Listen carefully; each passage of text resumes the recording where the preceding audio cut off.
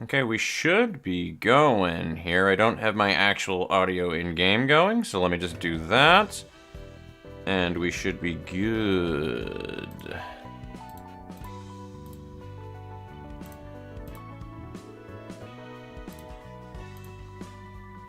Yeah, it looks clean right now. It does look clean. It's telling me it's sending data to stream, to Twitch rather, but I think we're good. Yeah, everything is good on the Twitch side. Cool. Alright, we should be live. Odin Snivy Gunner, I appreciate it from you as well. How's it going, everybody? It has been a lovely day for me so far. And I intend fully to keep that trend going. No, it's because my speaker volume on my headphones was weird right there. I was wondering why it, it seemed super fucking loud there, but, yeah. I mean, we could even do an abnormality fight today if it winds up being, super quick. I'm just gonna wait to make sure that the, people start showing up a little bit before I actually jump in to, the middle right column here, because we're going to be, if we go to invitations, a certain particular viewer, who I will remain unnamed, is really, really excited about this one right here for the Unstable Book of the Crying Children here.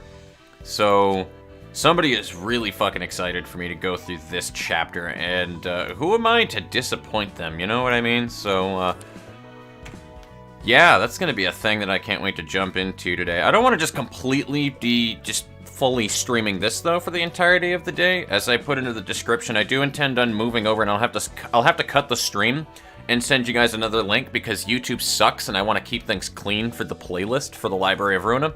So I will be doing a different stream when that happens, but Mr. Last Stream doing it. That's all good, Struggle. I don't expect everybody to, approach every stream or watch everything that I put up.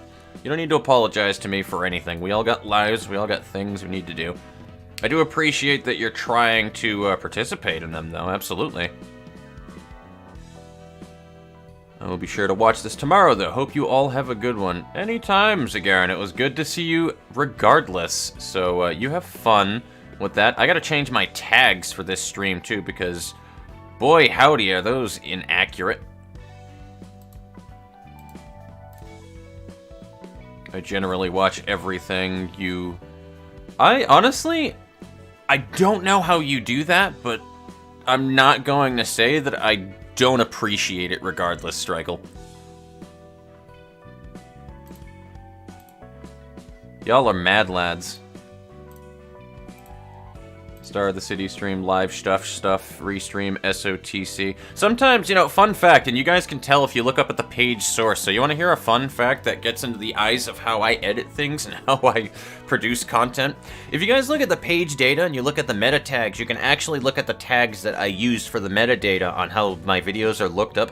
9 times out of 10, there's always a tag in there that doesn't make sense to the actual video itself. Sometimes I'll just randomly put in a butts tag, for example. Doesn't have anything to do with butts whatsoever, but if you type in butts, then you might wind up popping up a Library of Ruina video somewhere in the middle of the playlist.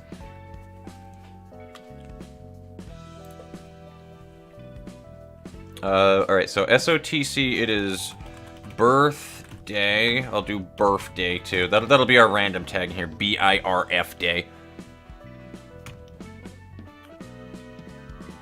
I already have Library of Ruina and all that stuff in there. Part 76, and then attempt.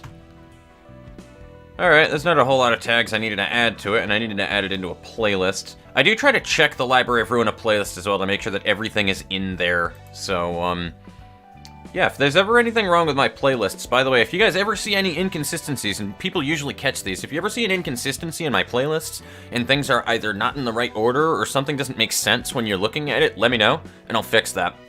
I don't always catch it, but... The other thing I don't understand, too, is a lot of people seem to put things into their playlist ass backwards. Maybe because they throw things into the playlist in post afterwards, and they make the playlist rather than making it at the beginning. But I know a lot of YouTubers that have their, like, even Josh Strife Hayes, which is a really meticulous, like, British-sounding fucking lovely man that does MMO commentary and stuff like that. Like, he has videos backwards in chronology in some of his playlists, if not all, and I'm like, that's fucking weird to me. I don't even understand how that happens, because that's never happened to me even once. And maybe we can try a realization, but realizations take so much fucking time. If anything, it would probably just be abnormalities, to be honest with you. Maybe I'll work on you guys' nuggets after a bit.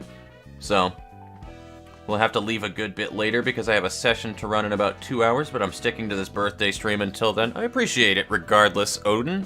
And hello, Toho in the last 200. Glad that you guys were able to make it. I still don't have any messages in my Discord, so my sister is currently occupado. And, hang on one second here.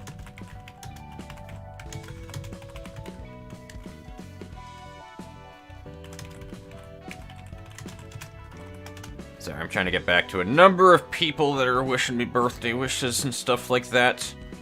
Yeah, that unnamed character that I was... we are currently in the, yeah, you guys know where I was going with that one. We are currently in the presence of said unnamed human that really loves Liu Association, so... They're unnamed. They're unnamed, chat. Completely unnamed. And, yeah, everything looks good on my end, so I think we're about to jump into here in a minute then. Might as well. Let's get a couple more sips of coffee. Wait, it's someone's birthday? No, not at all whatsoever. Nope, it's not my birthday at all whatsoever. I'm not turning 28. Chat's turning 28, not me.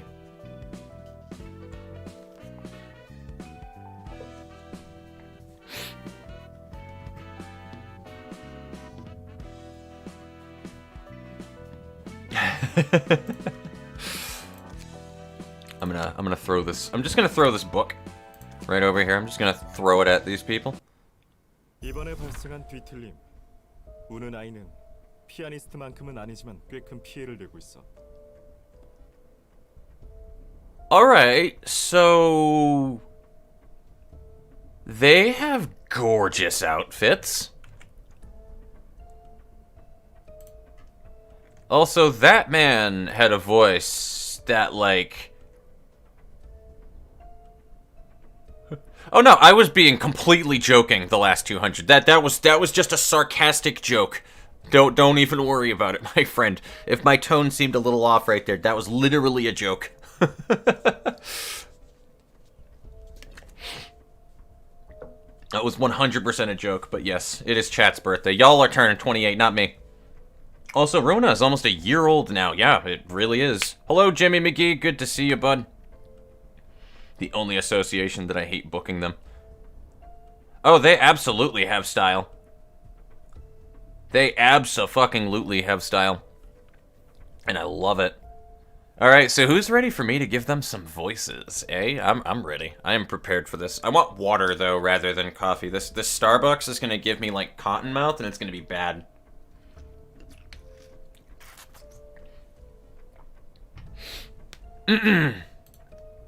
I am ready. I am prepared. Ready. Get closer to the microphone and have a little bit more water. Also, guys, I've been playing a little bit of Bloodborne all over again. Do you guys know how bad it is, or how hard it is, to not play Bloodborne for about 2 to 3 years? Jump back into Bloodborne with your arcane build, and you don't even, like, I don't have a good arcane weapon for my arcane build, so all of my melee sucks in Bloodborne right now. But I have, like, my spells, so, like, I've been relying on my Augur of Ebrietas to, like, carry me through the game for the most part. Do you know how fucking hard that is to fight Ludwig the Accursed in the DLC when you're first getting back into Bloodborne after years and trying not to get your ass beat because you need his Holy Mother of Shit sword, Holy Moonlight Blade, that is, to I love that joke. I don't know why. I love that holy mother of shit for HMS. But, like, yeah, I kind of need that to be able to run my arcane build, as I need his holy moonlight sword. So I was like, I'm gonna go ahead and fight Ludwig today, and it was literally an hour of me at Cam and Holly's house just getting bent over a barrel by Ludwig. It was awful. Anyway, okay, so yeah, we have dialogue here. The most recent case of the distortion, the crying children, it's not quite comparable to the pianist, but the damage it's caused is still rather severe. 우는 아이는 뒷골목이 아니라 V사 둥지에서 발생한 개체이기에 여러 협회가 곤란해하고 있습니다. Is May the same name as Zuko's fucking woman from Avatar The Last Airbender? That was May, right? May and Ty Lee? That was May? Because if so, I saw the bun and then I saw May pop up and I was like, okay, instantly cupcaked, number one. But number two, you're giving me wicked May vibes for some reason. And I think that was her name. By the way, best character of all the female characters in that show, aside from maybe Toph. Toph was fucking amazing, but... Since the crying children appeared in V-Corp's nest, not the backstreets, multiple associations are troubled. Oh, he's the director. Oh, shit. Also, her name is Cecil, and now we're getting even more referential names that are reminding me of other characters from various other games that I have played, but, Cecil's the main character of a Final Fantasy, right? Question mark?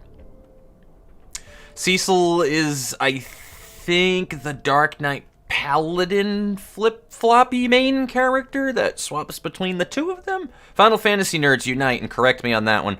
I'm saying that one because my sister was a wicked big Final Fantasy...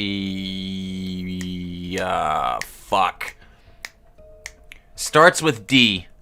It starts with D. It is like a Final Fantasy beat-em-up game. You gain, like, bravery points from doing bravery attacks, and then you spend your bravery to do HP damage to your enemies, and I cannot remember what the fuck it's called.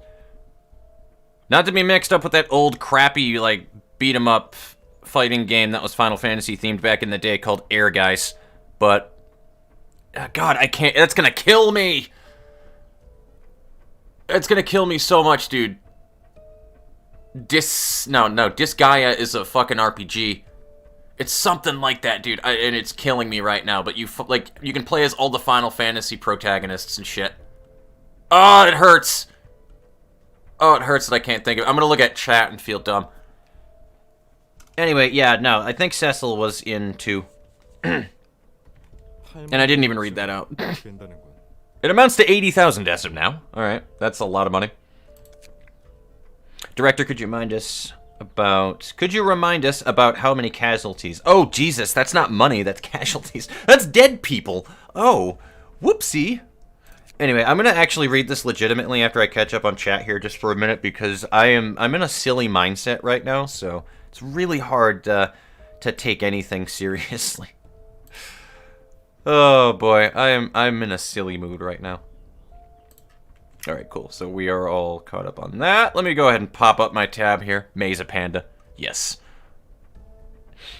One of the most stylish groups. That's where I left off before. Lou is very stylish. I love it. Good pages, great characters. On release, I had to grind some of these pages. I have 400 odd copies of their books. I would hella steal their outfits. If nothing else, yeah, I would steal their clothes. I would absolutely steal their clothes. Oh, Bloodborne, yikes. Yeah. I do love Bloodborne, dude. It is super fun. The only thing that drives me nuts about Bloodborne is I don't like the I mean, there is hyper armor for some attacks, but I don't like stun lock. I think that's a very poor, crappy mechanic in fighting games, and there's no properly managed way of dealing with hyper armor and hit stuns. And that's why I hate a lot of fighting games that aren't named Guilty Gear. Because Guilty Gear has, like, that combo break thing that you can use that builds up over time. So, like, if somebody gets you in, like, into a true combo, is what it is called, then you can just be like, no, fuck you, now it's my turn to get the upper hand on you. So I liked Guilty Gear for that shit, but I don't like fighting games for that particular reason. But usually the reasoning why that happens is because somebody has just spent so much time on a fighting game that they know how to true combo you and instantly kill you, and they kind of deserve that. That's their reward for being able to do a 47 hit combo and instantly kill somebody, is the fact that they are able to stun lock you into it, because it is very difficult and hard to do. It's a high skill ceiling thing. So I get that on one hand, but I still hate it. But that's the one thing that drives me nuts about Bloodborne, is the fact that, like, everything hits you and you always get hit stunned, and anything that farts on you sideways in that game, your character's like, eh! So, Strike, how could you do that to me? I played the crap out of that game. I have absolutely played the crap out of Bloodborne and Dark Souls 3. Be pretty ball-busting. It is, trust me. Have you ever tried a torch-only run? Hell to the no, Jimmy McGree. I enjoy having fun with my games. Torch-only run sounds like pain. Although a gun-only run actually sounds super fun. I'm sure you guys have seen that video if you've watched any Bloodborne shit, though. There's a dude who did a Persona joke about Joker from Persona and made his character styled after it. Everybody keeps saying that he's Harry Potter, but no, it's Joker. Even I got the Persona joke, and I don't even really play Persona. And he did a gun-only run in Bloodborne. Like, no melee weapons. He gunned everything except for the one visceral attack that he did for, like, 80-something million souls. Because he broke the game. But he just ran around with a gun the whole game. It was the funniest and most broken shit that I would absolutely play that build, dude. I would do that in a heartbeat. Big birthday. Hello, Wower. And thank you, friendo. Actually, not a late stream for once. I was fashionably late by 2 or 3 minutes. May is adorable. I do love May. A wizard arrives precisely when he means to. Exactly. Hello, Nats Colo. How are you doing today, buddy? And Cecil, yes. Dissidia. Dissidia is what it is. Yep. Odin, you got it. It is Dissidia. You ever seen the Machinima Dissidia This series? I still reference that to this day, dude. Fucking Sephiroth just going crazy whenever that somebody mentions Genova. They nailed the character trope so fucking hilariously in that game, and I love it. Well, in the whole entire thing. Like, just, it's so dumb. I love it. Final Fantasy IV, I think so. Yeah, it's one of them Final Fantasies, though, but, like, I think Cecil literally flip-flops between Paladin and Dark Knight, and that's his whole entire shtick. But yes, Final Fantasy Dissidia. 80,000 bodies in cash.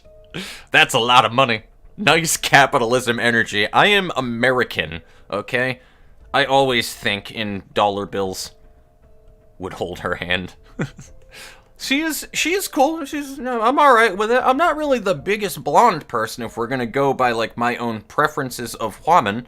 I usually like jet black hair, but doesn't mean that blonde girls aren't pretty. Fucking gorgeous 9 times out of 10, to be honest. Guilty Gear, nice taste. Dude, Guilty Gear is also amazing, because the first Guilty Gear that I played was the first Guilty Gear that had Hibikai in it. And, bro, Hibikai is a babe of a character. Just gonna say that now. Like, I know Dizzy is cute as all fucking shit in Guilty Gear, but, like, yo, Hibikai. You got, like, a crazy Ronin samurai chick that's just fucking awesome and a badass. So, I love her. She's also a drunk, because of course she's a drunk.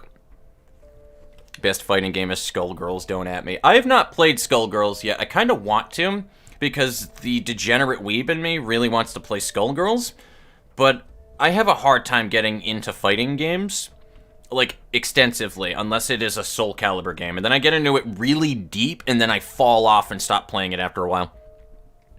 I actually have Bloodborne, didn't really play it too much. I need to play it. It's so good. It really is. Because it's so different from the usual style of Dark Souls, and as much as you can compare the two and they are very similar, like, the biggest thing that I always say with, like, Bloodborne and why a lot of people... I know a lot of people who like Bloodborne who hate Dark Souls, but, like, my buddy Bass loved being able to play with, like, a great shield and a fucking big-ass weapon, the biggest piece of steel that he could put on his shoulder for a weapon with a great shield, and he would just knuckle up and then just wait and play it safely and play it slowly in a fight.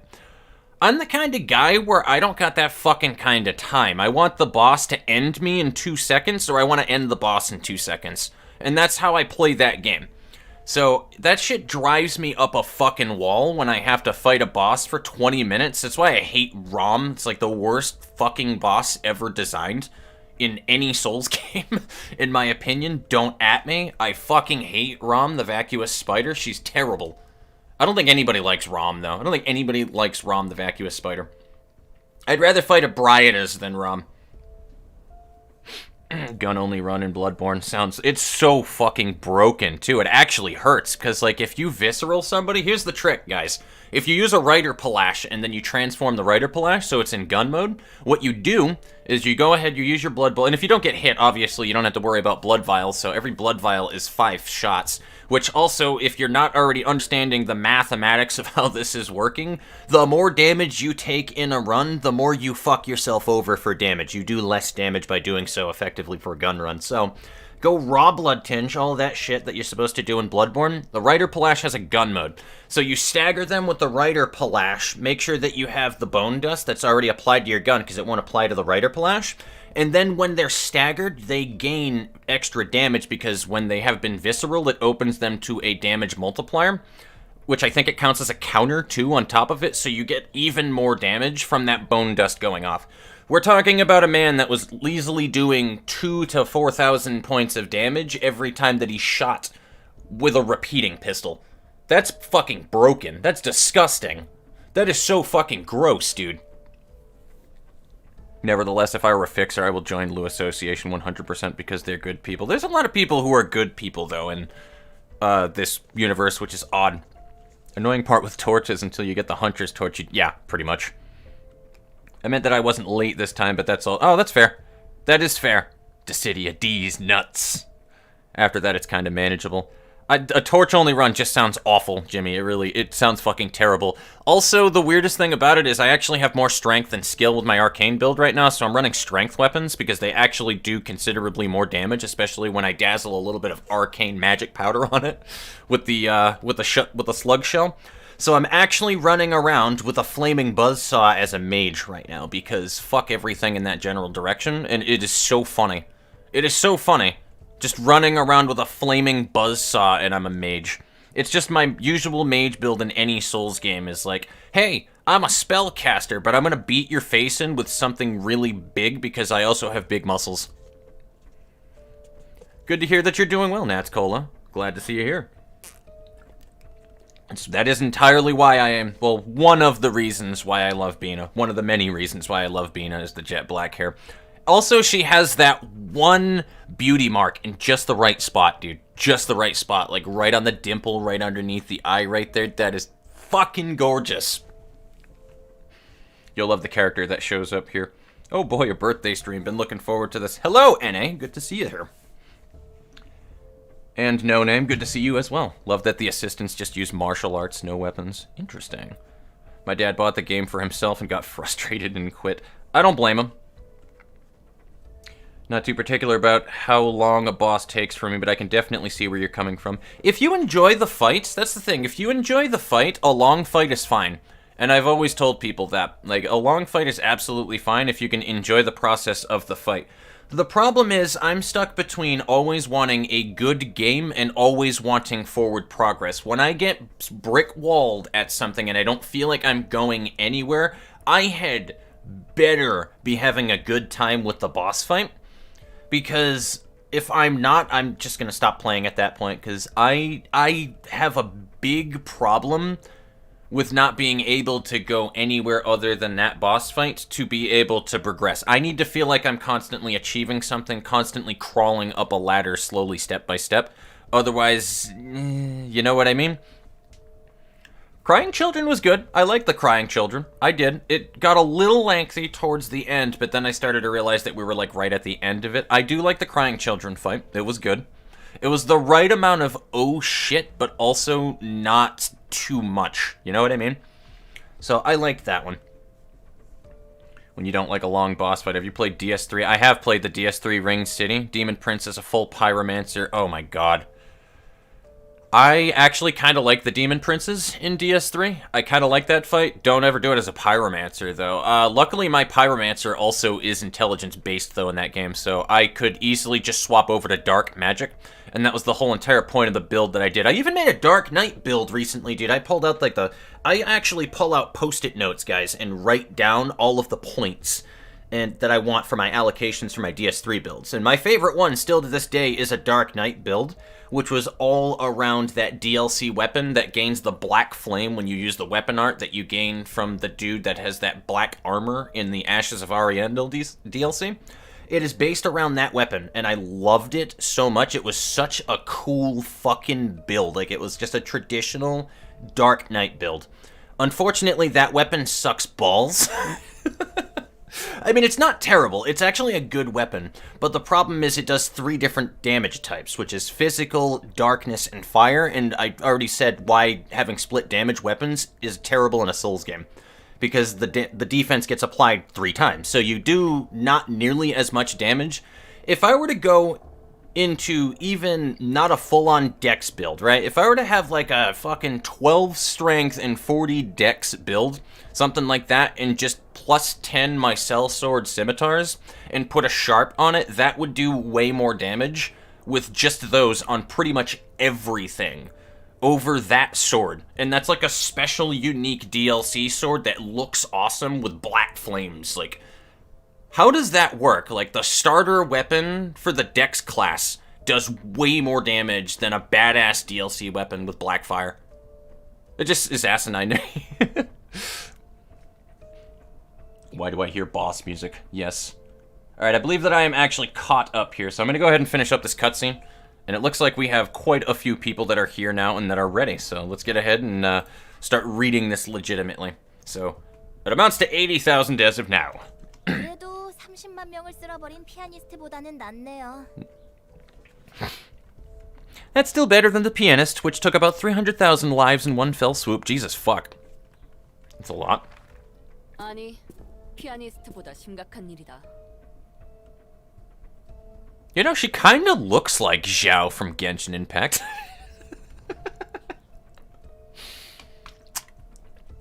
Anyway, sorry. We're being serious here. Not quite. This is in fact more severe than the pianist. 구구 뒷골목 거주 지역을 초토화한 피아니스트와는 다르게 우는 아이는 둥지 안에서 발생한 것이 치명적이지. While the pianist only annihilated the residential area of the backstreets of District 9, the crying children struck the nest, which makes this case especially crucial. 그래, 무엇보다 안전해야 할 둥지니까. Yeah, the nest is supposed to be the safest place of all. 그것보다 샤오, 언제 왔어? Oh, hey there, Zhao. When did you come here? 일과도 비상이 걸려서 말이야. 이과의 의견을 들어보러 왔다.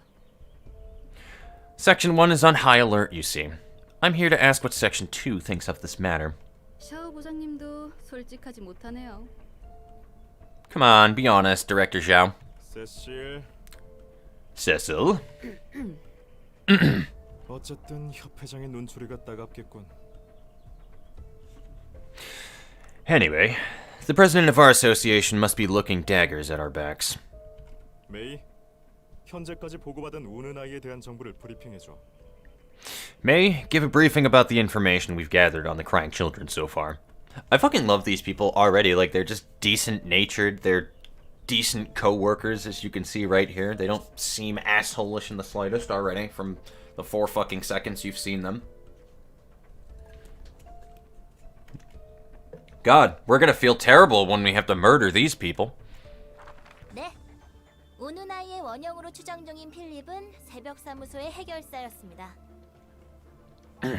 Yes, sir. Philip is a man who is suspected to be the origin of the crying children. Was a fixer working at Dawn Office. 새벽 사무소는 V사 둥지에 있는 4등급 사무소였고요. Dawn Office was a grade 4 office located in Nest 5. 리우 협회 직속 사무소로 구성이나 실적도 나쁘지 않았습니다. It was an associate office affiliated with the Lu and showed decent performance with a fair lineup. 그러고 보니 그곳에 살바도르가 있지 않나? That reminds me. Isn't that where Salvador was? 맞습니다. Yes, Mr. Salvador Dali, absolutely. I didn't get to see any melting clocks though, and I'm disappointed. That is correct.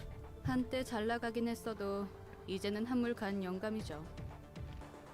He used to be a hotshot in his prime, though he's only a washed-up old man now. 그보다 중요한 건 새벽 사무소는 도서관에서 모든 해결사가 사망하고 폐업했습니다.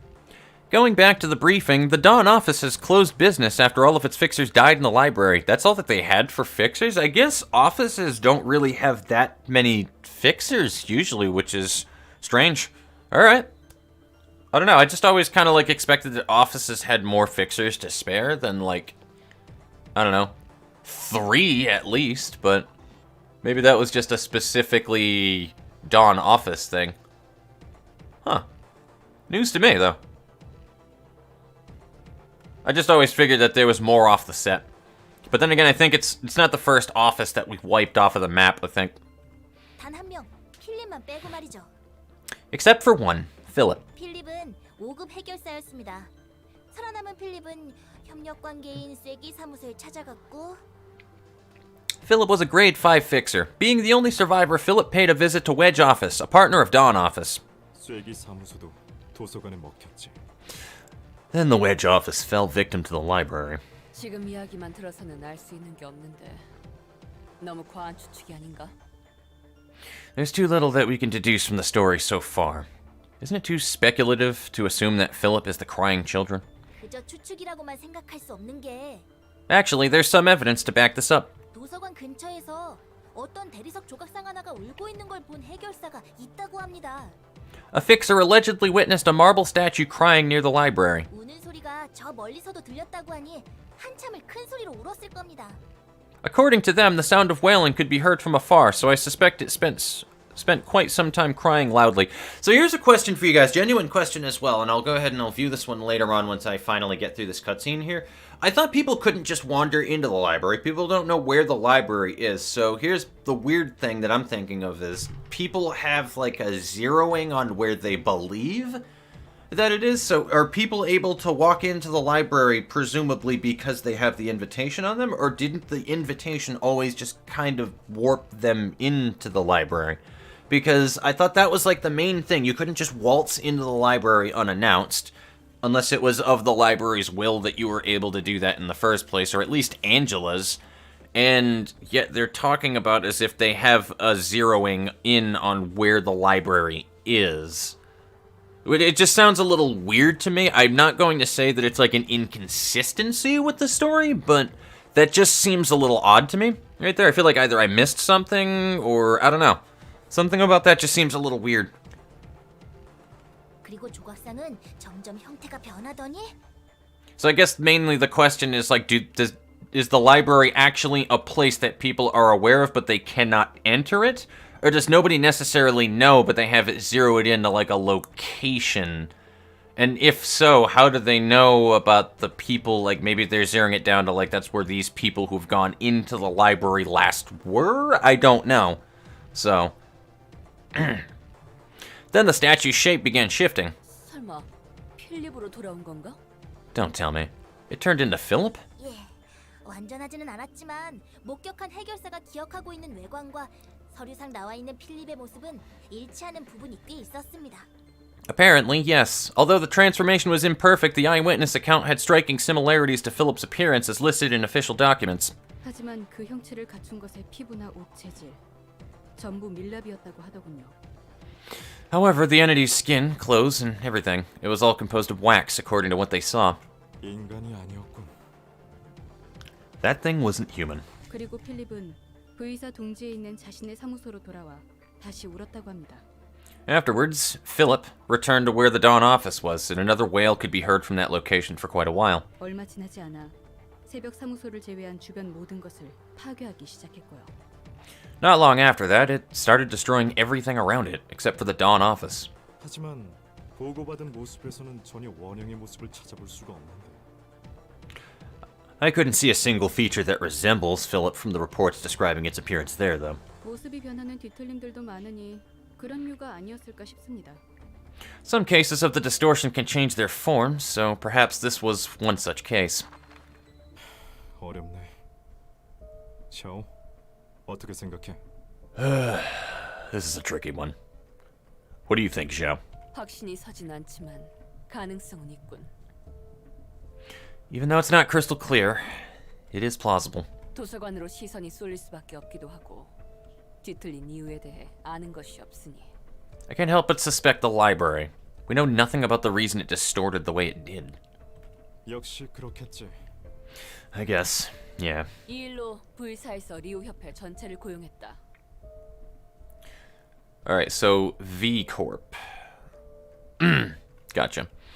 V Corp has hired Lu Association as a whole regarding this matter.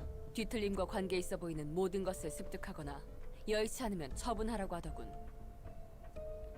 They requested us to acquire any and everything that appears to be related to the distortion, or dispose of it if the situation does not allow for it. 당분간 도서관에도 인력을 집중적으로 배치하겠지. Many of our workforce will be allocated for tasks regarding the library for a while. 날개로부터 의뢰니 협회장이나 지부장들은 좋다고 받아들였겠군. The president and branch leaders must have lapped up this request since a wing made it. 한동안 도시의 모든 골목마다 피바람이 몰아치겠네. Every street in the city is going to be in a violent mess for some time. 이과는 어디서부터 시작할 예정이지? Where is Section 2 going to begin? 우리는 당연히 도서관부터 시작하려고 해. 인원이 인원이다 보니 도서관에만 집중하지 않을 거고. We're starting out by investigating the library first, naturally. Of course, that won't be the only thing we'll be working on with our manpower. 일과는 어때요? What about Section 1? 일과는 협회장이 지목한 우누나이 소가부터 시작한다. Section 1 will start with eliminating the crying children as the president directed. 지금 당장 급한 불부터 꺼야겠지. It's the most urgent matter that needs to be taken care of right now. 처음부터 고생이 많아. 샤오라면 걱정 없지만 그래도 조심해. You're taking tough work right from the get-go. I'm sure you wouldn't have trouble handling it, Zhao, but still, be careful. 로에 부장님도 참 협력 사무소들도 꽤 있으니 큰 문제는 없을 거예요. You're such a lovebird, Director Lowell. There's quite a few associate offices to help them out, so it should be fine. 게다가 샤오 부장님께서 나서는 거니 전혀 걱정할 것 없죠. Besides, we're talking about the Maiden of Iron herself. There's absolutely nothing to worry about. 그런 모습이 되어서도 인간이었던 기억은 남아 있는 건가? Is he still keeping the memories he had as a human, even after turning into that? 자신의 과거를 이야기하는 환상체도 That's like my favorite Roland face, by the way. Just want to point that out. 이야기는 아니야. There were still several abnormalities that would talk about their own pasts, too. It's not entirely impossible for it to happen. 하긴 나머지 녀석들도 대화 정도는 할 수 있었지. Yeah, fair. The others I've seen in here could talk to an extent. 다시 보는 장면이지만 기분이 썩 좋진 않네. Rewatching this scene doesn't feel any better. 저렇게까지 무너질 줄은 몰랐거든. 나름 잘 극복했다고 생각했으니까. I didn't expect him to break down so badly. Thought he did an okay job overcoming his flaws. 그럴 수 있었을지도 몰라. Maybe he could have succeeded. 하지만 아무리 좋은 능력이 있어도 올곧은 마음가짐으로 나아가지 않으면 무너질 테니까. However, no matter how capable you may be, you will still fall if you don't hold onto your way with an upright mindset. 원래부터 불안정한 사람이었으니 더 조심했어야 하는 거야. He should have been especially extra cautious not to succumb to the unstable side he always had. 그런 거군. That's how it is, huh? Oh, wow, we don't even have an introductory, dude. That was weird. I was expecting to say hello to them. That was weird. Alright, well, what do we have to work with here? Because they gotta be burn pages, right? Yeah, absolutely. So, burn, I guess, is the other deck style, really. And it's all about emotion points, too. So, y'all never mentioned that one. Just saying. Y'all never mentioned that a deck archetype existed that wasn't those other three, which would be this emotion point and burn thing. But that absolutely seems to be another fucking archetype into the game, considering that it also works with all of the different columns. So, restore 1 light, 2-part attack. Offensive dice deals +1 damage for this scene. That actually is a really good, like, one-sided to use on top of something else. Current defensive die by 2. Oh, damn, that actually is a good card. Holy fuck. That actually is a very good card for a 1 cost. Jesus Christ. That's powerful, man. And I see that over there. We'll get to that one in a minute. Gain a positive emotion point. Cost 1 less at emotion level 3 or higher. Gain 1 haste next scene.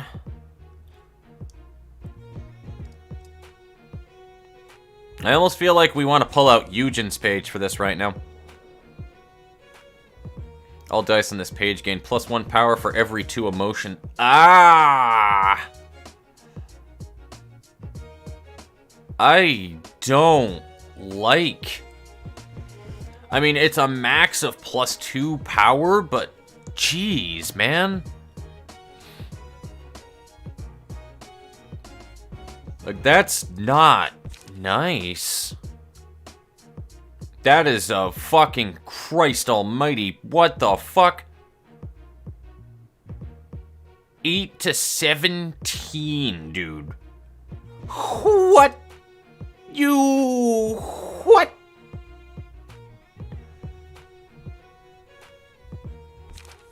Oh, guys, so this is where Fox gets his fucking 10-cent ass handed to himself on a silver platter. Good lord.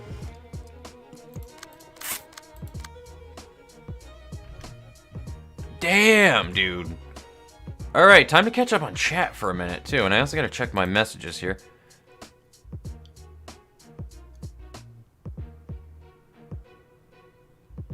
I love how even my friends are reminding me, yo, get on your Genshin Impact account, because if you put your birthday in there, then get your stuff. Holly's like, yo, don't forget to check your Genshin Impact account.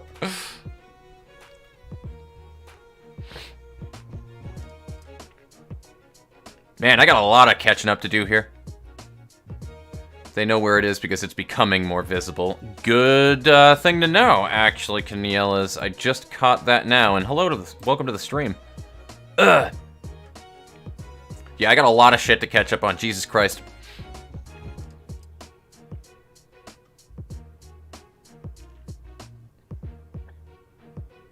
Zhao. Triangle sounds better. The drink I prefer is water. I mean, I have a bottle of water next to me constantly. I also drink coffee. I also drink tea. Like, yeah. Water is also the best drink to have if you don't want your drink to fuck up whatever it is that you're tasting. I look like Cecil, but I gave him glasses and shortened him to Meyer. First director of Lou Association. Elbow cough. Hottest girl. Zhao is a badass. Also, damn you, Philip. Zhao is fucking great. I do love Zhao. Turns around to his wife, right? Cecil, you gossiping? To see them all die tragically in some library. You are correct, Fox. Alright, cool. So it is 2. Happy Panda Girl is happy. Absolutely. I love May. I love her so much. I'm going to put her into the cupcake tin with all of the other cupcakes in this game. It's going to be great. See, I don't actually... You guys think that I'm killing all of the people that are cupcakes, but I'm really not. I'm just extracting them, like their souls and stuff, and just putting them into a cupcake tin. So I can give them head pats for all eternity. It's not Nest 5, it's Nest V, gotcha. So it was the letter. That's what I was wondering after I got to that point. Melting clocks and Hulk. Come on now. That was a good one, actually. I like that hero, man. That was a good retort. Dawn was a small one manned by Salvador, so yeah. Press pause, you die. Also, offices are pretty small. Depends on the office, actually. Some offices have entire squadrons. Yeah, I remember Zwei. Well, Zwei wasn't an office, was it? Zwei's an association, so Zwei doesn't count. But, I feel like Zwei had offices that were branches of them that they were talking about, though, so... I'm not 100% sure on that one. But, yeah. Straight life office were also 3. Yeah, absolutely. That more of Dawn. That's always a possibility, too. Like, there's off-camera shit that happens, so... Molar, Dawn, and Wedge all had 3 people. Imagine seeing a guy with a stone wing run out of the library. Could you imagine? Imagine looking at somebody who looks like the closest thing that you could find to actual Sephiroth from Final Fantasy VII, the one-winged angel himself, flying out of the library with his, like a fucking, just with his pants down, crying his eyes out, running away from the library. The most badass-looking motherfucker that you could ever see, and just... running out of the library. What do you do, chat? The library might become physical? Question mark? Stronger the library is getting. Yeah, I thought so. So I guess just over time it's getting, yeah, in the invitation tips. Yeah.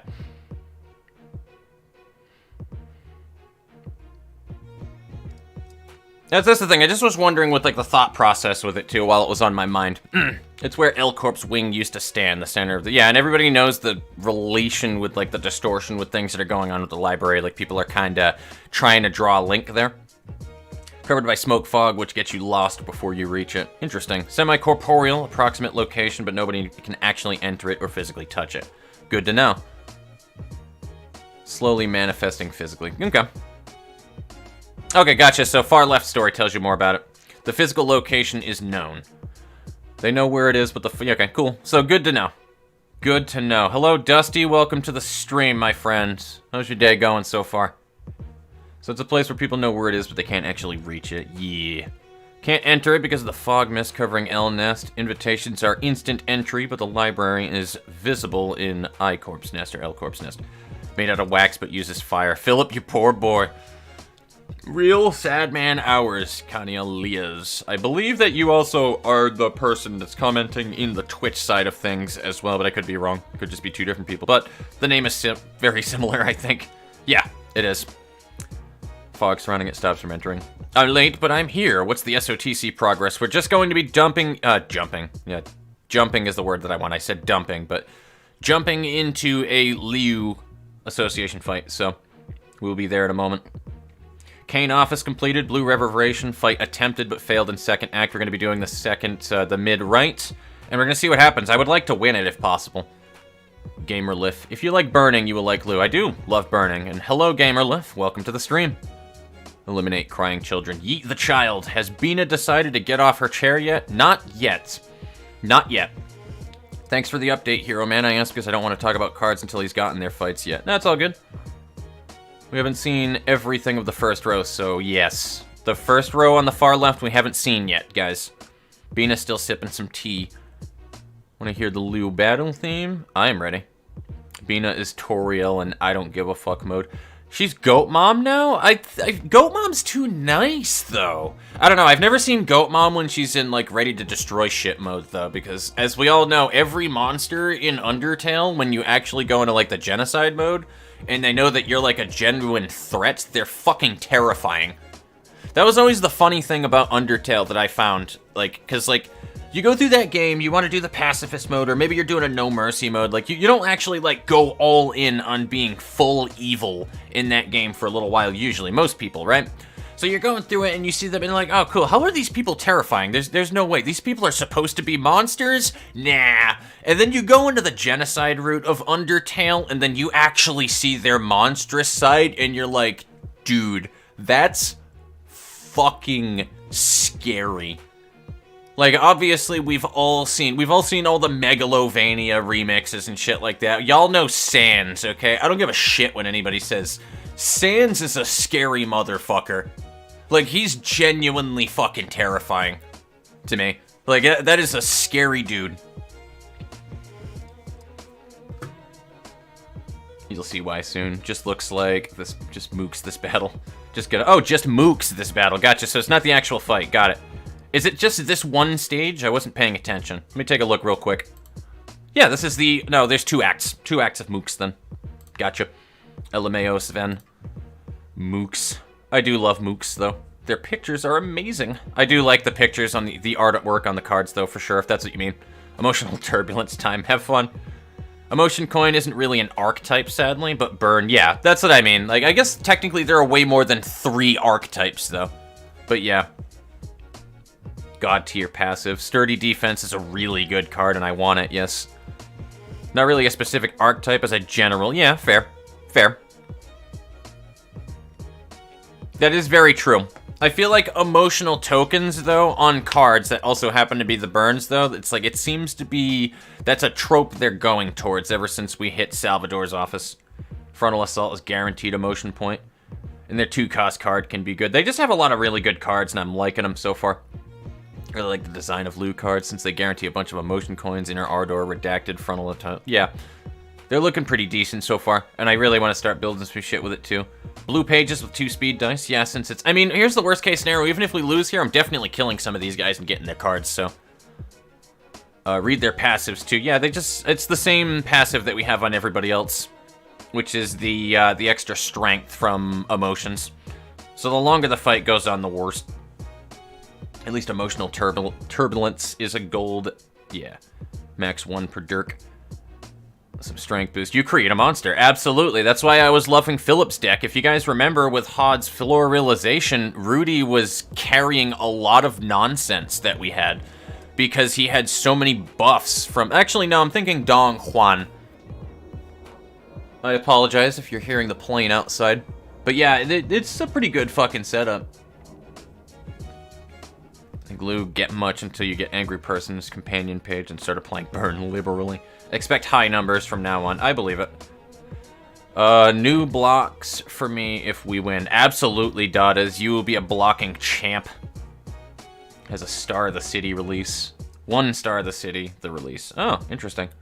They have 2 speed die, which is not so fun for me. Do R-Corp if you can. Very useful for this fight. R-Corp would be probably far left, I imagine, then. Hod gets burnt to death. Colorized Fervor is a pretty decent passive. This was Star's first reception, by the way. Oh my god, I can imagine. Special voice lines from all characters for your birth line. Yes! Facing specific type of enemies. Hello, Kidlight030. I haven't done anything yet, because we're about to start the fight once I catch up with chat here, and I do agree. Stay hydrated. Thank you. If I had channel points, I would tell you guys to be like, yo, you can go ahead and dedicate channel points to make me take a drink of my water. But yes, water is good. Stay thirsty, my friends. We'll keep my muffins. I love my muffin tin. They're great. I love all of my muffins and my muffin tin. They will hit like a truck. Good luck, buddy. I believe it. Oh, I will say, I would have never been able to do this without Yesod. Yeah. I want to hopefully try some of the Malkith pages that we have in here. I may or may not dive in as Malkith. I mean, not Malkith, sorry. As Hod. But we're going to have to take a look here. I just want to see what we have for pages and how they'll counter the cards that they have. Can't wait for the high-ass rolls from now on. I can wait. I'm going to say Kim Raynuts. I don't know how I would pronounce that properly with the Q right there, but Kim Raynut, hello and welcome to the stream, my friend. This is Go with no ego. It was not fun. I know Hook Office had mooks. They had a lot of mooks. And yeah, that's why I had associates. They had like associate offices, so I think you should coach your dad in LOR, or at least offer guidance to how RNG can screw you. Oh, interesting. Streetlight was an associate office of the Zwei. Yes, okay, thought so. They had associate offices. Yep. More like a peacekeeping unit. Street Lamp was one. Ninja'd. Zwei is kind of like a police force. The crying makes it more terrifying. For real, though. Deletus the fetus. Fetus deletus. Cam loves referencing that. Begone, child. Begone, thought! Hot Arbiter isn't gonna get up just yet. Hot Arbiter. Hot Arbiter, yes. Hot Arbiter is hot. Does that make you a weirdo if you think that Bina is, like, super sexy, even though she is, like, a fucking granny, though? That's the thing. Does that make you weird? Like, I don't know.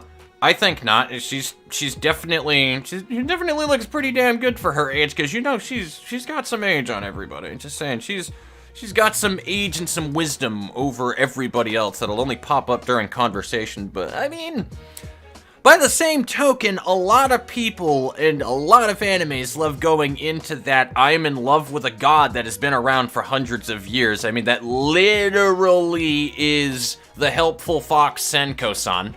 It is like a romance that's kind of brewing up right there that you have with a fucking Inari fox that has been around for probably hundreds of years. I think she has only a single tail, maybe two, so I think that's 200 years. if we're going off of actual Shinto religion.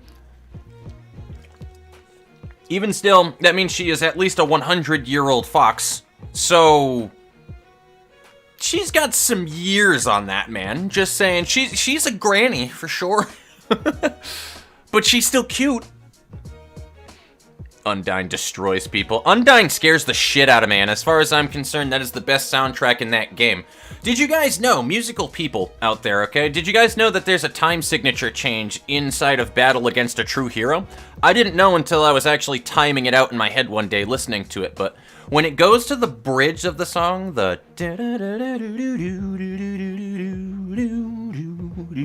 it goes to a 1, 2, 3, 1, 2, 3, 1, 2, 3 from 1, 2, 3, 4, 1, 2, 3, 4 every measure.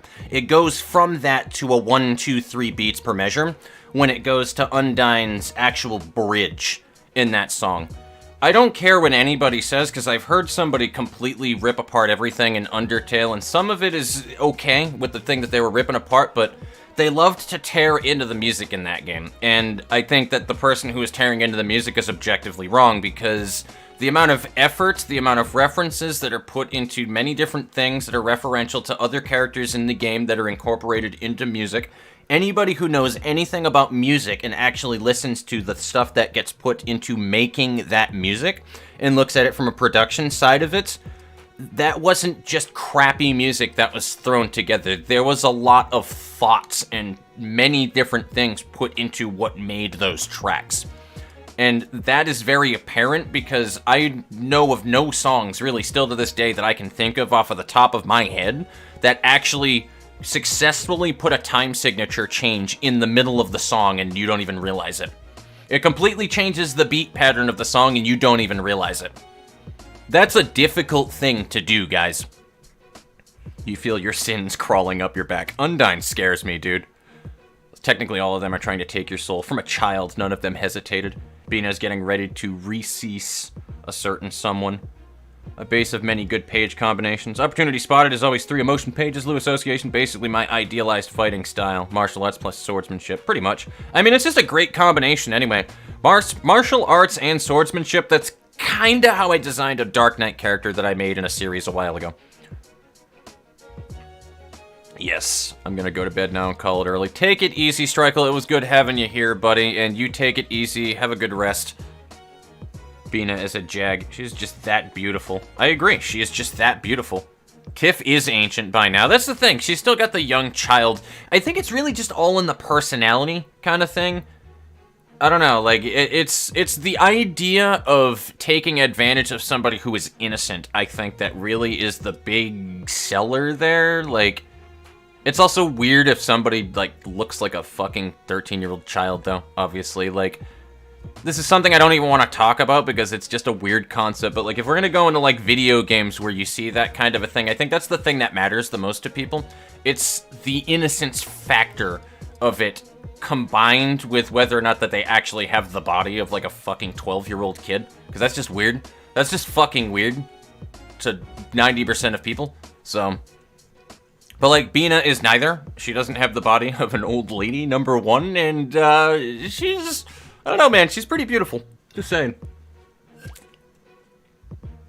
Justify why liking Bina is okay. I don't have to justify shit about why liking Bina is okay, because I know that there's a ton of people in chat that are right behind me. You're just not the most vocal people. I am just very straightforward about what I like. Flirts with a 300-year-old child. Bina is a fucking psycho, though. Animu Granny looks like she's 30. Gilf.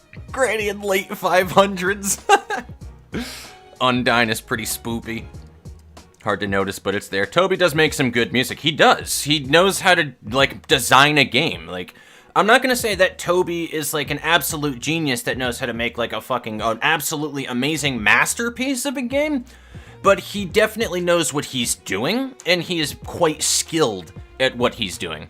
Versus a lot of indie devs in general, and even AAA devs, and I hope that that man never really gets into AAA, but he at least makes a good living off of what he is able to do. That dude is amazing. I also need to get into Deltarune because I was supposed to get into that a while ago and I never finished when the Deltarune demo came out, or the part 1. Heroes never die. Crazy badass old character you don't fuck with. Honestly, Bina is basically the, anyone of you guys here play a lot of Monster Hunter World? Bina is the katana dude from the firsts, the firsts. The guy that doesn't say a single fucking word until you fight Zora Magdaros, and then he gets thrown onto his ass at the end of the fight fighting Nergigante, and the first words that guy says is, "I'm getting too old for this." That's Bina. The bridge is her rallying, very cinematic. Absolutely. Just don't fuck with Arbiter. Fair? I'm a Duck Moo. Hello, how are you doing today? Yeah, you can criticize a lot of Undertale, but the music is just fantastic. You really can't, like, criticize the music because it's not bad. It's not poorly made. There's nothing... Objectively, it's not bad, and subjectively, that doesn't matter anyway because you can't criticize subjectivity, but most people love the music in Undertale. There's a reasoning for it. There's a science, guys, why you like certain songs and why pop music works. There's a science to why things work that way. If you can predict how a song is going to sound as you go through it, you usually like it more. You can tap your foot to the beat and stuff like that. There is a science to how music works. Objectively, Undertale music is good. Like, I will argue that to the end of my days. Took a replay of Undertale after pretty much forgetting everything about it. It's a nice game, but I don't think it's as good as everyone remembers it. That is also a very fair point. I'm a Duck Moo. I will agree with you there. But I think it was mostly the time that Undertale released that helped with it a lot. There's somebody who did a big old video for it. I can put it into the Discord if you guys are curious about it as well. But there's a guy who really dissected Undertale and why it was such a big game and why people were absolutely obsessed with it. And there is a rabbit hole of Undertale that is insane, which is the alternate universes, guys. And basically the fan base kind of killed that game because they were so obsessed with it and making alternate universes, which were cool, but it kind of collapsed in on itself to the point where Toby himself even started hating Undertale. Like, he kind of started hating his creation because it blew up so much. It was kind of like the Five Nights at Freddy's thing, but I don't think Scott ever hated the game, but it blew up so much because just everybody is now so aware of the fact that AAA games are just shitty versus what a lot of indie developers are capable of doing. So when somebody comes up with something that's remotely decent, when you've been in a drought like that, everybody obsesses over it. And it also doesn't help that you have a lot of these other newer generation people that are younger than me.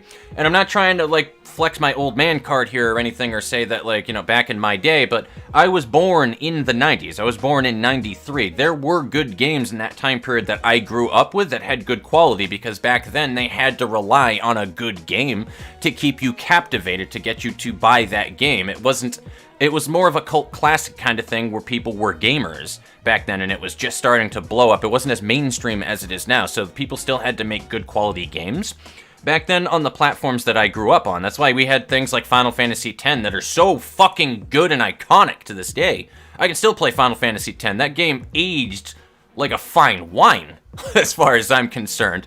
Until, of course, you think of the English localization and you hear Tidus laughing and then you cringe to yourself in a corner because, dear God, the VA for Tidus was awful when he was laughing. I mean, I think a couple of the VAs were not super great. I will absolutely hurt anybody, though, that disses on my Riku, though, because Riku is a phenomenal voice actress, and I will hurt anybody who says anything otherwise. I love that lady. But, yeah, the overhype kind of kills it because just there's not that much that a lot of people who were in the next generation in, like, the 2000s had to cling to until that indie market came in with Undertale. And to a lot of people, that was, like, their first games that really showed them, like, what video gaming is capable of. So that's why it blew up the way that it did. It's like when we all grew up with Halo, people in my age group, right? It's like how we all grew up with Halo and we thought Halo was the, like, literally, like, the best shit that had ever fucking existed. You know what I mean? Bina theme directed by Michael Bay. I know I'm, like, deep in the rabbit hole of chat here, guys, but we're having fun here anyway. I will be going as well. Take it easy, Hero Man 3003. It was fun. I enjoyed having you here, my friend. The world will burn, and I will help burn it. Some people do want to watch the world burn. I am one of those men. I think Tiff would even think it's squick. I'm also a Bina enjoyer. Absolutely. And I knew that I liked you for a reason, Marcus Williams. I knew I liked you for a reason. A lot of people love Bina, absolutely. He doesn't need to justify. He don't need to justify either. Yes. Though I never played Undertale. Undertale it is something I really do suggest that all of you guys at least try Undertale at least once. I really do. And that's not just like a, you know, despite how much that you might think, if you like RPGs, okay, and you want an RPG that is different from your standard RPG, you should at least try Undertale once. Everybody should. Because it is such an experience. I have still never touched my Undertale save since I had beaten it in True Pacifist. That save still sits on my old PC, and I don't touch it to this day. I cannot do it in a genocide run. I actually physically can't do a genocide run on that game. I'm aware of the different things that happen in a genocide run, but I can't physically do it. So, it was a game that actually moved me that emotionally. I like Bina until she turns you into a doormat. I'll be honest, I think I would let her step on me. I'm not really into that kind of a shit, but for Bina, I think I'd let her step on me. The things Bina makes me feel. Bina's best grill. Undertale blew up due to a good placement. He scooped up the Fortnite generation. Exactly, with an RPG... Toby brought a lot of people into the RPG fandom that they did not have a chance to experience a good RPG with, to be honest with you, because there were not really that many big RPGs, like when we all grew up in the 90s and Final Fantasy VII came out, and then, oh cool, so now we're Final Fantasy fans, we have all of these other Final Fantasies, because, I hate to say it, but the biggest Final Fantasies that really did come out for RPGs, they really were Final Fantasy VII, Legend of Dragoon, and then Final Fantasy X. And it's a shame because there were a lot of other really good RPGs that came out for like even the 360 era. How many of y'all have played Lost Odyssey, for example, or Last Remnant? Those are bangers of RPGs, dude. Absolute bangers of RPGs that you should pick up on Steam if you have a PC. The Last Remnant is such a fucking banger of an RPG, and nobody that I know of has ever heard of that. Or Lost Odyssey. Lost Odyssey is a game. Ricky does not get affected by a whole lot of anything. He's that guy that like doesn't even like get affected when like family members die. Like he doesn't really get affected too terribly on an emotional level by things. He just separates himself from other people and wants to be alone. He doesn't cry about things, is what I'm saying. Ricky cried like a baby several times throughout playing Lost Odyssey. That was how much that storyline reached him. Like, that is such a fucking strong game, in my opinion. Like, it's also such a good combat system, too. I liked the Huntsman. She can turn me into a doormat any day. Never played a Monster Hunter game. I feel like I've been living under a rock. Honestly, I didn't play a Monster Hunter game until Monster Hunter World, so don't feel bad. Music is a science. Absolutely, Maxstein. Neuron activation. Undertale did come out at the right place at the right time. Exactly. Oh shit, I saw that video. Very good. Yes. That guy is so fucking funny. I can't remember what his name is, though, and I'm not saying it to be super rude, it's just the way that his voice comes off, and I know because there are a lot of people, I'm gonna say it quietly, but there are a lot of people in my neighborhood that move here that are literally straight out of Africa that sound like that man. He's kind of just an African-sounding dude, like just straight black. That guy, and I love him. But I can't remember what the content creator's name is, but he's also the same dude who did the Yume Nikki thing as well. And he also did Corpse Party, but he does a lot of history kind of stuff like that, and he dove into the rabbit hole of all the alternate universes of Undertale. I think it was him, at least. I might be wrong. I think it starts with N, though, but that guy makes good shit on YouTube. He doesn't come up with videos super often, but when he does, they're really good. Yume Nikki, on the other hand, by the way, guys, I have a video that I have so planned for Yume Nikki. It became so popular it consumed itself. Basically, had a Homestuck phenomenon happen to him, which is fitting considering that he created Undertale while living in the basement of Homestuck's author. Pretty much. Back in my day, there were only 150 Pokemon. I actually don't really like too many Pokemon beyond the original 150. I hate to say that, guys. I am that guy. I played Pokemon Blue and I didn't really touch it much after that, so... Grandpa Fox. I am not a grandpa. I am 28. It's fine. I ain't gonna be like everybody else in my age group and say that I'm old because I'm about to hit 30. I ain't 30 yet, number one. And number two, I don't feel old. The only pains that I really feel is when I sit in this chair for a little bit too long and then I stand up and then kind of wind myself a little bit just because I stood up too quickly. But that happens to normal people, and I'm also tall. So you have like a weird, almost anemia effect when you're tall. That's just how that happens. It's not that AAA isn't capable. Yeah, they're just unwilling, and they don't have to. They don't have to. Some AAA games are really good, though. No games with only 2 bricks and shotgun shells. Pretty much aggressively throws shotgun shells. Want to watch the plants grow. If I was in the library, everyone, I'd probably be the only person that would manifest an ego involving plants. Why not? Absolutely. Hitting the back of the shell. Oh no. Let me try again. Keep Monica on a USB. I mean, absolutely. Dude, I still don't touch... I mean, that's different now. I had to mod my Doki Doki Literature Club files to be able to do the Doki Doki Blue Skies thing that I'm doing, which I haven't touched in, like, almost a month now, but, yeah, no, dude, like, I want to get into Doki Doki Blue Skies for that reasoning right there. They've done a pretty good job of making it apparent that you're modding the files of the game, and Monica knows that, and that's how you move into the beginning of Doki Doki Blue Sky. Because it's supposed to be an actual continuation from what happened originally when you played DDLC. And what it is it's basically what should have happened if everything was normal, in a sense. If you get what I mean, with the actual VN, where you get to actually see what the different personalities of all of the girls in DDLC are like. It's a really interesting thing that I have seen so far. They have referenced a lot of lines that happened in the original playthrough of the game in DD Blue Skies. So, it's pretty interesting so far. But yeah, no, I feel that. Honorable Fox, you totally are. I try. Beep boop sweeper noises. Guns are for the weak. Don't make me remember Lavitz. Oh, Lavitz! No, Marcus! Lavitz is a boss.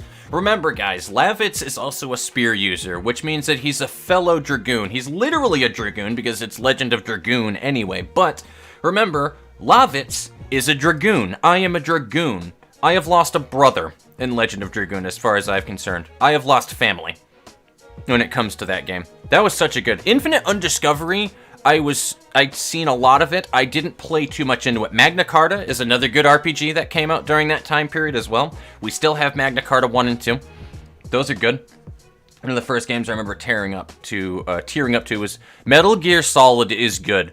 I can't remember what one it is, but one of the most emotional moments in Metal Gear Solid history that I've been told by people, I think, was Metal Gear Solid 3.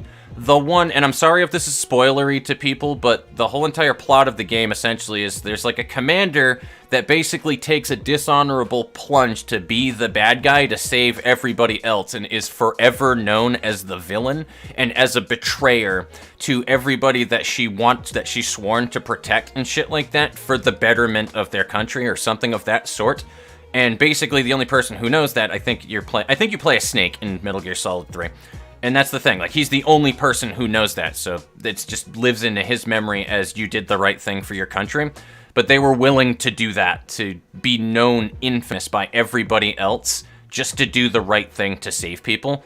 And that was powerful for somebody who didn't even play the game to me. I was like, wow, that's sad. I think one of the first games, yeah, I just read that. Pretend that you're talking about me, but at the same time, if you played the game, I'd probably cry my eyes out too. Yes, cries and sad. Nercubed, sads and cry. Me proud say you're old to newer Pokemon. Buttercup autocorrect. Yes, Mukula, that was the guy's name. Saw his Final Fantasy. Yes, that guy. I love that guy, dude. He's super good. Not to break the fourth wall, but what the hell is cheese? Just Monica. That's also my actual cosplay that I have, and I remade her too. That was my joke in my last Starbound playthrough that I was doing. My character was Monica that I made. I turned her into a kitsune, of course. MGS 3 and 4 are pretty good. Yeah, absolutely. Itachi. Hey, boss, can I copy your homework? Best themes at the end. Dude, the music and soundtrack in Metal Gear Solid is just amazing anyway. I played starting at Sons of Liberty. I didn't play the first one, so I didn't know all the Psycho Mantis shit. I didn't know any of that people knew. I didn't know anything about the original Metal Gear Solid when I had watched that Ego Raptor video that was making fun of it called Metal Gear Awesome. But yeah, Metal Gear is something else, dude. It is a convoluted plot, sure, but Metal Gear Solid is not a joke. I'm also told Metal Gear Solid 5, The Phantom Pain, actually was pretty good. To be a hero, one must stand even for the cruelest reasons. Pretty much. But I do remember, like, that being in, like, countdowns and stuff that I had seen in the past was, like, that was fucking powerful to me, dude. So, alright, we need to see what we have for counterattacks here.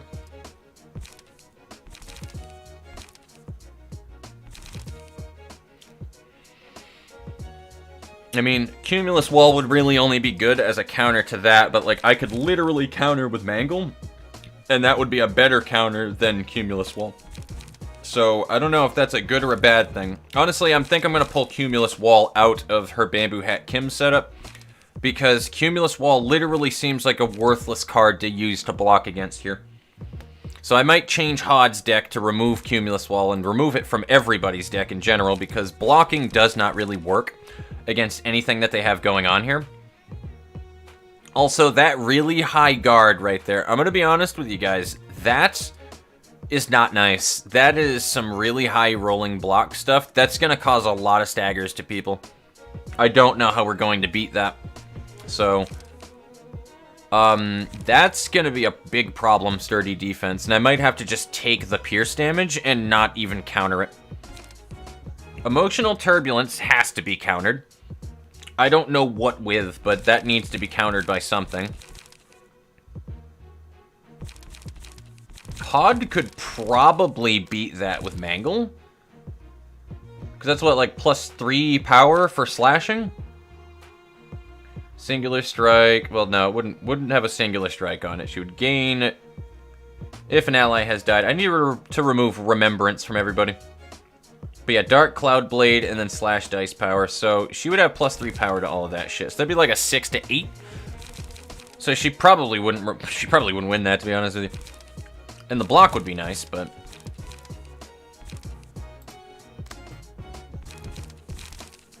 and then Rooting does have a good block at that beginning one.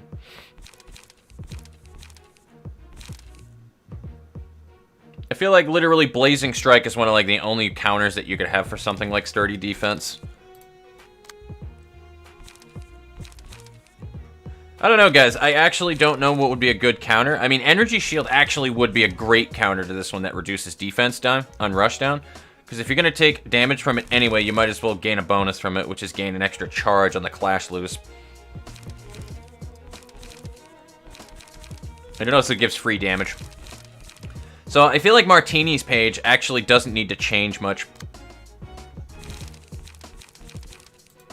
We should probably move some Health Hauler, though, onto everybody's pages. That's for certain. So I gotta change these, some of these, at least. So you already have Health Hauler on. Oh, you know what? Most of these do have Health Hauler.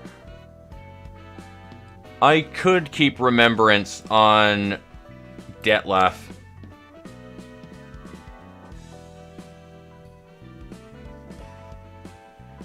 I can remove Meat Gear from this one and then change that to maybe a Mind Hauler. Because I think we have 3 Health Haulers up right now. We actually don't. Wait, no. No. Okay, hold up.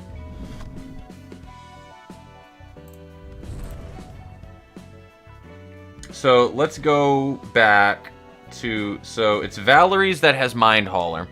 Yeah, we're using all of Lila's pages right now, so we have maximum Health Haulers up, but Mind Hauler is still good. And then that still gives us another 2 we can use.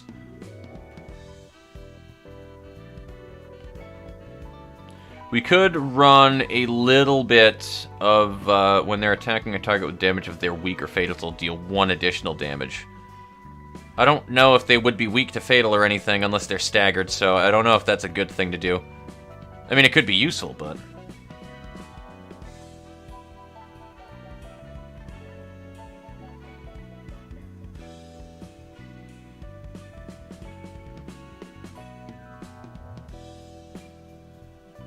Wait, no, Martini's page is a charge page, and he has force field, so spending charge using a combat page gain protection, so why not? Keep a charge-based setup, and there we go. Now let's get Mind Hauler on somebody else here.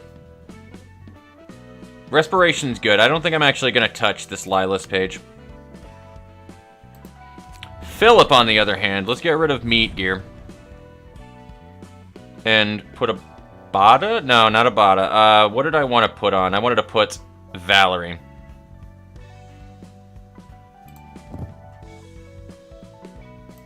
There we go. So now we have a Mind Hauler on you.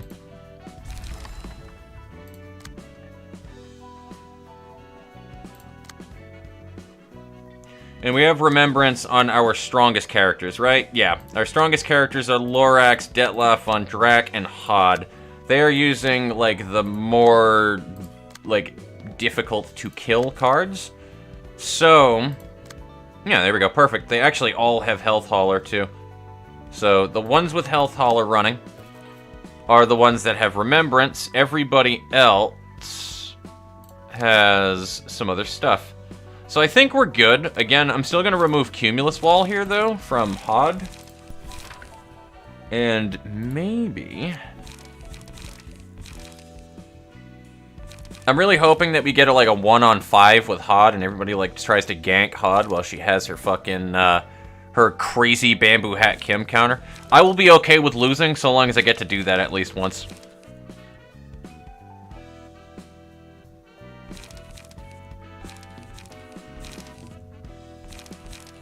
You know what, fuck it, we'll put a third Mangle in there, just because Mangle is so good. Mangle is so good! Alright, so yeah, if you guys remember what I was running during the Hod realization, so I'll just go through these so that you guys can see the general look of what we have going on here. I don't know if you guys have any suggestions on what I should be running for this, but I will take suggestions. So like I said, we have our Bamboo Hat Kim that is running Lila's, Carnivals, and Sayos in there for extra slash power, for Health Hauler, and Remembrance on Bamboo Hat Kim. Obviously, because it's Bamboo Hat Kim, we're running primarily slash on that one, with a couple of blunt on Loss of Senses, because we have some other characters that are relying on putting smoke on enemies so that we can put them on high-value targets, and then we can put a paralysis on them, which this was more supposed to be for floor realizations on Loss of Senses, but it's still useful. Detlef Von Drack is running our Rose's page. Rose is running Health Hauler, Mind Hauler, Remembrance, and Respiration. This is a really good all-rounder page with all of the benefits of Rose's page, which... Remember what I said about Charge? I'm surprised on how much I'm enjoying Charge so far. It is very fun. Overcharge and Rip Space is what the fuck. It really is. It is the most what the fuck thing I've ever seen in my life. And I cannot wait until I pull Remembrance out to start putting some extra defense on this and turn Rose's page into the biggest tank you guys have ever seen with an Overcharge. Other than that, I mean, Cumulus Wall is also kind of crappy, so I think I'm going to put in another Trace of Fumes.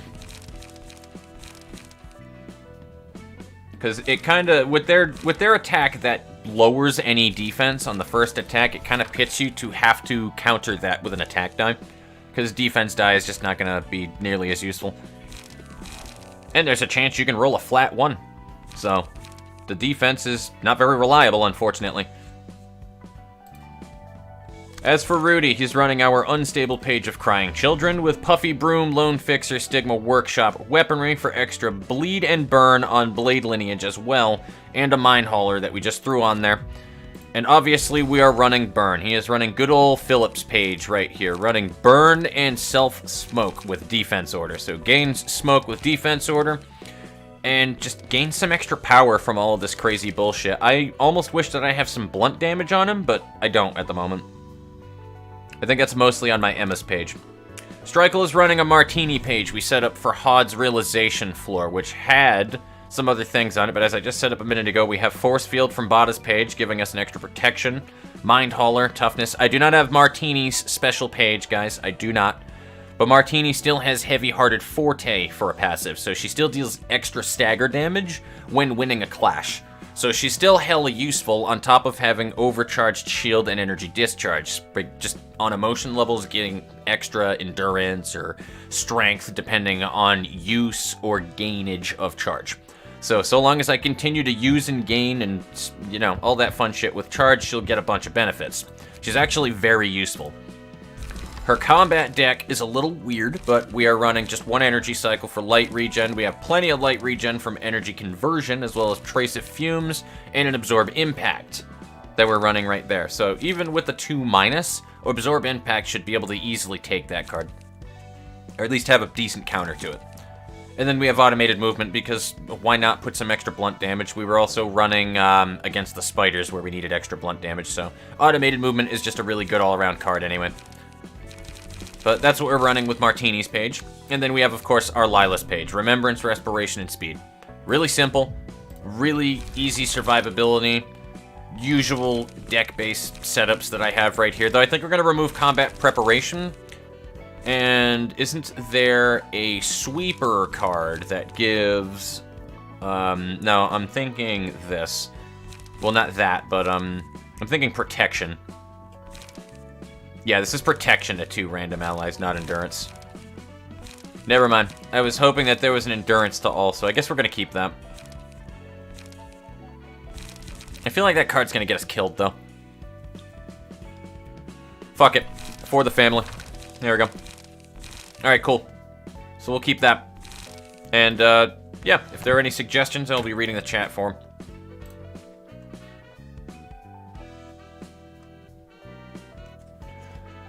Phantom Pain was nice. I saw a lot of the Phantom Pain. It actually was genuinely a pretty interesting looking game. Actually, I'm in a box. I found the meaning of true happiness. Big Boss. I love that. Played MGS5. Yes, it is quite good. Frontal Assault is super good because the last die is guaranteed a motion from min-max roll. Should come out. You should come in the box. +2 card draw. Sturdy Defensive can beat some Ego. That is true. I do have Egos as well. Just didn't clash against Sturdy Defense. Yeah, I don't think I'm going to clash against Sturdy Defense. I'd rather take the pierce damage from it. Boss over analyzing an M1911 while everyone stares in shock. Same. Leave Sturdy alone, in my opinion. Its attack is not that... It's really not. It's not worth all the stagger damage. Gonna attack them head-on. Shameful display. Trial by combat. I agree. Trial by combat, man. Get flamed into oblivion. If I hit the brick wall hard enough, either I die or the wall goes away. True. If you don't have R-Corp, Yesod's Synchronized Page destroys Lose with its debuff card. They can't hurt you if they don't have dice. That is also true. Counter die only exists for one set of clashes. Claiming them bones, you did accuse Hod of being a freak. She's a freak! Hod definitely seems like the kind of quiet, cute cutie that has, like, a fucking skeleton in her closet. Like, a literal skeleton in her closet. Like, she actually likes gathering, like, animal skulls. She bleaches them and shit like that. Like, that seems like a Hod thing, 100%. She's like, oh, the skulls are just so pretty. I secretly like death. Have now is nice, though. Go with your guts, mate. Claim those bones. Bones be claimed. Get that bread. Why not Sharpened Blade in there? You have a point, Seven. And you mentioned this one before. Sharpened Blade. That is a Kurakumo clan card, correct? You have lost bone privileges. Decision-making. Charge build be stupid sometimes. Stupid but fun. Pretty much. Gotta leave. Now take it easy, Odin. It was fun to have you by, buddy. Hope you beat China Association. Yes. Oh, you're right. It is inside of bamboo hats. Yeah, so we should do that. Focus like fire, like damn prescripts. Alright, cool. I'm gonna do that then. I am 100% going to do that. So I will go ahead and throw in Sharpened Blade.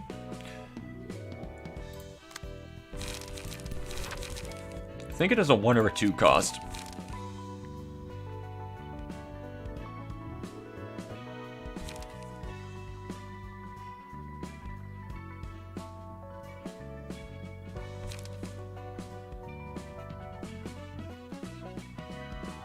I do not see it here, so I might be mixing it up with other things. That's okay. It also might just be a 2 cost. Sharpened Blade, this one. Yep, right here. So she gains 3 power, and then gains +2 power. So she would gain a +5 power on that one, which would be a 6 to 8 on all of those with a defense. Also, if she has extra light, she can slap in a Mangle on that as well. Which gives it extra 2 power. So it would make Mangle scary with a 3 cost. Actually, I like that setup. I like the way that you're thinking, Seven. I really do. Alright, who's ready to watch Fox get his ass beat to him? Beat to him, yes. His ass handed over to him on a silver platter. 이번에 발생한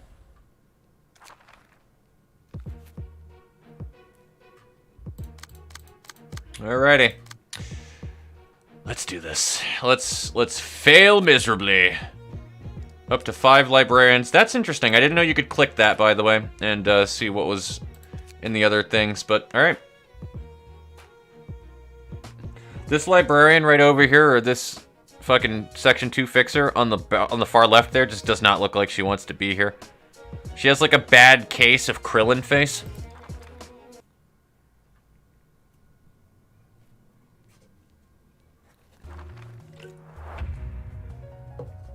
Oh god, they got like 98 health and 46 stam too on top of it. That's oof. Must be quick to go on the offensive. I'm not afraid. Moving out. One's actions should not be a detriment to all.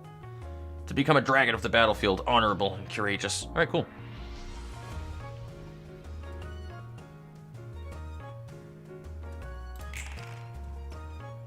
So let's see how much garbage we have to deal with here. Everybody is opening up with their counter card. And you have a defense card that I'm not fucking dealing with today. Alright, cool. So, this is going to be rude. Hod, Hu Tao's sister, who she gets the creepiness from. Hu Tao's sister. You know, the fucked up thing is she kind of looks like Hu Tao, and I can't unsee that now, Marcus. I can't unsee that now. Loss of senses for it, actually. Somebody just linked in the Discord about that, too, actually. A remix of Hu Tao's Hilly Churl song. I'd replace Loss of Senses for it. Yeah, I probably could have. Big slash dice time. Star of the City will now have high expectations you to deal with. Whereas Loss of Senses is strong, it does boost. You have enough page draw on it, too. Fair enough. Just believe you can win. Lose enough times and you'll have to face Waxwill. Honestly, I don't care if I fight the children again. It'll be a fun thing to do. Let's try to use all of their light. That doesn't really surprise me too much. You gotta be used to farm. But we'll see how bad this is. I'm fully expecting, because we're in Star of the City now too, that we're going to have a lot of people that are we're gonna have a lot of people that are going to try and like, I'm expecting to lose characters now is the thing.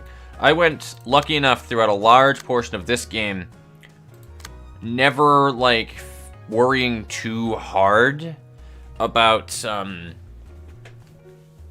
just losing characters in general. I was a decent enough player where I could get through most fights and not have to worry about it, but I know that I'm going to need to like be smarter.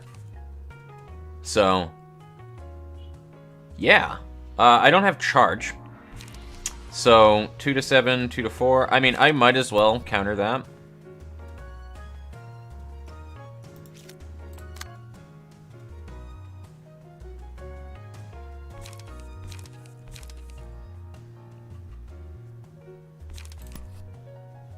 I don't think he's gonna beat that, I'll be honest. I really don't.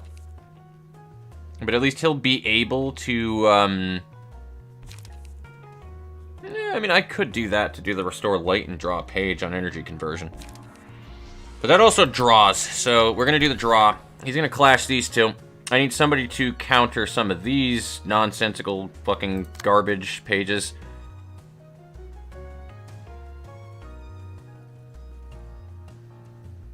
Wow, do you guys see that? Hod has 0. She has 4 cards in her deck with 3 dice. Hod drew none of them. Look at this nonsense. I think I just got RNG'd.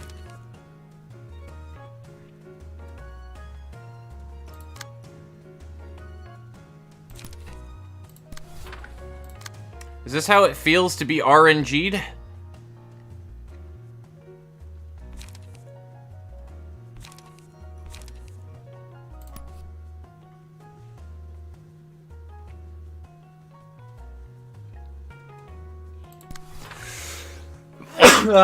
Anyway. I will survive. I will survive. I should yield my flesh that, though. And be a dick.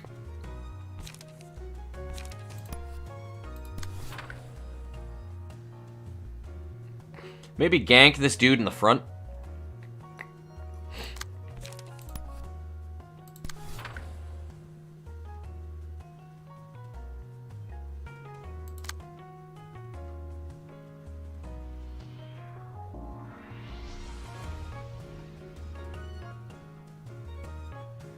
And then what do you have? This is Lorax 12's is Lila's page, right? Yeah. So, I mean, I could go at that with an extract fuel, since I would only be taking the slash. Although Pierce is endured, so I would rather take the Pierce. This is such a conundrum. You know what? Actually, I should gank somebody who doesn't have counter dice. And somebody who didn't use that attack either would be nice. So this guy in the back is getting ganked. Back left is getting gankety ganked.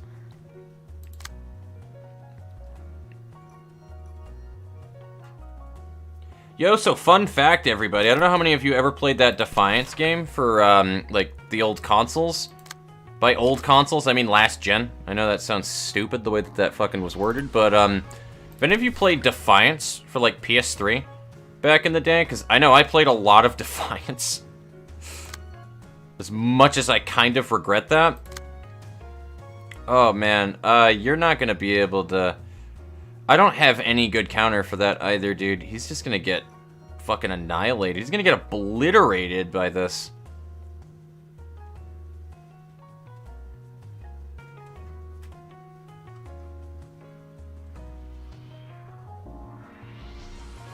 I don't have a good counter for that anyway, so, I mean, I guess Strikel's just gonna have to eat that one. But yeah, Defiance is no longer, they got rid of the servers, like, this month, or at least at the end of last month, was the point that I was gonna make there.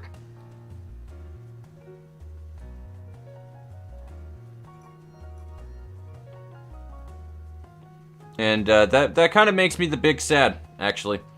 Because that was a weirdly good game. Like, again, going back to that YouTuber Josh Strife Hayes that I watch, who does, like, a lot of fucking content on, MMOs and stuff. Like, even he was like, this is a really fucking solid MMO game, and it's like a shooter MMO. Like, it feels great, it looks great.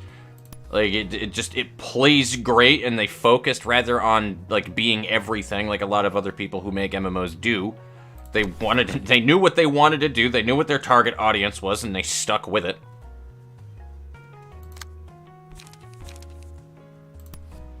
But it was super fun, that game, back in the day. Unfortunately, it don't exist no more.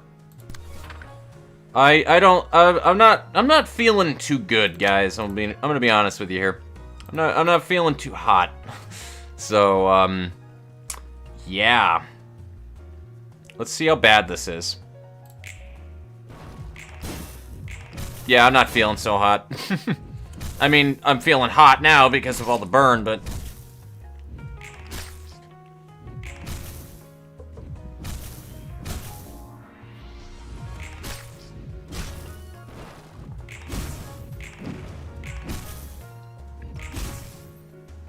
For the family was a good thing for the protection there, though. I'll take that.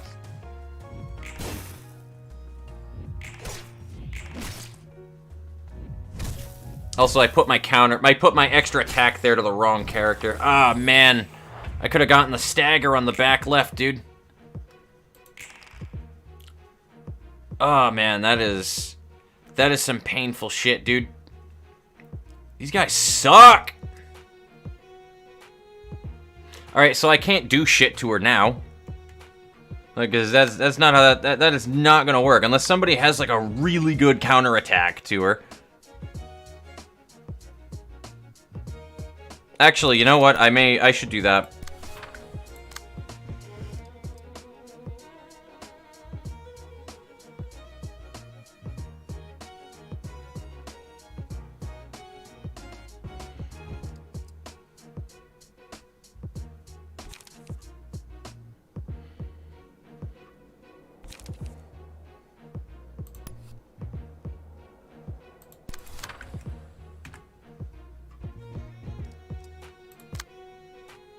Oh man, let me just take a look at chat right here, cause I'm stressing out now.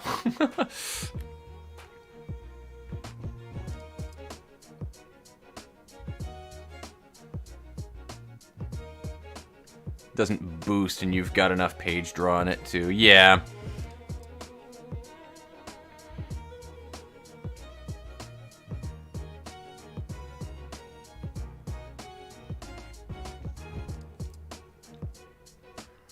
Whoops, all 6 is pretty much like card draws, yikes. Why I prefer Singleton. Yeah.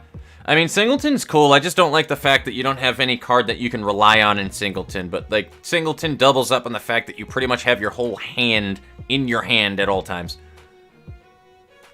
You can still get emotion level 1. RNG said perish. I did. Big sad. Ashes of Creation, man. Yeah. I've heard a lot of good things about people waiting on Ashes of Creation. A lot of people waiting on it. I also got some messages in my Discord here. I just want to make sure that none of these are from Chelsea. Nope. Alright, cool. Because I was expecting my sister to pop in here and get into the Discord call at some point. So that may or may not happen still. Alright, Strikel. I know you're in a bit of a bind here.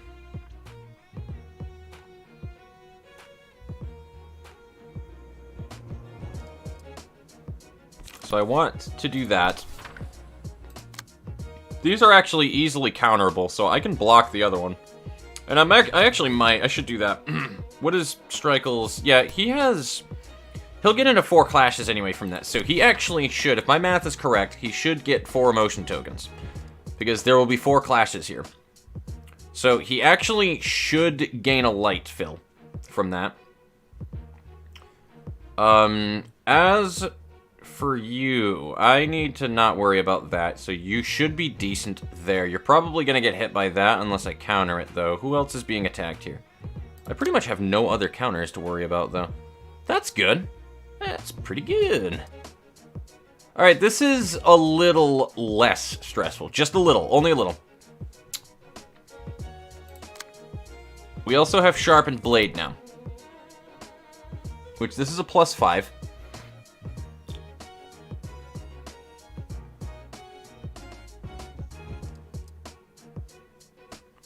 So to 9, 6 to 9, I mean, that does have some good returns right there, I'm not gonna lie. I think I should take something else, though, unless somebody else is more qualified to clash that on Rudy.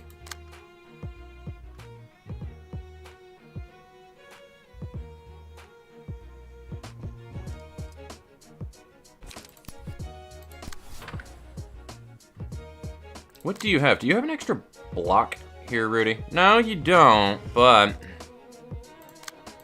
if you get an extra attack here, you might as well use it. So there you go. You can get some extra damage on her, gain a little bit of stamina. That's gonna reduce the block value of that, though. Ah, you dick.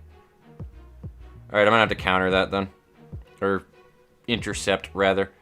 I also really need Hod to go after that because Lorax is actually weak, stagger-wise, to Pierce. That could be bad, actually. I think I'm going to let it go through because there's still not much damage out of it, though. I might let that one go through. But Rudy, on the other hand, is in a much worse state.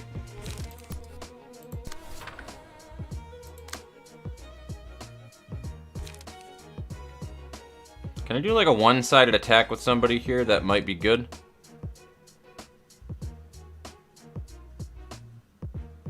Yeah, I need to make sure that that is dealt with too, because Strikel's had a little bit of a beating here with some rude individuals. And I'm not exactly happy about it.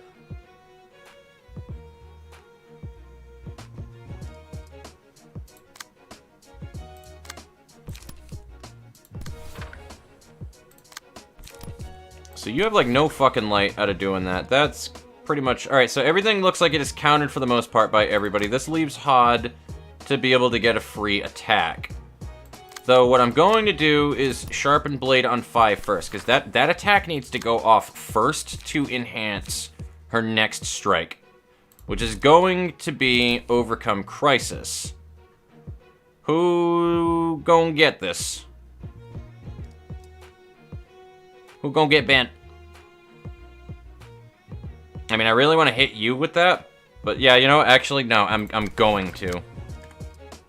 Alright, let's see how bad this winds up rolling out. Yeah, so he got the reduced... Oh, dude, Strikel. You are the man. You are the man, Strikel. Hod just laying down the fucking law. Okay, those are some decent clashes. I'm okay with that. Yeah, Hod is just laying down the law right now, dude.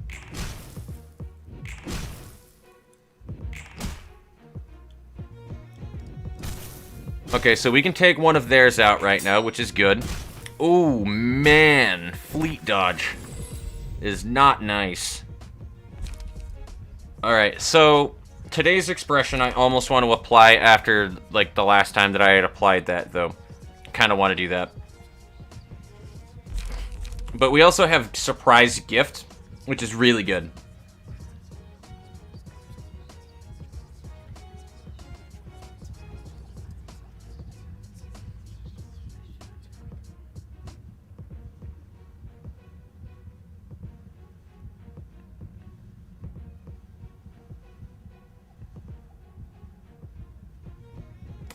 So, I'm thinking surprise gift, actually, would probably be the best thing to do. So, who's going to live the longest here, most likely? Probably Hod, to be honest. She got a lot of sustain, she got a lot of good damage going right here.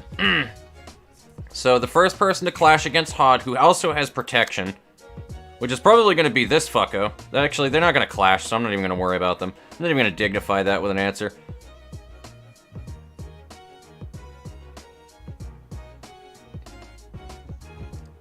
I think, honestly, it's about time that Hod actually starts taking a little bit of heat from people, so I'm alright with that.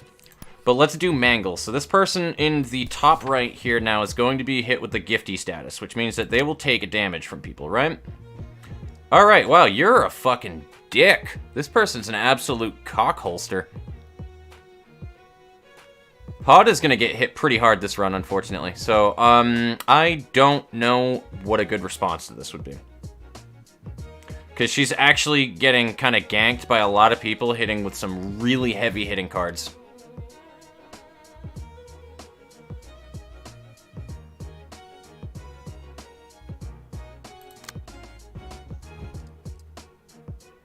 Is there, like, literally anything that you can try to... Oh, God.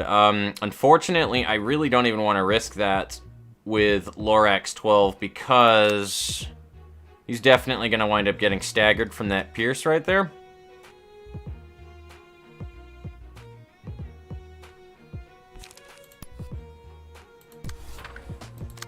And I want his first attack to be hitting somebody.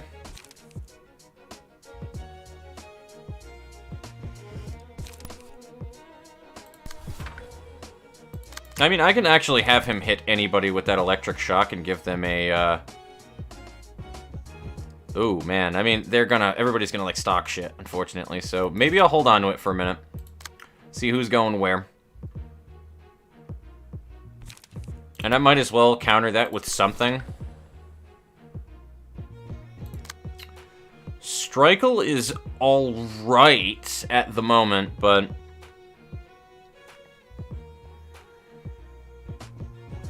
I might as well automated movement that. It gives him a good chance, at least, of being able to counter that. This one's not going to really, like, that's gonna be a problem, regardless.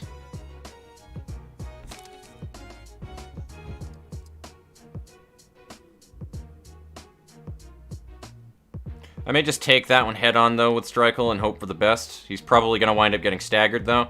I'm fully expecting Lorax to get staggered. I need to make sure that this fucko on the left, though, does not get another turn to move. So, I think energy conversion should do it. And pretty much everybody else here is good to go. Everybody else can't really do much here, though, unfortunately. But... I can also eat this with, I can eat this with Detlef on Drac to get a little bit of the heat off of Hod, right? Because if she staggers, like, they're going to want to go after her anyway, I'm thinking, so maybe I should clash against this fucko here. I'm fully expecting Strykel to go under here and wind up getting staggered. In case bad things happen here, let me just make sure that this person dies. And Rudy's basically able to do free damage right now.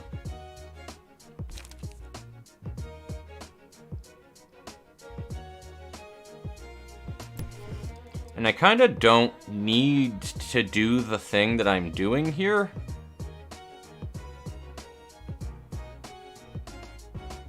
I probably shouldn't. Just because they're going to wind up stalking a bunch of extra shit. No, actually, that defense should eat the defense die that this person has, that they stalk. So, no, they're going to have that defense die anyway because they're going against fucking Strykel, which he's not going to win that, I don't think. We'll find out. We'll find out. We'll see how this works.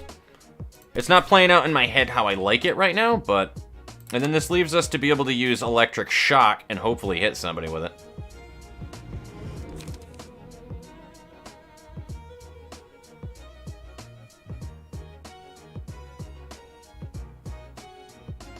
Actually, this is a 5.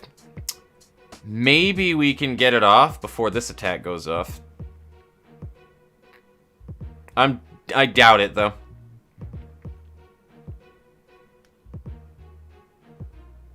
Let me put it up on this person up top and then have Hod reclash it. That's the best, because I just want him to get an extra hit out if he can. If he doesn't, or whatever the case is, like I said, I'm fully expecting our back row to get staggered.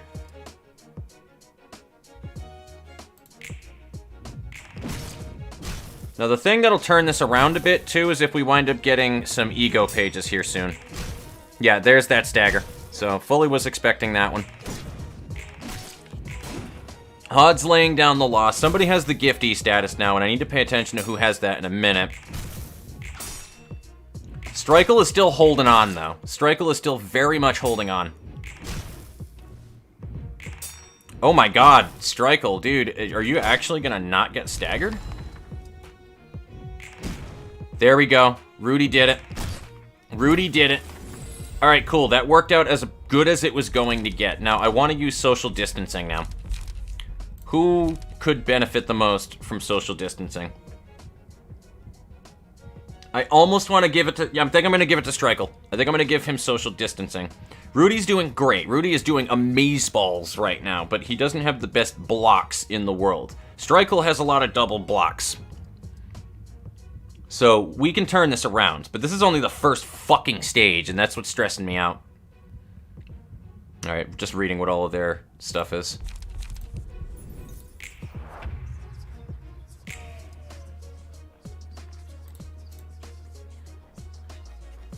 Alrighty, so who's going after... Alright, you and you. That's gonna go through regardless, and that's gonna hurt like hell. Do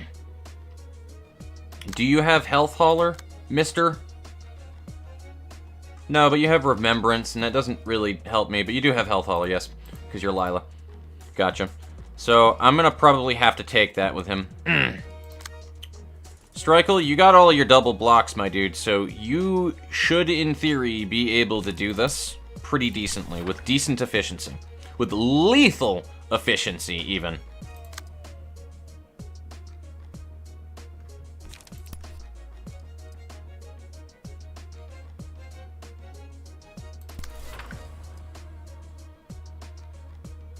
He also has extra strength, but I'm not utilizing it at the moment, which is a problem.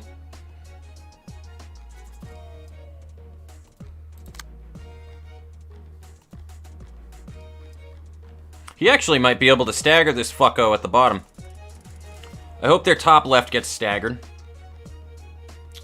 We still don't have an ego page yet either, which is an issue, and I think I'm going to wind up having to do a double clash here with Hod.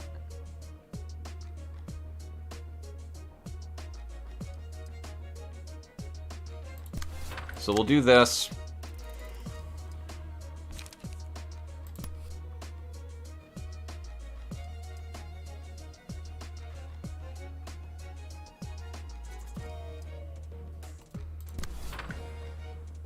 So that puts her in a bad spot light-wise, though, but I think we might be in a good position next round. I'm kind of hoping, at least, on a couple of staggers here. Detloff, you should be able to get some good clashes here. You can also overcharge Rip Space right now.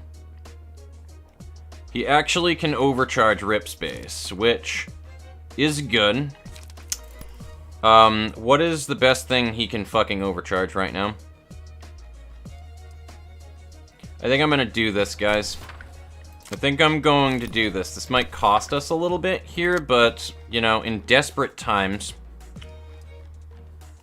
you need desperate situations, or desperate solutions, rather. And we can also Blazing Strike if we want to here, so what do you have right now for cards, Rudy? So, I don't think Rudy's going to win anything here, mostly because I think I'm going to do a Draw of the Sword. Does he have level 3 emotion level? No, he doesn't anyway, so that's fine. We'll do this. He cannot do Blazing Strike.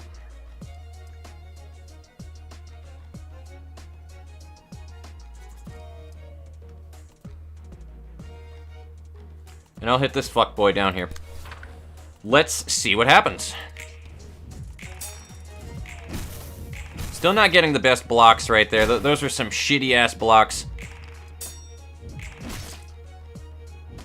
Also, I did not see who had the gifty status. There we go.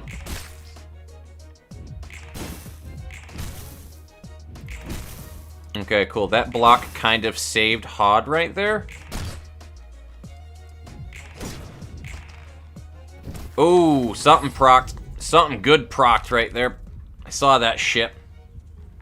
I actually don't think that Hod wound up giving anybody a gifty status, so... Because I don't see anything in here. So, yeah, we have 2 staggers and everybody else is low on stagger resistance, so we can kind of turn the tide a bit here. All hits against a staggered enemy, all allies recover 2 to 4 HP. So, who is going to get some damage? Probably Rudy. Maybe not Rudy, actually, now that I think about it. Rudy's probably not gonna... Lorax has a good chance of doing that right now, actually. It's gonna either be Rudy, Lorax, or Detloff right now. Detloff is staggered, that'd be a waste. So, our top left or bottom right. I'm gonna say we'll give it to Rudy because he is the healthiest, and now we also have an ego page. So, which is a mass attack? 6 to 18, huh? This actually might save us using Letitia.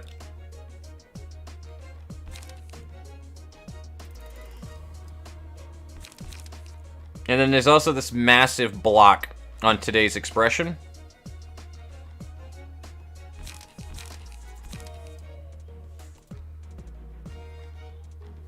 You know what? Let's do that because it's a cheap cost. We'll do today's expression. So is anybody ganking anybody right now?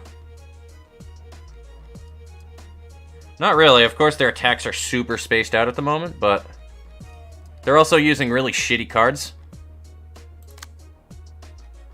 I'm going to definitely have you use today's expression on that because that's the first attack that'll go off, so that'll insta-stagger her, without a doubt.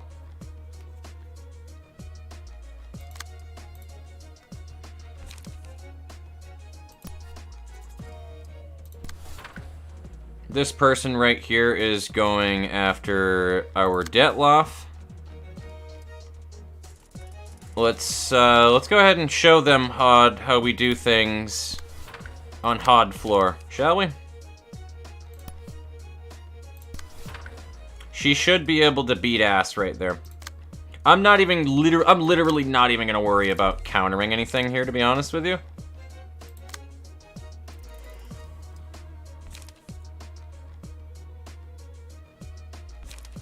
Actually, you know what? Just in the event that that winds up being an issue, we'll counter it anyway because that's the only card he can use. So, as for you in the back there, Strikel, we are going to get a lot of revenge on people right now. Spend 3 charge, draw 2 pages. So we need the draw. We need to spend a little bit of charge anyway. So we'll do that. Everybody's going after that person. And then you energy conversion this fucko over here. If I could do some extra attacks, I would. Alright, so let's do this shit. And there's our stagger. Boom, baby. Alright, cool. I'll take it. Oh, Hod, you are a lovely human. You're just laying down the law today. She does not like when people bully her librarians.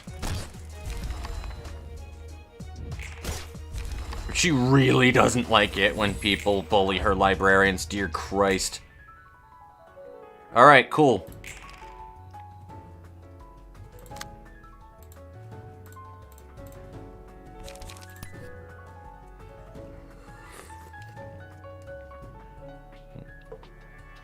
So we're in a good spot. We're in a very good spot. Strykel is in the first opportunity to attack, so he can actually kill this person outright if he can get some good damage. What is she weakest to? Normal, normal. So long as it is not a pierce, then that's fine. So what is our evilest attack we can do? Probably automated movement.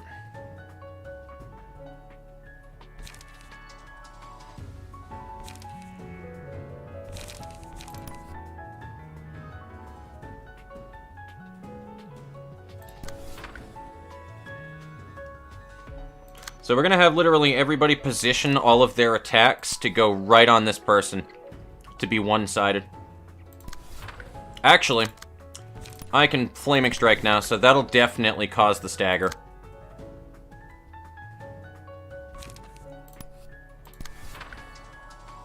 Perfect. Alright, that should be good. That should be good, because they should never be able to get to 5. In the event that this happens, I still want Shoving Stab to be going after them with Detloff. You do that. Again, I don't think that they're going to be able to get into their next attacks. But just in the event that they are. And I just want the evilest shit that I could possibly, like, muster here.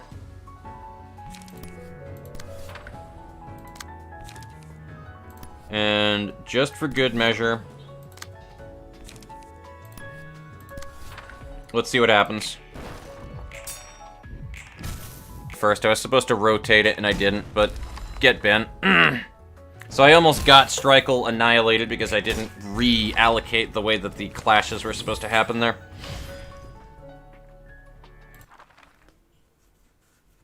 So we got 5 of 5. Everybody is in a very shitty state, though, right now. Oh boy, I hate this.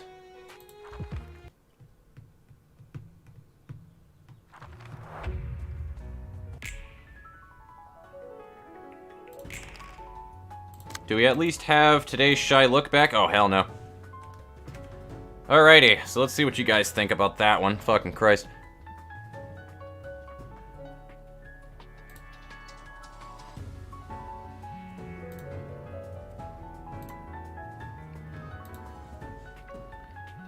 Who gets the most momentum, usually. Fair enough. Head hurts. Have to head out. Alright, have fun, Max Dean, if you're still here, but take it easy, my friend.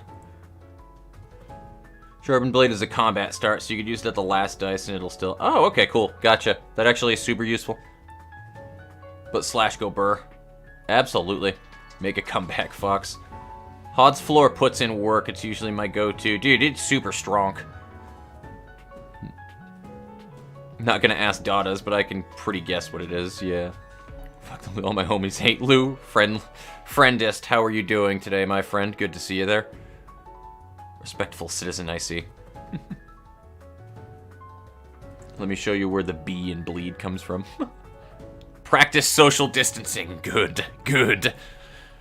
You can do this, Rip Space Time. Emotion level 3, Fervor is active. Nice, we back, boys. Love her E3 theme. SotC is Star of the City, my friend. I see that it's already answered, but yes.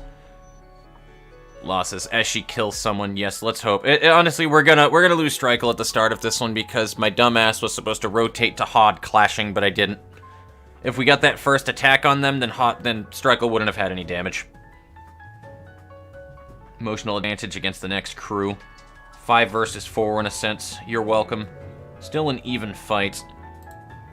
Honestly, I'm not feeling super confident about getting through here without any losses. Whether or not we win, though, is something else. And Strykel has a singular clash he can deal with right here.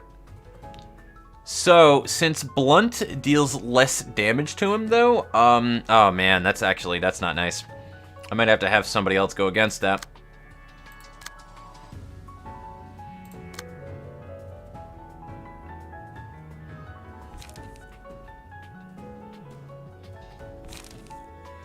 Does he have any extra, like, damage at emotion level, or nah? Probably not, right? Nah. Alright, so here's the issue. Even with social distancing, he's gonna wind up getting a regular roll with that 3 to 4, which means he's still going to take some damage there, and I don't know if I can rely on his second block winning that attack right there. I mean, we're gonna try like hell regardless, but I don't feel confidence with fucking 3 HP on him. Well, he has protection, actually. He does have protection.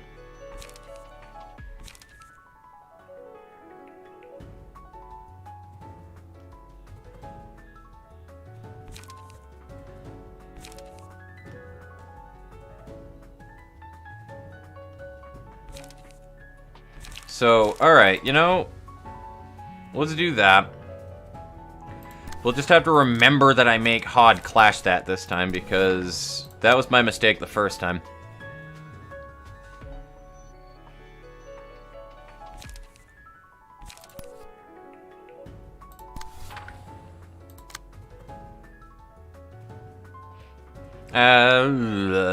Yeah, no, actually, I have to do that, because if I want it to hit her, then there we go. So I guess I get a free mangle against somebody. Might as well just double down on one guy, you know what I mean? So I guess... Jesus Christ. Alright.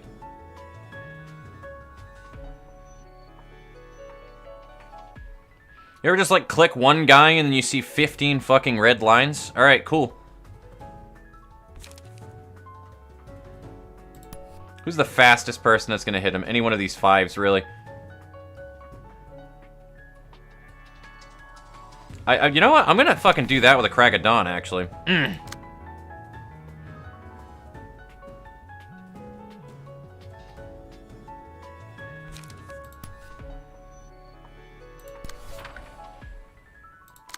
Detloff is actually able to counter some of these others, to believe it or not, so I think I'm gonna try to do that.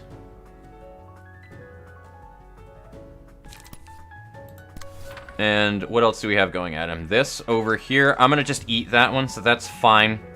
He should be able to take that as well, because that is a pierce, which is endured, but weak to stagger, so he should be able to take both of those just fine. He'll take more stagger damage than damage, which he has double the fucking stagger bar as he does health. And we actually can spread out the damage a bit here and have old Rudy Doody Doo over here counter that. So, there we go. We have even damage distribution. Should be decent, and then we can have people still deal some extra damage up top.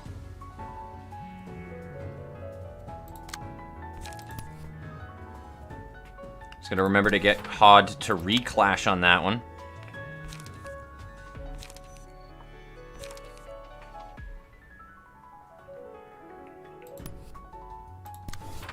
I should, honestly, just be focusing on making sure that I have fucking everybody with light, but just because of how crappy that a lot of health bars are looking at right now, and from the large degree of bullshit coming at me, I think it would be better to just be really aggressive here.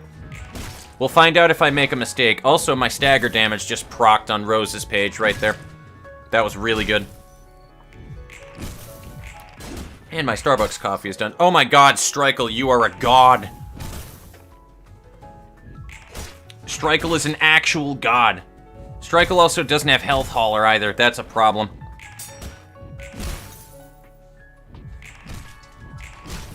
Rudy's also a god, but, you know, Rudy's like an underdog god. Oh, there we go. There we go. That's what I'm looking at right there. This character's done. This person's straight done. Holy shit. Alright, what do we got? Using a page, all block dice in that page gain power equal to the number of defensive dice on the page. I could put that on Strikel and just double down even further on his blocking, but I'm afraid that we're going to lose him in a minute. Enemies lose 1 power in a clash against selected librarian. On winning a clash, gain Bind and Fragile.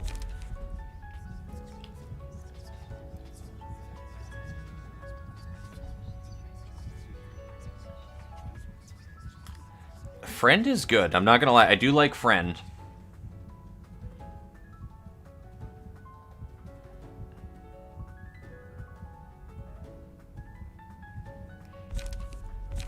Let's do that and just double up on Hod, because Hod is doing really good right now. And what I'll even do is I'll put this mass attack over here. Hopefully Strikel has light. He does. He does. Strikel has fucking light. Yo. Let's go. Nobody's even attacking Strikel right now on top of it. Let's fucking go.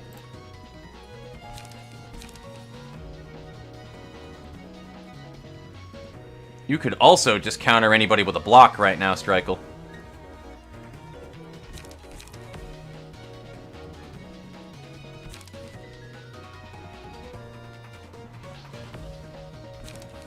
So 18 to 30, like even if he rolls like a low 18 right there, let's just take a look at that.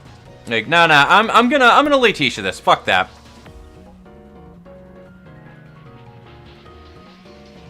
Plus, with the 3 that he has right there, he should be good. So he redirects that attack. He'll get hit by that, though, which is fine. He should be able to do some serious damage to everybody, which will be fucking great. He can't use today's expression. Would be great if he did, though. Somebody else can, though. And I think I'm actually going to put that on Lorax. So who's attacking Lorax right now? He will get a shitload of stagger from that, too. So that'll actually put Lorax right back in the game. Let's fucking go, boys.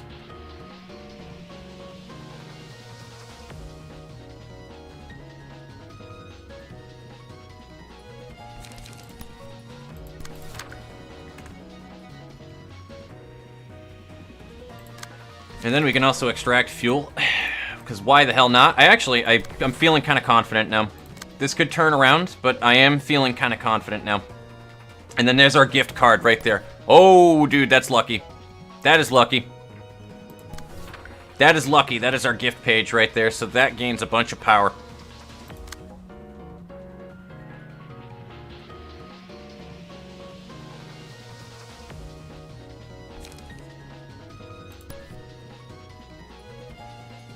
And then just in case this person doesn't stagger by then, Hod's just gonna beat the shit out of him.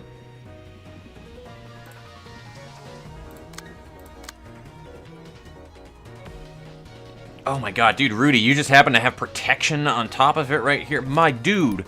My dude. Bro's been sneaking some fucking muscle powder into his daily regimen here. Holy shit.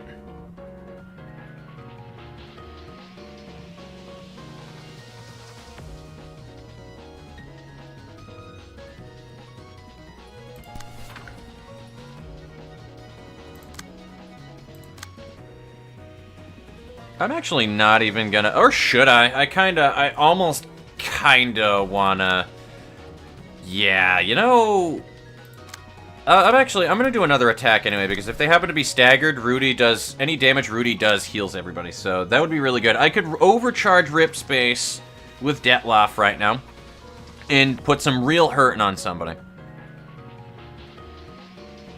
I don't think I'm going to this time, actually. I don't think I'm going to. I'm just going to Trace of Fumes, I think.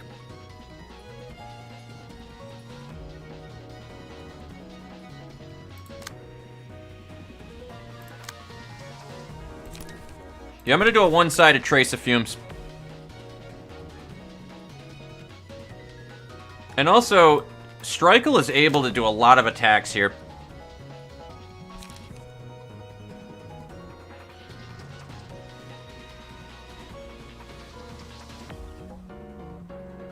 Yeah, it doesn't matter, because even if that block dice wins, he's just going to lose a little bit of stagger, which he should be absolutely fine.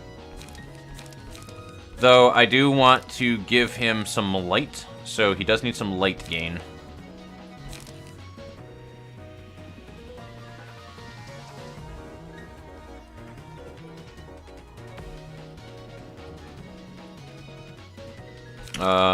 You need that. So you won't gain light out of that one, but doesn't matter. Wait, no, he needs to use that last. So, all right, fine, whatever. Well, this is a weird ass backwards combo that we're doing here. Actually, we can do that because he'll definitely lose it.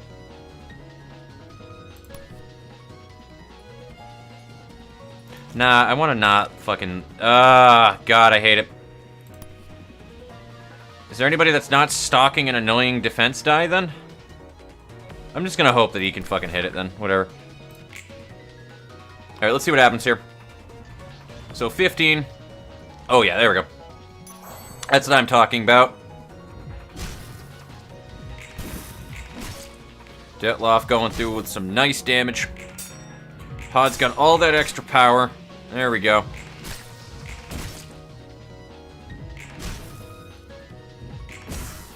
Excellent. Oh, what the fuck, dude. That was a low roll.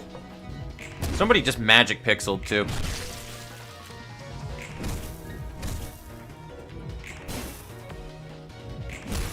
There we go.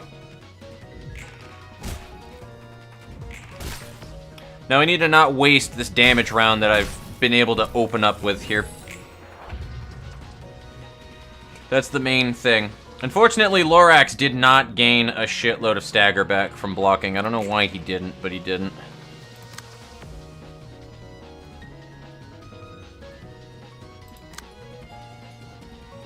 So, we're probably going to lose our friendo here, Strikel.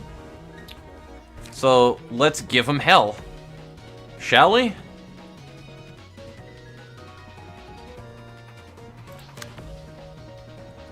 Actually, I'm gonna be a dick. I'm gonna be a super dick. I'm gonna be a super duper dick. I'm going to literally overcharge rip space.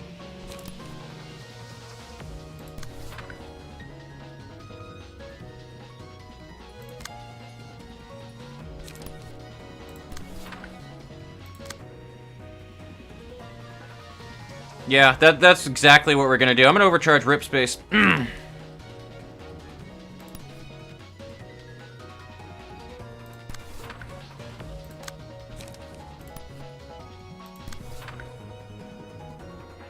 Actually, what I should be doing is using this to do some extra damage to these fools.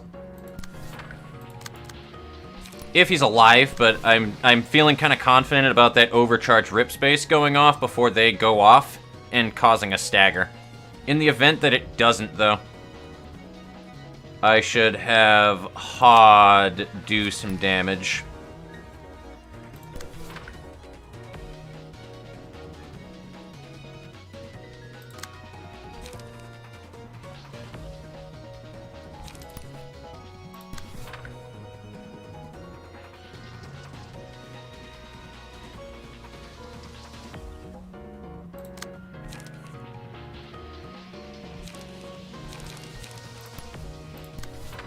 Though, I will... Nah, I have to really focus on doing damage here, so... Because these guys need to die, and I think we can kill with energy conversion, but I need to make sure this fucker dies over there, so... Just in the event that that does not happen, though. Let's go ahead and clean up here. And do we have any... No, we cannot use any more ego pages at the present moment. I hope that this fucking works, man. I might have fucked that one up. But we'll find out. I'm really hoping Overcharge does the trick. Yeah, there we go. Alright, cool. Because I'm really relying on... Ah, there we go. There's our block. Yeah, I was really relying on that Overcharge rip space to cause the staggers so that we can have... Jesus, Strikel is a unit, dude.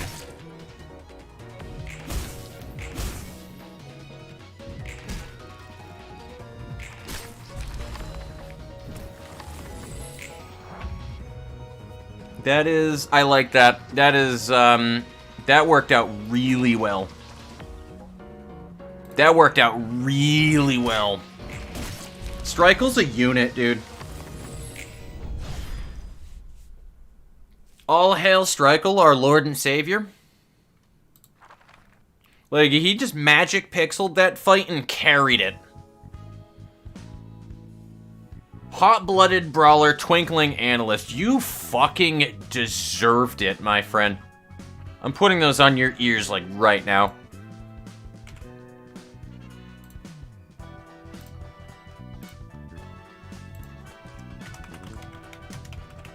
And my sister just woke up at 7:20. I do love Hod's third theme.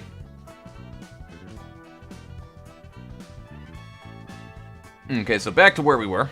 You're welcome. It's still an even fight. Don't like Hod for the bleed. Type K180, how are you doing today, my friend? Maybe gank one person right now immediately. Ricky Shu, I'm glad that you and I thought the same way. I don't even like Hod for the bleed. Rolling 15 plus on defense dice regularly is hilarious. Yeah. One of the tougher fights in SOTC. You could also sacrifice Strikel to redirect the attack. See, here's the thing, I thought about that, but for some reason Strikel refused to die. He fucking refused to go down. The burn will suck. Yo, man, happy birthday. Cam, I love you. I love you so much. I need you to sit in my lap. So that everybody can think that we're a gay couple. Friend is hell. Friend is great. OP, but scary. I love it. And the Discord music is here. Just fell asleep. What did I miss? My music has been going the whole time. Alright, thank God. I got scared there for a minute. You recover stagger with dodge, not blocks. Oh, okay, never mind. So it's just repel. Got it. Got it.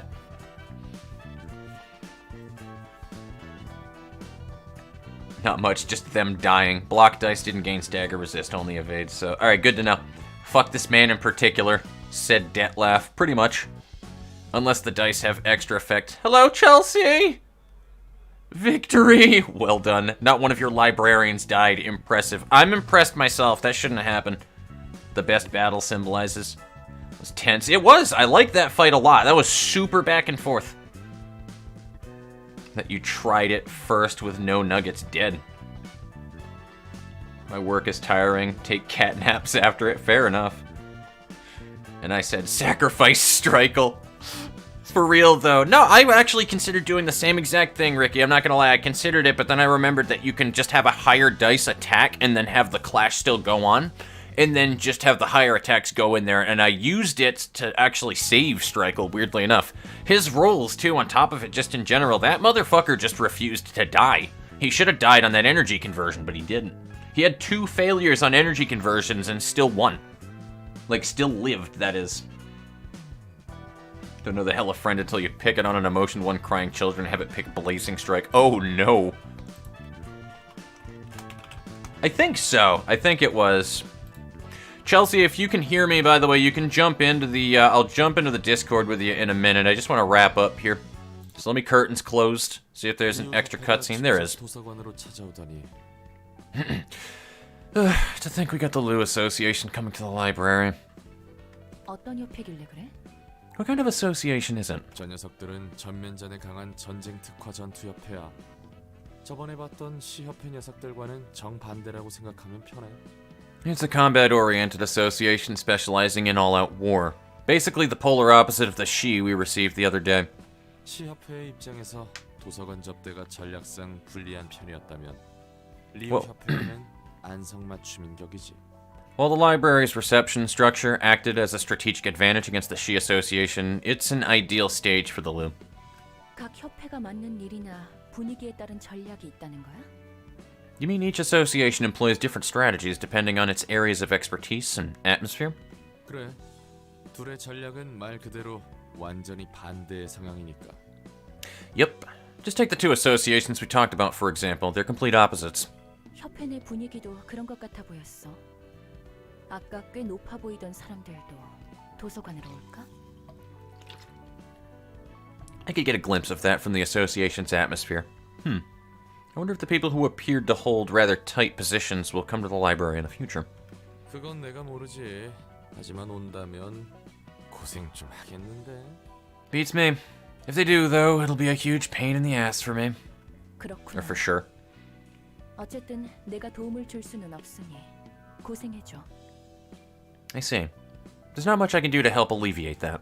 So good luck taking the trouble. Pretty straightforward and to the point there, Angie. Alright, so do I have any extra things here that it says that I needed for, I'm actually surprised about that. Alright, cool.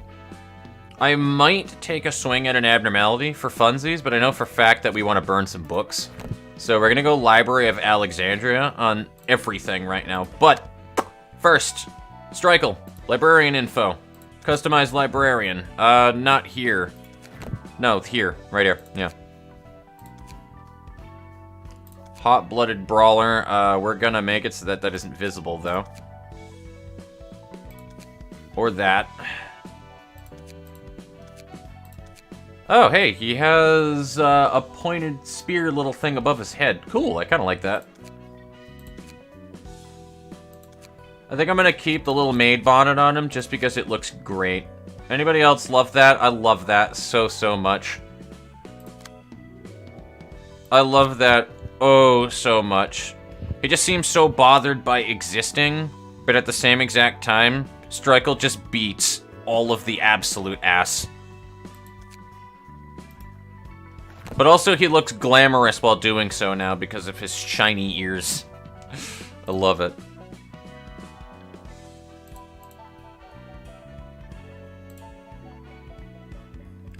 Hello. Hello. How is you? I is good, man. I is good. It's been a good fucking day so far. Same. Yes. Might reach a different level of expertise shocked, alongside I the guess. other. Huh. I mean, the thing is, I like to think that I'm a smart player in the Library of Ruina when I'm paying attention, that is. I'm not gonna lie to you guys in that I definitely do dumb moves, and I mean, I don't think it gets much dumber than on the first round of Durbro's fucking fight.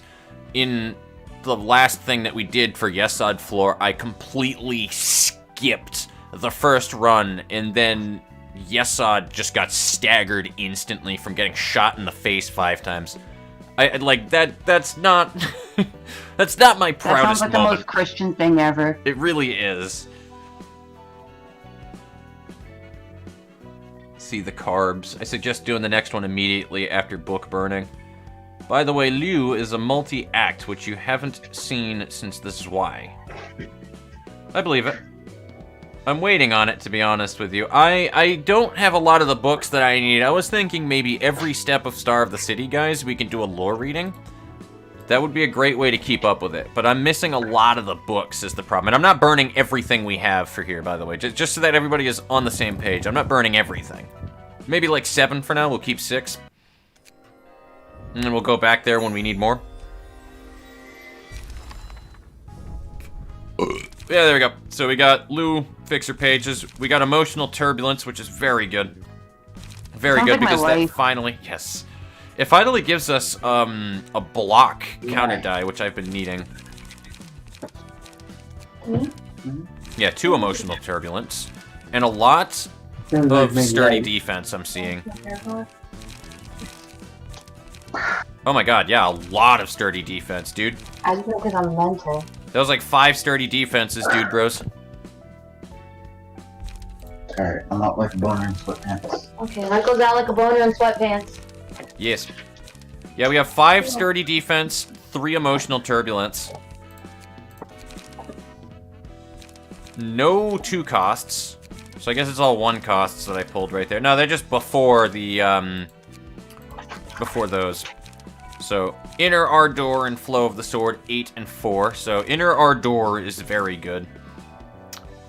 That's okay. That basically... Flow of the Sword isn't bad, but Flow of the Sword is essentially a better Sunlight Sword, because it's a lot more clashable. 3 to 8 sounds much better than 2 to 7 or 1 to 7, and it's only a 2-part attack, sure, but it basically has like the same amount of burn you'd be putting on, especially with burn passives, so...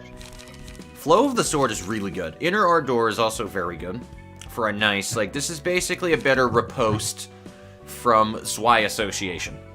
That's basically what that is, and it gives you emotion points. So, that's, like, yeah, that is riposte from Zwei Association, but with benefits.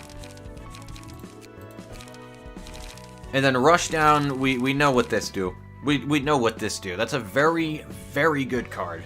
So, wasn't there a 0 cost they had to? Yes, Frontal Assault to restore 1 light. So it's a double pierce for restoring light. It is our weight up card, but better. So, I like that. I like the cards that they have a lot, guys. I really do. You won't need more from there. Gebra exclamation point is looking mighty fine. Now we have one of the best passives in the game, yes. Emotional Turbulence is so powerful at current progress. Yeah, the gold page, 2 of them, too. They really do. They have, like, some of the best defense pages that I've seen. We can actually turn some of our defender characters into true blocking fanatics. I like Overcharge, having the blocking counter. Yeah, exactly. Blocking Overcharge isn't optimal either, because you have to be stunned to do it. Or, rather, immobilized. Best card in the lot is Frontal Assault. It's not stated, but it gives a guaranteed emotional coin. Yeah, exactly. Frontal Assault also promises you 1 emotional coin. Yep. So what's the plan now, Fox? That's what I'm thinking about. We can do... What time is it now? 7:30? I can take a few swings, if you guys want, at an abnormality. If you would like me to do that, I can do that. Okay? And we can see what happens. What abnormality that is, I couldn't fucking tell you. But we can take a swing at an abnormality, maybe Tiff floor, okay? See what happens. You can have like a fan vote. What, Chels? You have a fan vote of what abnormality. I mean, yeah, we can do a fan vote. I can't really put a poll into the chat, unfortunately, but I wish I could. Just have them scream But at you. then again, you guys can just yell it out. What floor would you like me to do? You have all the floors visible right now, right? Yeah. No, you do not. You do not. Yeah, you do. Never mind. My, yeah. So, anything but Natsac floor, essentially. So, Tifferith, Gebra, Chesed. We can go back to the Woodsman, or we could do Keter. Keter is the path to brokenness. What's the Woodsman? The Woodsman is Chesed. First game? Yeah, he was in actually... the first game. Yeah, he was in the first game. He actually was. He was a golem. We never had him. I think he was a Vav. He is actually a stone golem from the first game. His whole entire mechanic revolves around getting hearts and beating the shit out of you, I guess. Like, he's a brute. He is such a brute. Oh, I think I've read about that one. Go for King of Greed for Tifferith, which I didn't 100% know that it was King of Greed for Tifferith, but that's fine because I pretty much expected it to be. You guessed it last time you were there. Anyway. Yeah, I think I did guess it and ask you guys like it was okay if I guessed it right if you told me. Yeah, you did guess it last time. Time for Net's realization. Lol. Give me Tiff then. So I got 3 for Tiff. I'm looking at. I see 1 Geb, 2 Keter, 3 Keter. Unlock the soloing strategy. Another Tiff. Oh man, it's tied on Tiff and Keter, dude. Got another Tiff, so it's leaning more into the eyes of Tiff now. He was a he class. Does my vote count? Oh, interesting. I didn't even know that. I never pulled him. I assumed he was a Vav because he was busted, dude.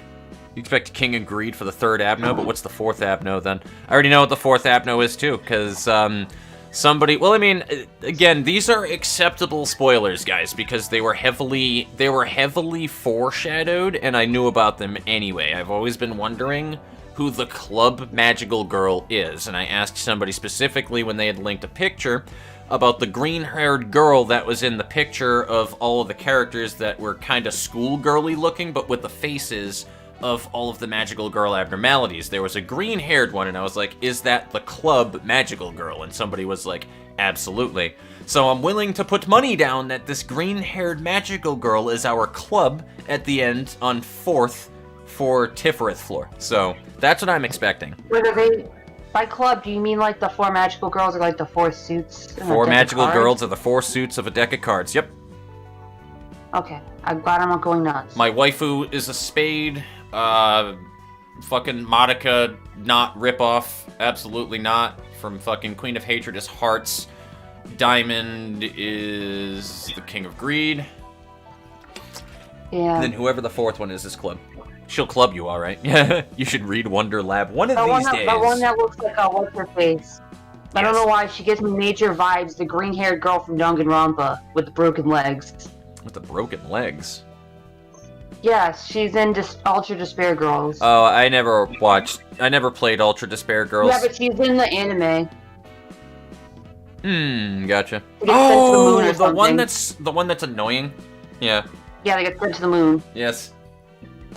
Yes. She gives I me remember. major her vibes. Yeah, I know who you're talking about now. Never mind. I know who you're talking about. Yeah. Also, do you want the name of her? If you want to throw the name at her, that's totally fine. We're gonna get a name later on anyway. Just don't tell me anything about the mechanics yet. I would like to find out the mechanics on my own. The pickle girl. Not the pickle girl. Oh, that sounds gross. That sounds awful. Yeah, pretty much. I think we're gonna take a swing though, Chelsea, right after this in Nier Replicant. If you want to sit around for that one as well. No name, I have huh? nothing planned for the rest of the night. She's caustic. Oh god, you said caustic, and now you're reminding me of fucking Apex Legends, dude. Don't remind me of Apex Legends. That shit doesn't exist. Why? Apex know Legends why. is fine. Servant of Wrath. Oh, dude, I like that. I like that a lot. She's wrathful.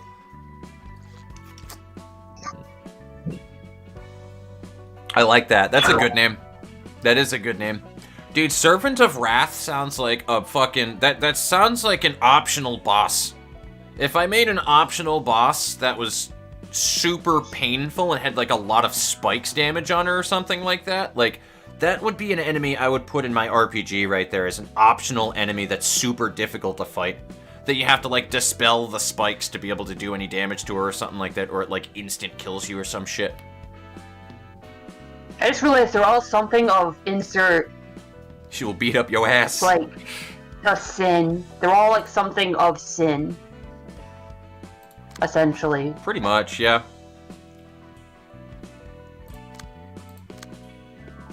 Yeah, you know, they actually are all sins, so you're right.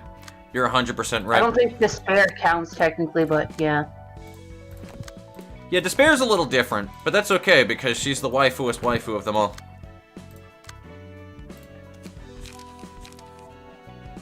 Martini! I like Martini. Martini! That looks kind of fucked up on Tiff, I'm not gonna lie. The fact that she's smaller than everybody else and then you give her Martini's page to make her much taller right there, now it just looks weird. You ever wanted to, like, know what Slender Man looked like on a much smaller scale?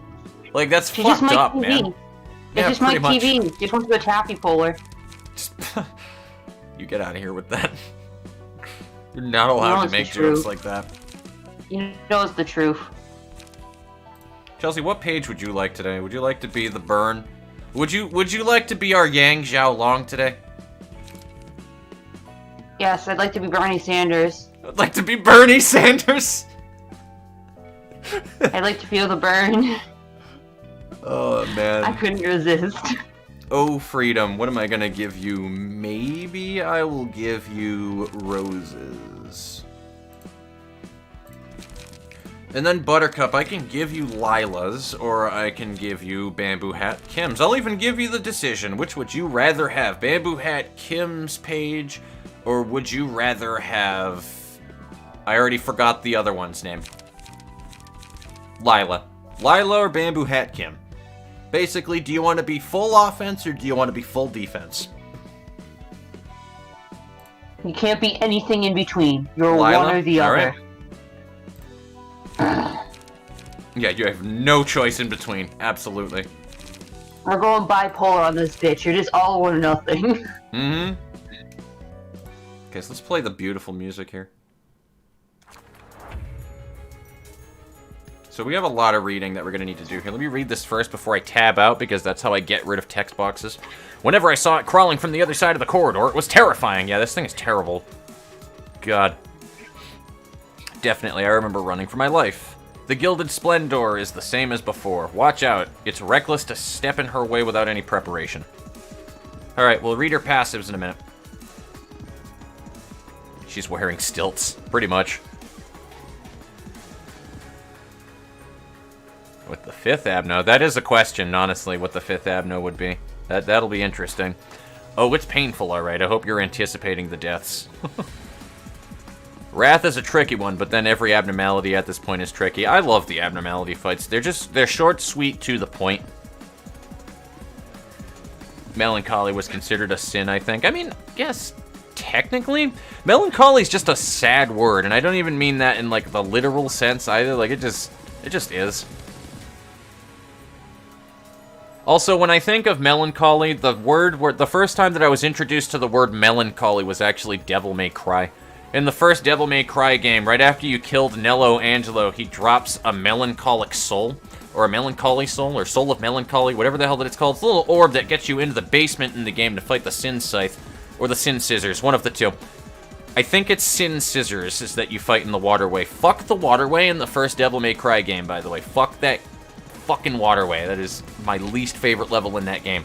I like the level before it, though, to be able to get into the waterway, because the trick is you just drop all the way from Nello Angelo's room where he pops out of the fucking mirror, and you just plunge all the way to the bottom and open the door. That was the first stage in Devil May Cry history that I was ever able to get an A rank on without even trying, like, ever.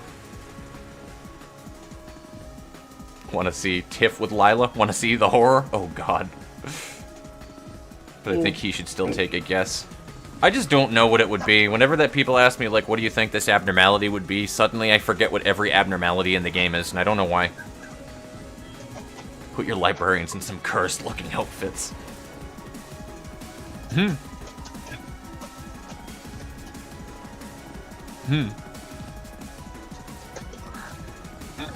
DPS check.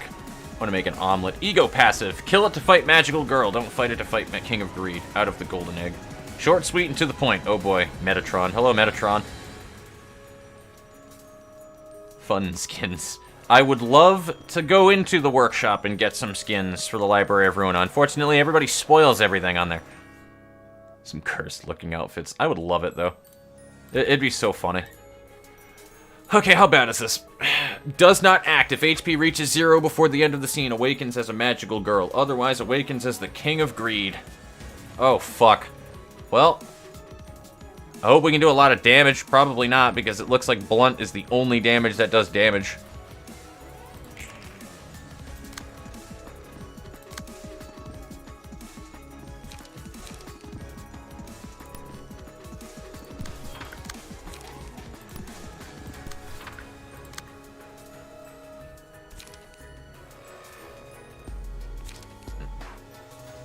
This could be bad. I'm in danger. I'm always in danger.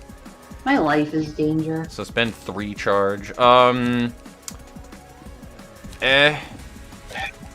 don't want to kill my light, so I'm gonna do that. I could overcharge right at the start. That is a thing I can do. Overcharge might help. You know what? I think I'm going to, and if we die, we die. This is a fucking awful idea to do right there, but I'm gonna do it anyway.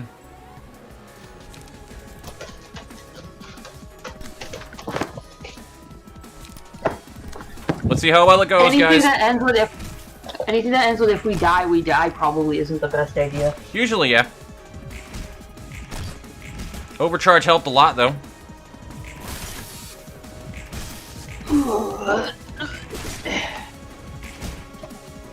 It wasn't enough. It was barely not enough, though. Are you supposed to kill the first turd? Hmm? Do you have to kill it in the first turn? Probably. That seems like the recommended thing to do. She gives you a lot of bleeds, too, and I don't like that. Oh, it does look like you had to do it in the first turn. That sucks. Oh, well, sucks for you. Sucks for you, buddy.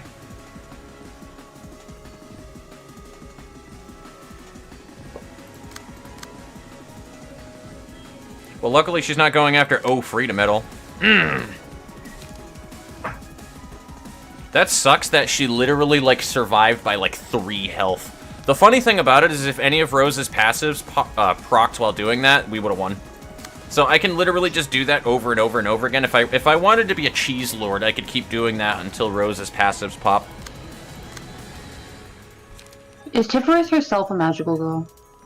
You know what? She is to me. Can we just let her be, what's her name? Oh my god, what was the magical girl's name on Mistletoe?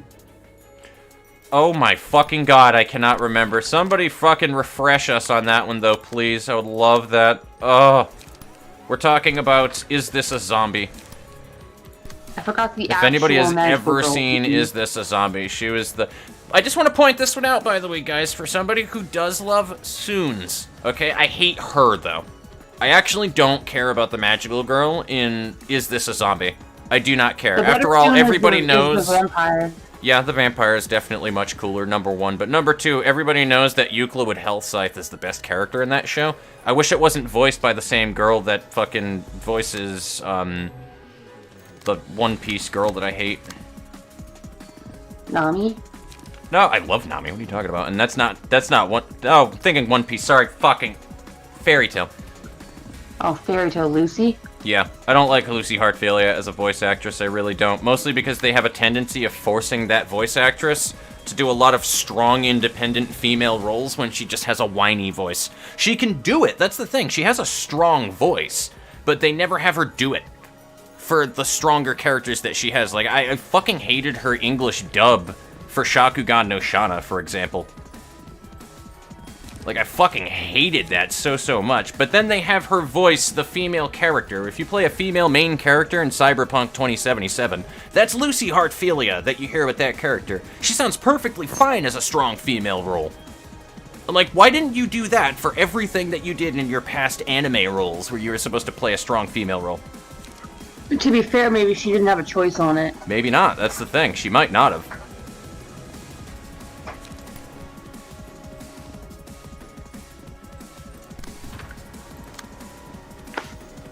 But it drove me fucking up a wall, dude, back in that day. I was like, oh my god. What's that purple bar on under Tiferet that says 33%? Wait, what? She has like 3 bars. She has the health bar, I think the second one is the stagger. What's the third one? There isn't a third one. Is that the emotion? Those are the emotion Yeah, there tokens. is. There's an emotion token, yeah. Right here. The percent. Yeah, 33% right there. You're saying on the top left screen. Yeah, that is the emotions. percent. Yep. That's all your little ego stuff.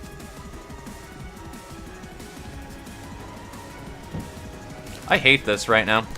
I'm in danger, though.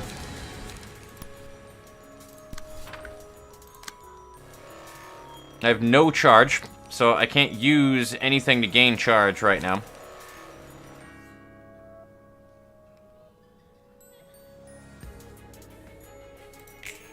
This is awful. This is terrible. How do you win that? She somehow won that. Alright, whatever.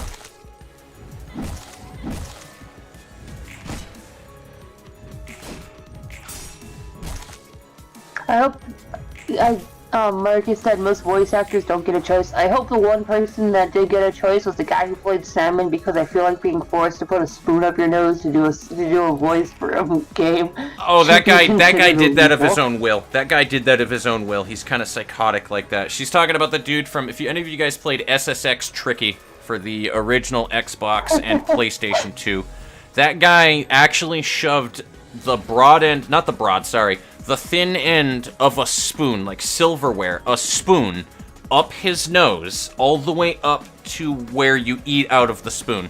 That was how he did the voice for Simon in SSX Tricky. I shit you not, like, that's not even a fucking joke.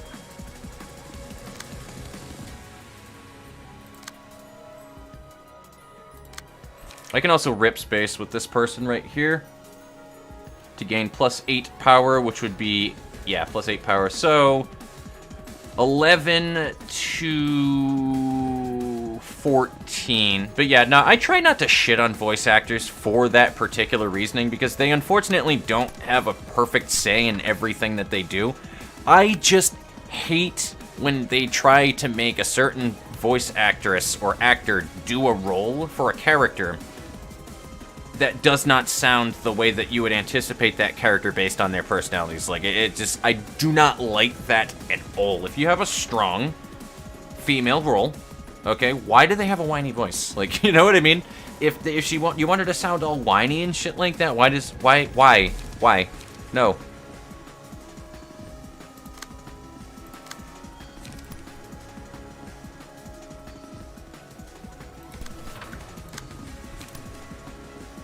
It drives me nuts. It drives me nuts!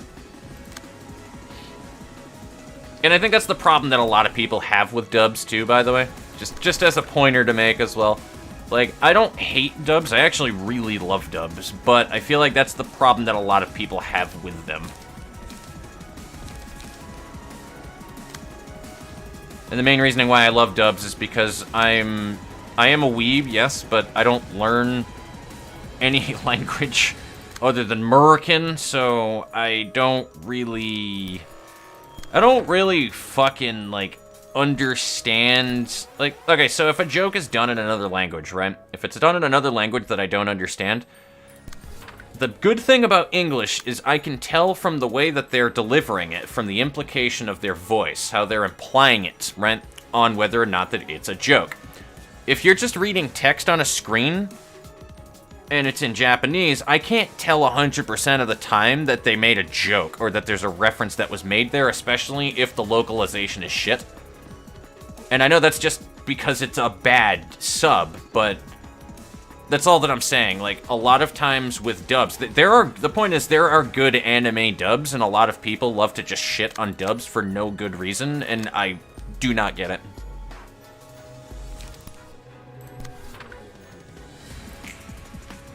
Oh, so this is gonna be a bad time.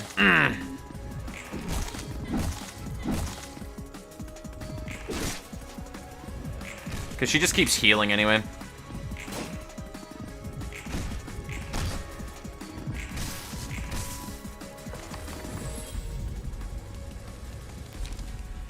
Resistances, the type the key page is weakest to become fatal.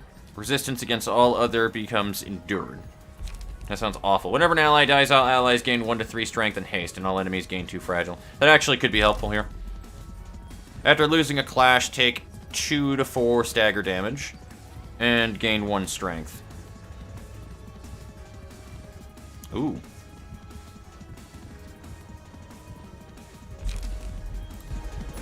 I might as well continue going until we get, like, destroyed here. Oh, no. That's not good. That card for hate just looks so funny. Gives special combat pages to the librarian who defeats it.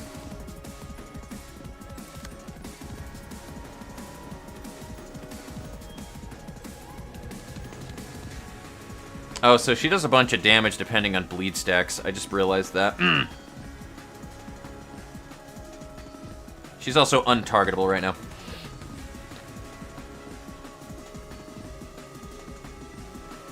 Uses special combat pages against a single target.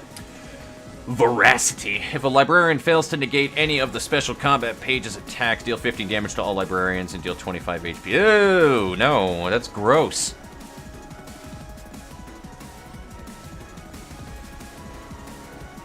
If a librarian successfully negates all attacks of the special combat page, the abnormality becomes staggered. Alright, cool. So that's not too bad. We haven't lost yet, is the thing. We actually haven't lost yet, and the special attack is probably the big old, the fist chargy teleport bullshit. Oh yeah, that thing we never got but Gabura uses on you. Yep. Yeah, that's actually a fucking ability. I never even knew that either. That actually is an ego that you use.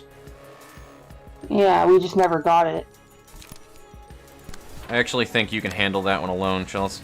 Crack of Dawn should be able to handle something by itself. But I don't know if I trust anything there to do that. I don't know.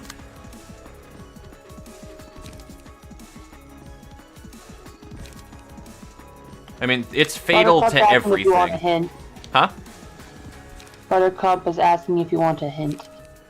Not yet, at least. I'm good enough with the, well, I'm saying that sounds super cocky, but I feel like I can get what the fight is actually asking from me here. I'm just trying to give it a field test right here. The only reason why I haven't restarted and just tried to get Rose's page to just instantly negate all of this nonsense by killing her on the first scene is because if it has any semblance on how every other fight has gone so far, well, at least the first fight on Tiferet floor, with the hysterical mode, you can beat her in both stages. They're perfectly beatable for both of them. So I don't think that I'm boned.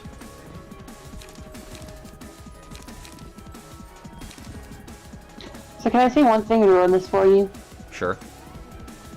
Those crystals make me think of Cinnamon Toast Crunch. What about Cinnamon Toast Crunch? Why? Why? The crystals look like Cinnamon Toast Crunch. God damn you.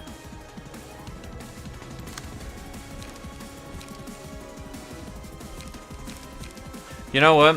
Whatever. Balls to the wall. Hopefully everybody rolls good enough. Yep. Alright, cool. You got yours. That didn't win. But you also have another attack. That one. There we go. Oh, that's weird. You guys realize that? Everybody got a thing like they beat the abnormality itself right there. That was what their dialogue was like, as if they had beaten the abnormality, but they obviously did not. When justice turns its back once more, several dozen blades will rove without a purpose. I love this thing. So, successful pierce attacks, you deal 10% of target's max HP. So, that is evil, and that could be really good to this abnormality, because we're talking 40 damage. If that goes off. There's also this, too, dealing extra damage to the villain, so that could be super useful. This is more consistent than a sword sharpened with tears. And then winning a clash with an offensive die random ally recovers health. So, either Justice or a sword sharpened with tears. I'm going to leave it up to a poll for you guys. So like I said, max value, 10% damage of their max HP, with a pierce dice specifically. And then Justice, which is 3 to 5 damage when attacking the villain, which is going to be the fucking King of Greed. So I'm gonna read what you guys have been sending me. Oh, you can't kill her on the first turn?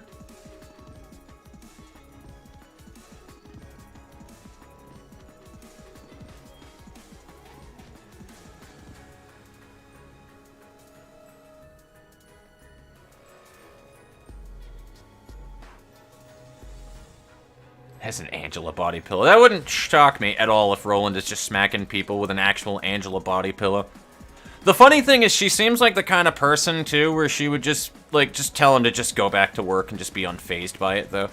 Like, that's the thing about Angela that makes me die of laughter with that kind of a shit. Like, I don't even think that she would just, like, be like, what is that abomination or anything. She wouldn't even question it. I feel like she'd just be like, just go back to work. Like... Not even fucking, like, deny anything.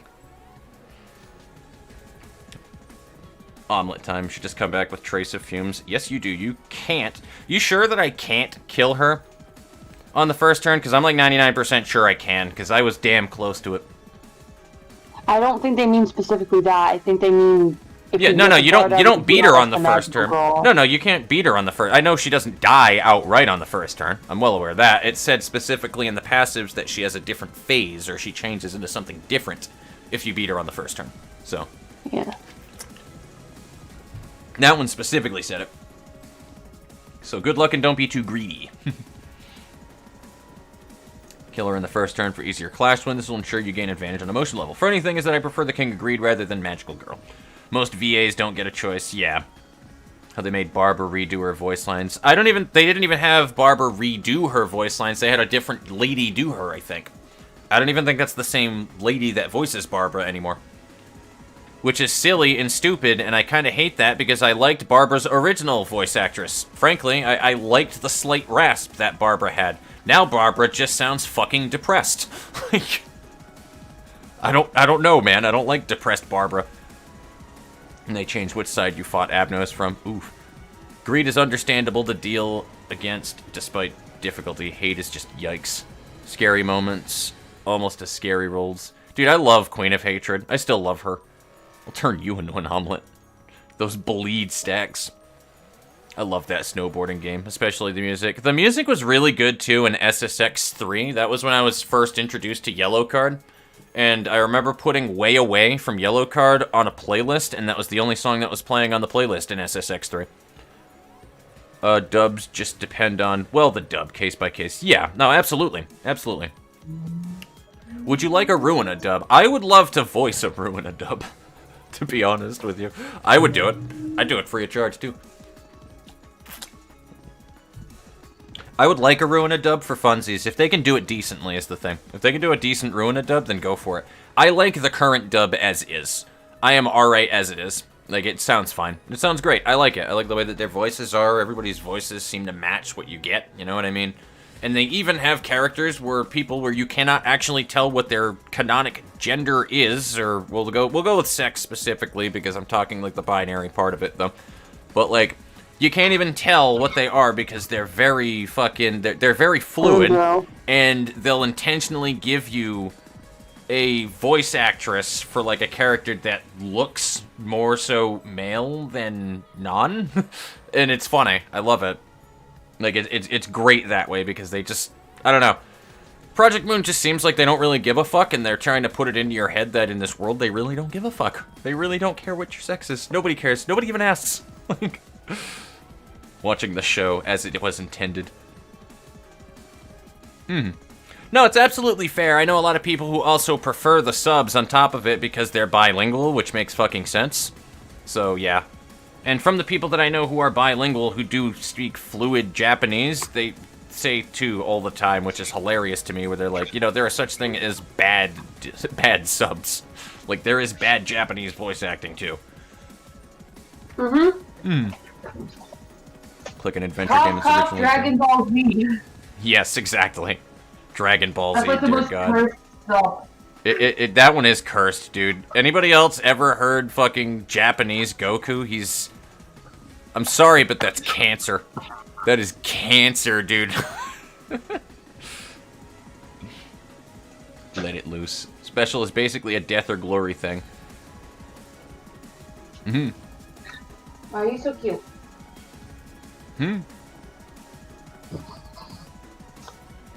Great on trash disposal.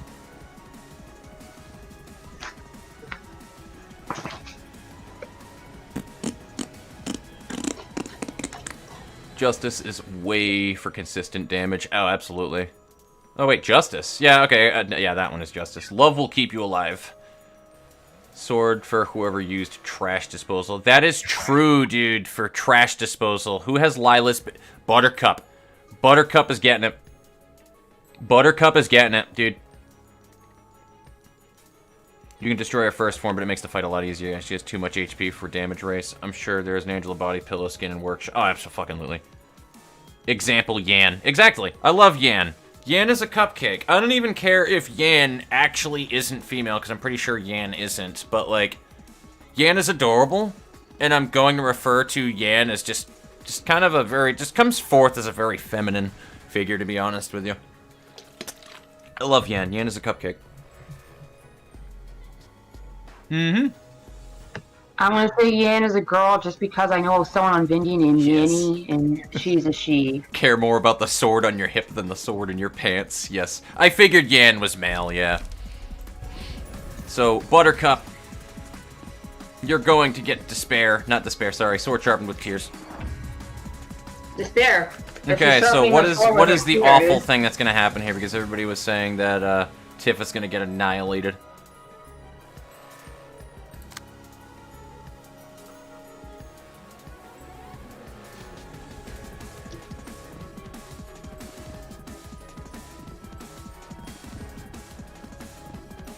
Oh, I see. That last attack is brutal. Huh.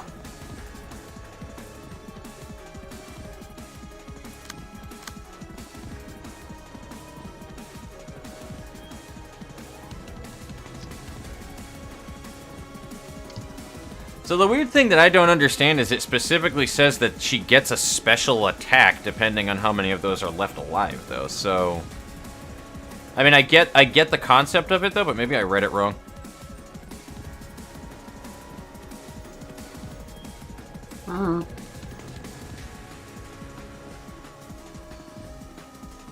Huh. I don't know. We'll find out.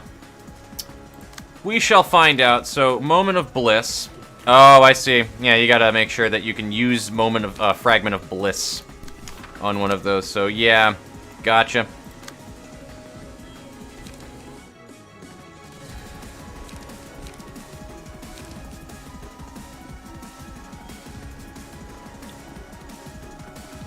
I gotcha. Alright, cool. So, that's how that's supposed to work.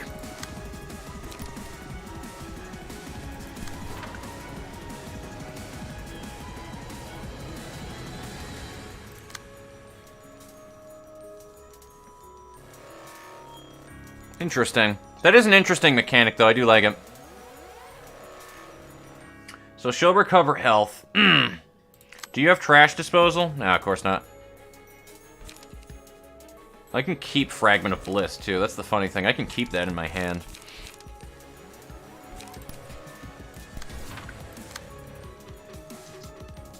And that is a draw page. I just need the draw anyway. I have way away stuck in my head. What? I have way away stuck in my head. I fucking love Way Away. It's such a good fucking... Dude, I love that song. I really do.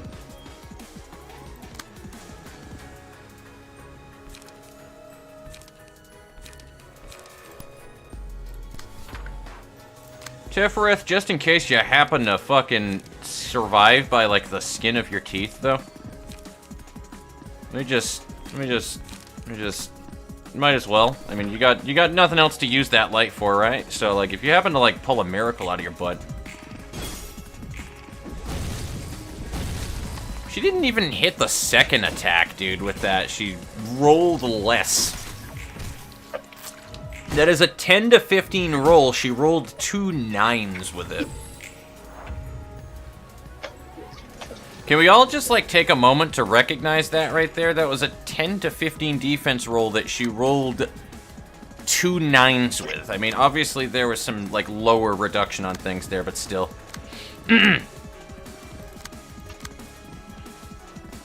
Also, Chelsea, I'm gonna have you punch her in the face with a blazing strike. You okay with that? Okay, we'll go with it.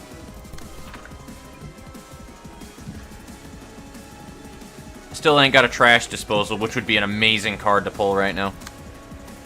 Be a fucking amazing card to pull right now.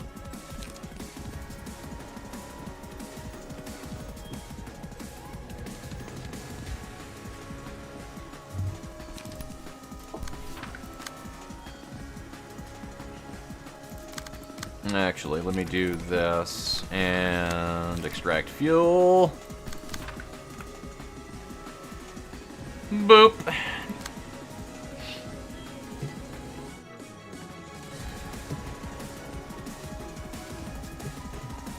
If I had more people, I would absolutely overcharge right now, so I had rip space ready to go, but I do not.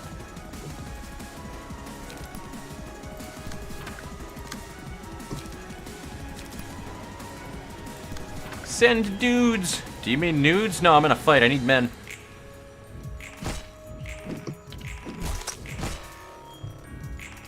Unless you mean nudes as in sustenance, because they might need that too. Ooh, ooh, dude, you almost staggered her ass with that. Jesus Christ, Chelsea, can you chill out? Nah. Oh, I just remembered Oh Freedom has +5 strength right now. Yeah, that was... Alright. That was good.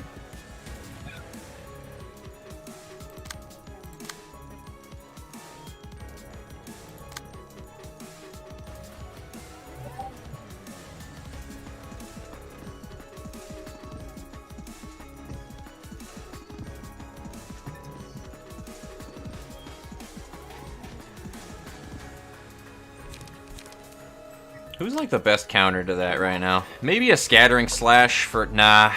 Yeah, you know what? Actually, I probably have to do that. Unfortunately, though, Buttercup's probably gonna get staggered from that, though. I don't like that. Whatever. This is a wash, right? Like, can I like agree with that one with everybody though? Like nobody's expecting much out of me for this fight, right? Right. I never expect anything out of you. Is that okay? Like, is that alright? Am I okay to fail? Like, do I have chat's permission?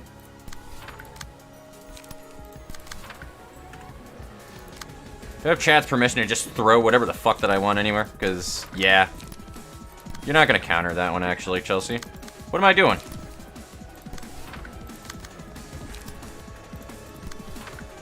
So I guess Oh Freedom is going to have to counter that. There we go. Alright, cool. Let's do this. That was pain. You know what's actually worse than losing an attack roll that you're expecting to lose? Is barely losing it. By, like, literally, like, a 1 roll right there, because it gave you, like, hope for a minute.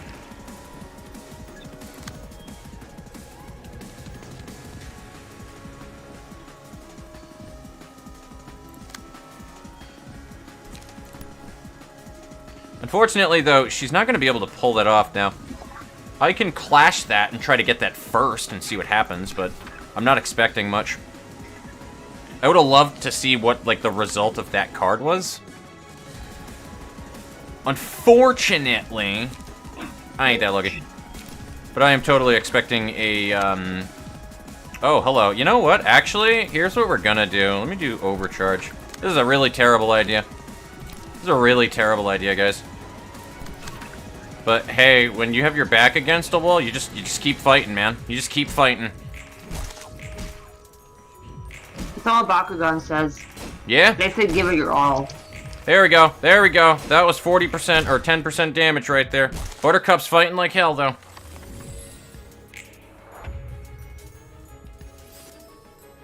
And Oh Freedom will be probably the only person... Nobody will, actually. Ah! That was funny. I liked that. That was a fun time.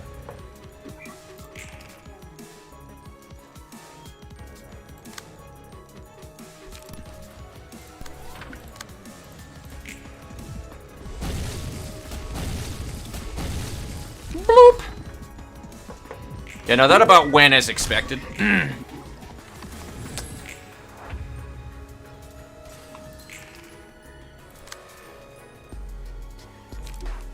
I can't crack of dawn. Well, shit. Alright, that's fine. Buttercup is still fighting like a motherfucker right now, too. You know what? I give you props for that, though. Because, damn.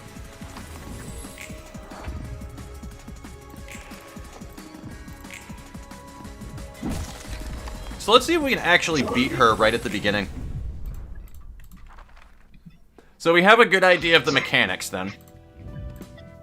Which, that's exactly what that was. I don't know why you're doing Cho'Gath flashbacks, but Cho'Gath makes me scared. I don't like being eated. What about Cho'Gath? Oh, he is a champion in League. He was a tank, Christian. Yeah, well, I know who Cho'Gath is, but... Like, I don't know, that Marcus Williams said Cho'Gath flashbacks, and all I'm thinking about is getting eated. Oh. I don't like getting eated.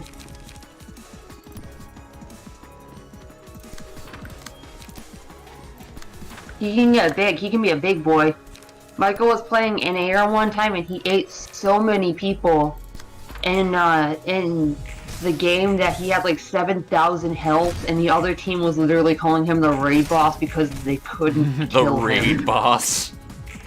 Yes, he was ridiculously fucking huge because he had a shit ton of stats. Got it. But he was using the Dark Star Cho'Gath skin, which somehow turns out makes you look bigger. And yeah, they called him the raid boss because he was huge. That's funny though. I like that. I like that a lot. Yeah, you broke her. I did. Love will keep you alive. So back to wherever I was looking at. Yeah, that was a good shout though there, Jimmy McGee, on trash disposal having that card. Cobalt, Snow Gap. If only we had a better... I'm gonna tell Michael that one.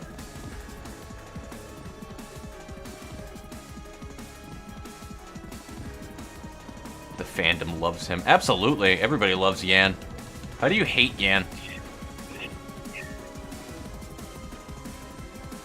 I don't know. There are some weird ass people in the world. Yeah, that hate very likable characters. Like there are people who think what's their face that feel bad for what's their face from the bitch's house. Witch's house, Christian. How do you know who she's? Oh, go ahead. They like her over Viola, the witch. Yes. She's an asshole. Yeah, pretty much, dude. Fucking, oh my god, the witch's house, dude. You know, they never made a sequel to that still. That pisses me off. Yeah. Yeah. I'm going to leave now. If you're still here, daughters, which you're probably not, but have a good one, my friend. It was enjoyable. Tiff got bored. Need to call the FBI on that? I'm gonna get some salad. Go for it. Stagger me and I'll turn you into an omelet. You didn't get staggered, you just got beaten, really. Howdy, tomboy form. Pretty much, Metatron, pretty much. Failure is pain, pain is learning, learning is success. Almost could have staggered her, but a restart. Yeah, it was... If it started falling apart with the whole tiff-tiff thing, I lost my momentum very quickly with that one. Cho ball. Cho gag. Oh, absolutely. The Kizuna is great, dude.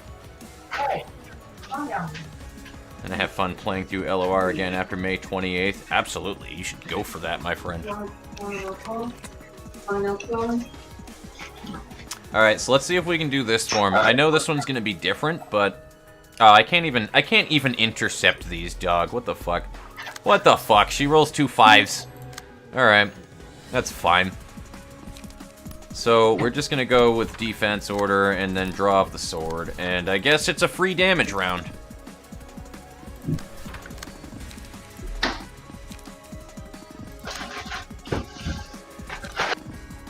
We don't even have charge, dude. Like, I actually can't do anything right now. Like, I literally have to not attack with Tiferet because, like, I can't do anything, so...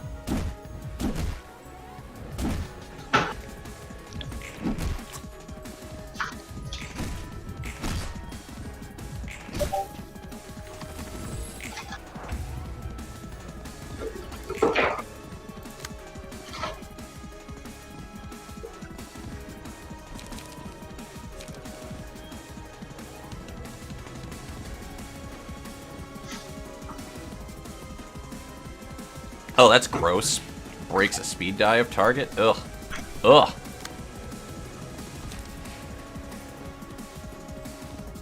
I mean, I might as well, so that she... Oh, God, no, she's not gonna win that clash, like, literally at all, actually.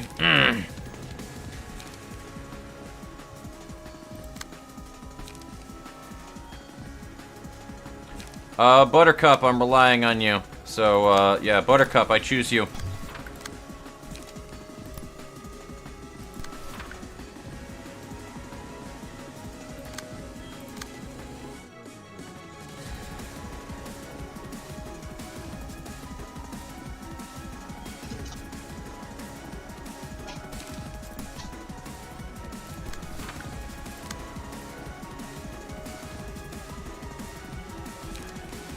I'm actually going to do that. I will absorb impact.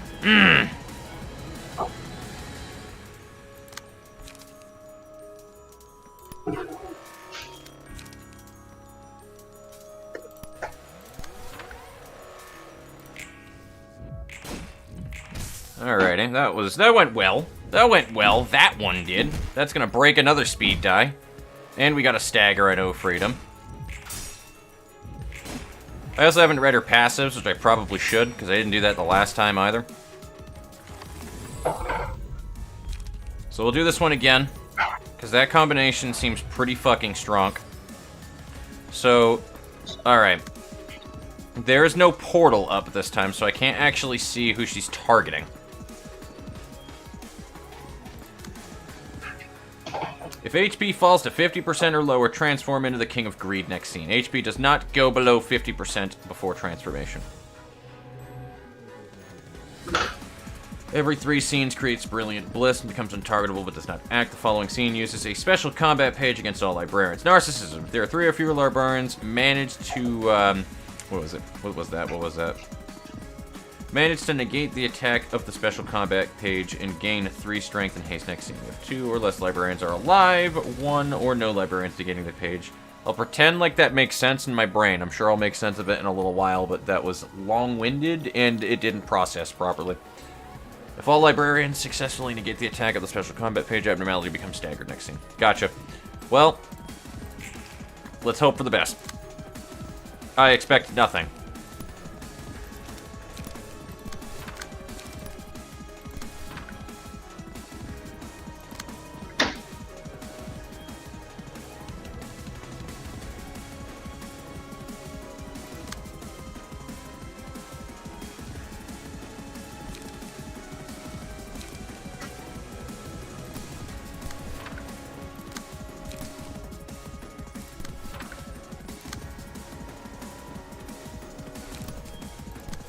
So somebody was saying about 2 this time, but we'll find out. We'll find out how well that holds up. Okay, so we got Chelsea and Tiff. That should have a card. Single ally who dealt the most damage to allies. It doesn't matter who that's on, actually, now that I think about it, but we'll throw it on Tiff. So it's in front of everybody, yes. So it's a mass attack, basically. And it staggers anybody who does not win. Is this a summation, or no, it's an individual. Which means that's not a thing anybody's gonna beat. There's no fucking way. So everybody would need to clash that, essentially.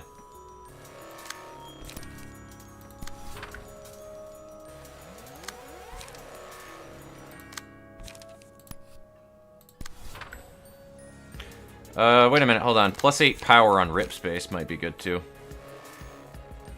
Yeah, actually. Rip space is actually guaranteed. So, fuck that.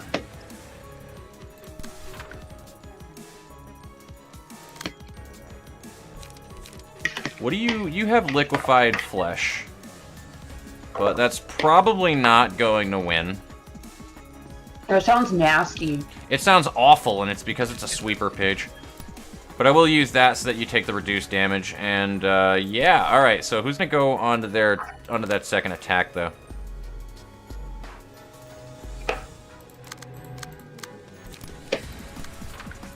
But yeah, it does, you're right, Chelsea, it sounds awful. It sounds disgusting, actually.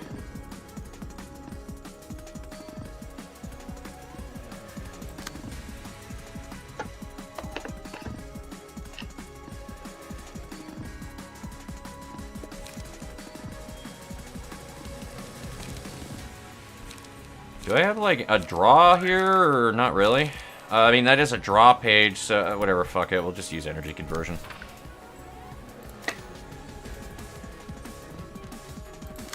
As for you, Chelsea, we're gonna use defense order with you. Yeah! This is like, whatever that means. I mean, that could have been worse, I suppose. Mm-hmm. How the fuck? Okay, it doesn't count as power, I guess. It just counts as the dice roll. The mass attack ignores non-dice effects, Buttercup says. What? The mass attack ignores non-dice effects. Yeah, I realize that now. That would have been a good thing to know beforehand, but I didn't know that.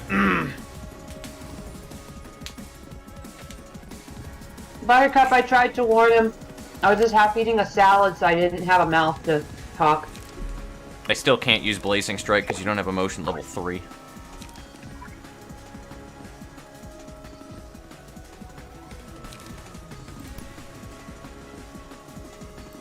I had a fork in my face.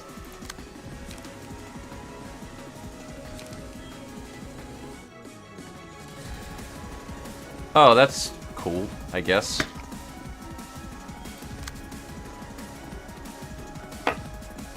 Don't worry, you're just getting your birthday slaps out. I see that. Don't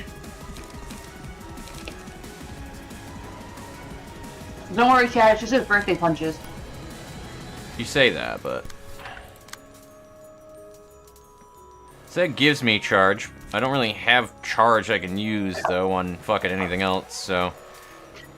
I guess I'll do a light regen free hit.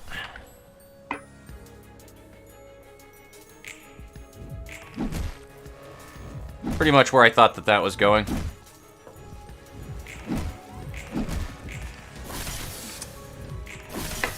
Tiffereth is tanky as balls, though, dude. Like, look at that. She's already got, like, full fucking HP and stagger from the hit she took right there from that blocking. Like, she's fucking tanky as shit. Also, she's the villain now. So here's a good question. Huh? At what age does it go from birthday punches to just abuse? Because at some point you get punched enough that it should be counted as a fight. I feel that. So, Oh Freedom's gonna wind up getting another pounding again, because he is getting hit with a non-interceptable speed die. And we actually don't have Bamboo Hat Kim this time around, which kind of fucking sucks, because that literally means that I cannot, like, I absolutely cannot, I can't deal with the fucking, like, Singular Strike for that right there. Because if I had a Singular Strike page, I could deal with Sparkling Strike, but... Nope! You know what? Actually, your defense order should be able to handle that. And Tiff Tiff actually has some stuff this time, so I'm gonna have you use that. And there we go.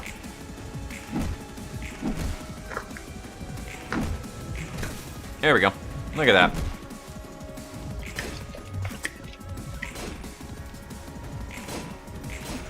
I'll take it. That was fine. But I do need you to do that, like, crystal thing soon, lady.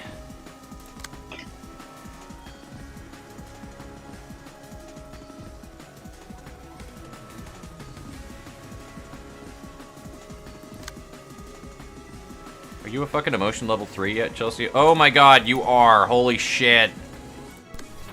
Fucking finally. Alright, cool. There we go. Now I'm feeling better.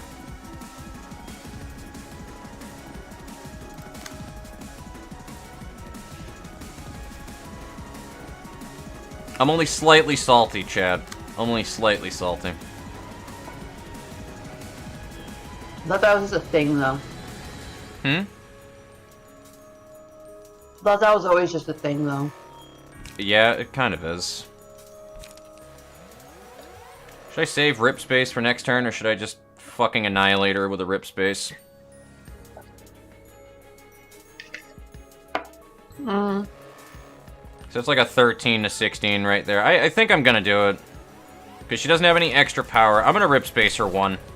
Because it'd be hilarious if that wins. Nah, he's got Feeble. He can't fucking win that anyway.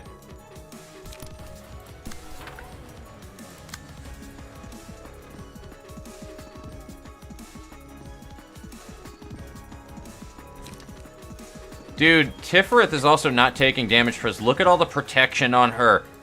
5 protection. What the fuck? Yo, that is not okay.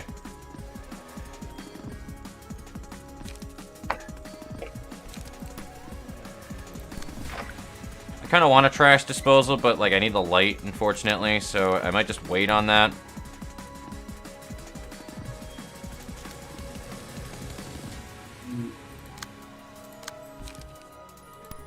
Kind of need the extra pages too, so let me just do that for the light, and I'll keep Overcome Crisis for next round. You have Overcome Crisis as well, and you kind of need the draw, yeah. So there you go. Proud of you, Chelsea. Proud of you, Chelsea. You lit her ass on fire. You lit a fire under her ass.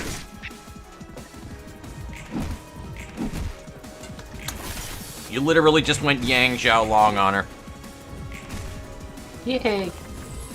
That's actually what I named the deck that she's using, by the way, just if you didn't know.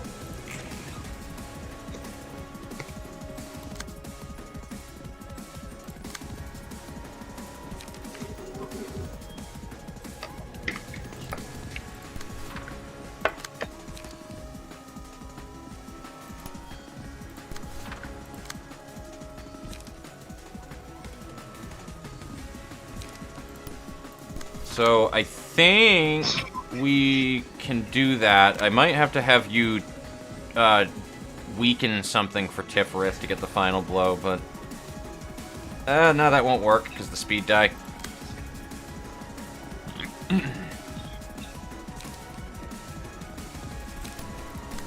So you got that one under control. You have no fucking charge, oh freedom.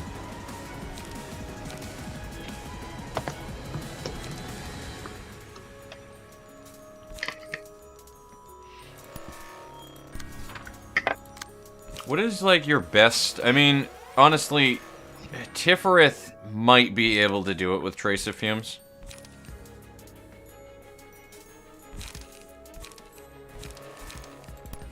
I feel like Trace of Fumes is a pretty good, like, pretty reliable thing to use.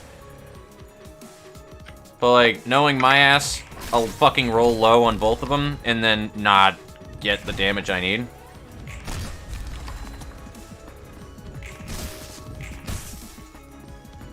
Like that. So Tiferet is now fucking shit out of luck.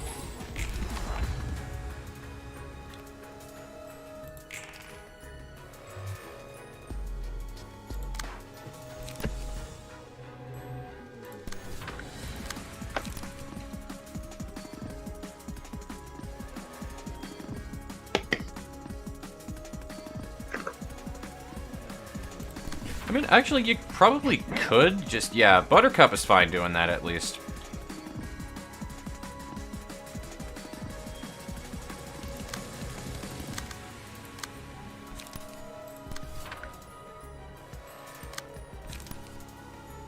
I probably should trace a fumes with you. Nah. You need to save life.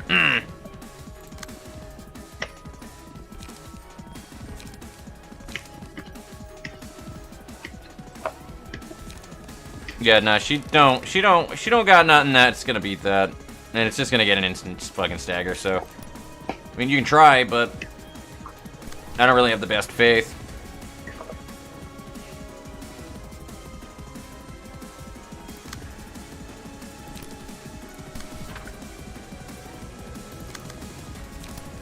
And due to the fucking shitty situation of speed dice right now, I can't really fucking do anything about that.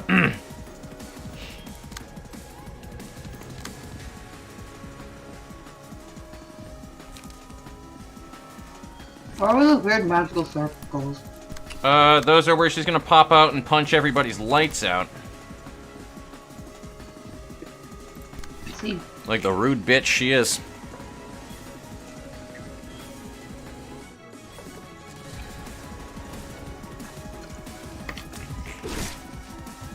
Hey, at least she didn't leave anyone out. Yeah.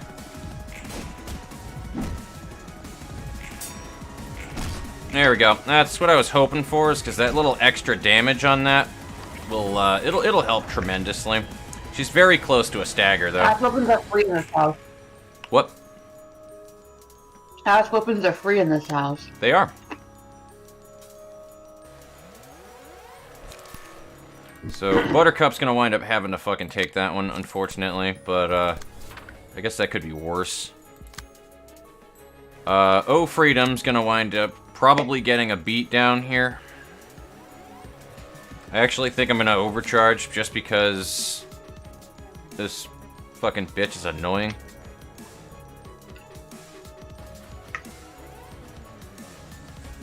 Ugh.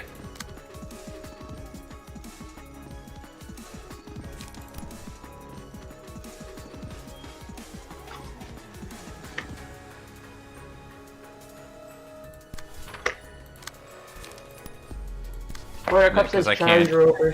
What? Buttercup says charge her over.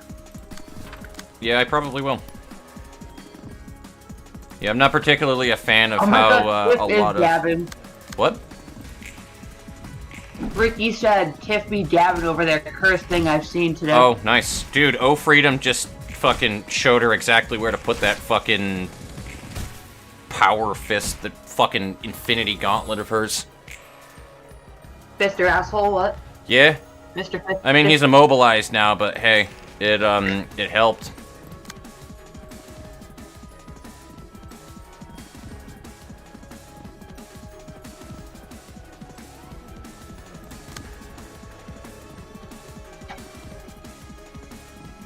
Energy Shield really is like the best option that we have here for pretty much a lot of things, honestly. I think I'm going to Energy Shield that. You need to be able to energy conversion. Buttercup. How about you use For the Family? And then Chelsea, you can definitely try to take that as best as you can there. For glory, my children. Defense Sword is probably the best bet anyway against that, which that's a really shitty fucking thing to go up against, but that's our best clash we got anyway. Oh, dude, you just told her to sit on the couch, dude. Holy shit.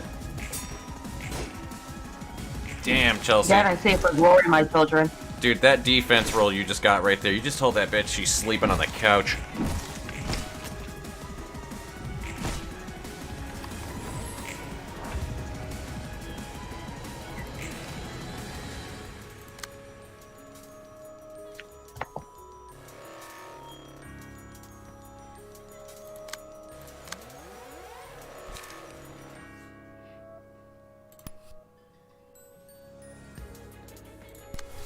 Yeah, you need that extra fucking like roll that you wind up getting with that shit. Otherwise, you're kind of screwed. You're kind of screwed. Like just saying, you're kind of fucking boned there.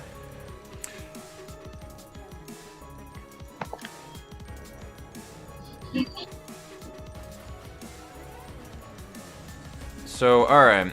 I need to really think this one through though, because you're kind of in a situation where you can't really use much as a counter here, and I need like everybody not fucking staggered would be nice.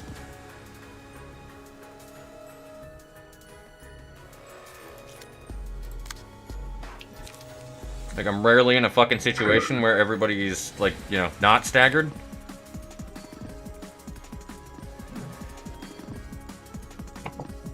And I may just put O Freedom to use his rip space on that last die.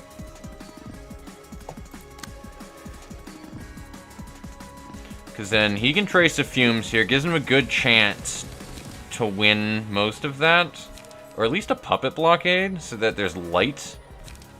He'll take a little bit of damage up front. And then he can rip space the back. So that'll rotate some damage here. Buttercup is still fucking low stagger, and there's not much that can be dealt about that one, though, but at least you can Electric Shock and hopefully get off some delicious fucking, whatchamacallit? Vengeance. Well, I mean, yeah, but delicious paralysis is the word I'm looking for here. And you need some light so badly, Chelsea. It is painful to look at, actually.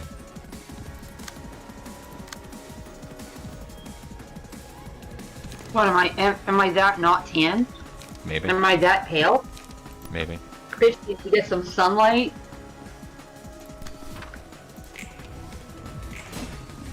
Alright, cool. That is such a good one. Absorb Impact is actually really helping on those ones.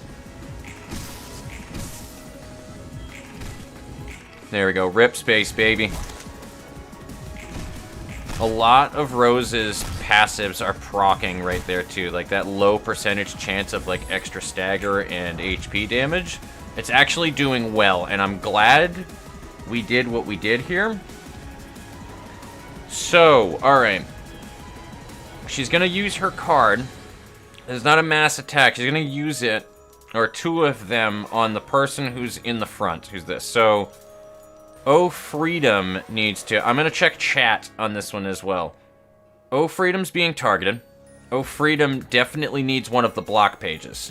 So, he should be good using a Trace of Fumes. Now let me go ahead and check chat, because I don't want to fuck this one up this time, because I don't want to be here all day long.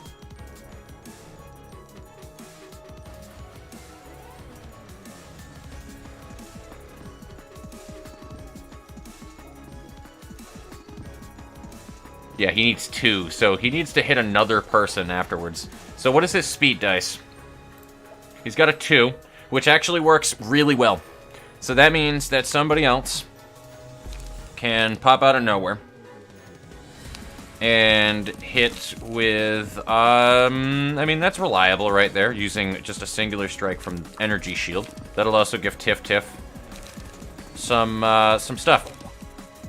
But, hold on. I'm gonna do another thing as well, too, because... Alright. Alright, hold on. I'm trying to math in my head here. I need to math here. Chelsea, do you do extra damage with Slash? Let's find out. No, I'm not cool.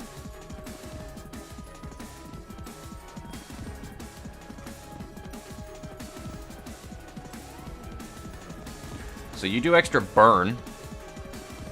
If target has burn, you do extra power with offensive dice, which they don't. You don't have any power. You don't have any smoke on. You do bleed. You do extra stagger, or you recover stagger, rather.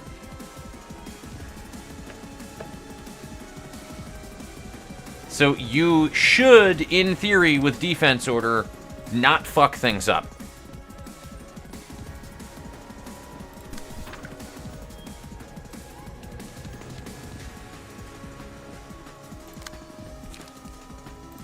And just in case he fucks up on that one, I'm just going to make sure that Buttercup hits first here. Because that's how that should work. Buttercup should get there first. I'm going to be really pissy if that doesn't work out that way, though. Because everybody has to have a 5 right now, apparently. And then this is you doing that, so he can use to overcome crisis. And that should work. That should, in theory, work. Or actually, let me do cleanup, though. Just for good measure for the light. Okay? That should, in theory, work. I kind of want Tiff to use energy conversion, though. Just to gain some extra charge, or to gain a little bit of fucking, you know, some good stuff. And the draw, so you can get the light regen from there.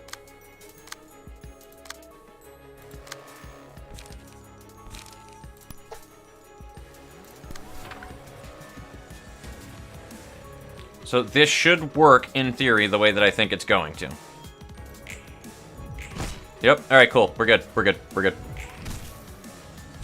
Though you apparently instantly killed it with defense order. Don't know why or how, but you did. So, oh, freedom's fucked.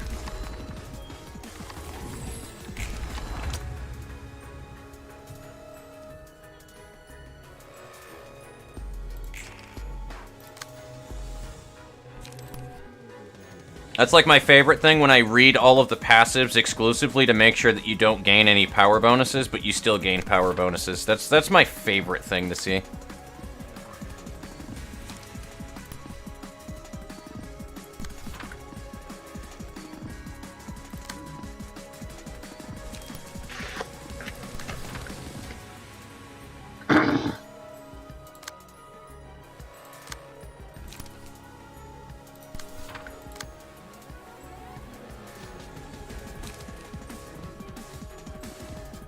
Buttercup staying to overcharge. Hmm? Buttercup staying to overcharge. I did, yeah. You already have smoke, so I might as well just fucking trace the fumes. No reason not to.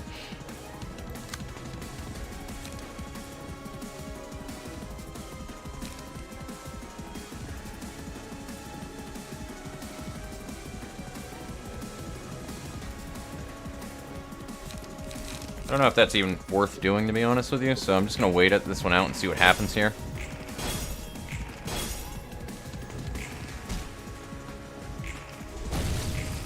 No, of course he fucking rolls minimum. Why wouldn't he? Like, God.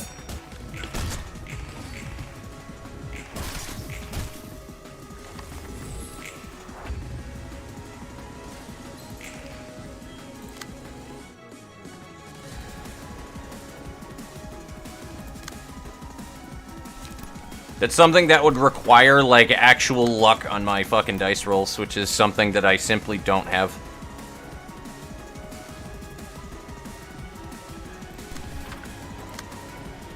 Salty Fox is fucking salty, man.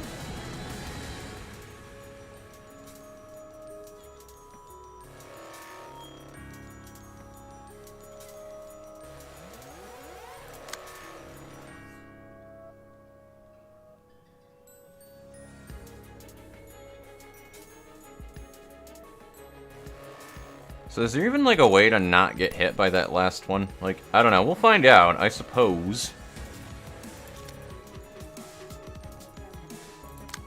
I feel like Buttercup's gonna wind up getting staggered regardless here, though. So, in the worst case scenario...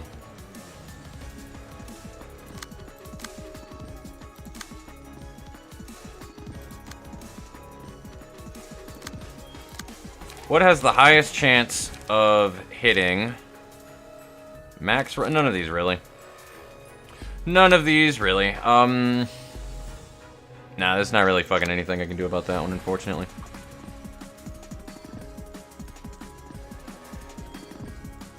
So I definitely have charge, so I'll just fucking spend it on something. I don't know what, but... maybe draws.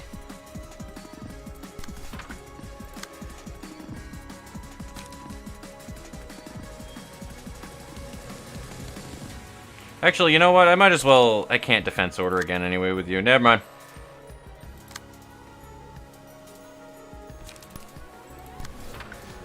Maybe I should do that. I really don't fucking want Tiffereth to be part of that shit, but... Like, again, when your back is to the wall.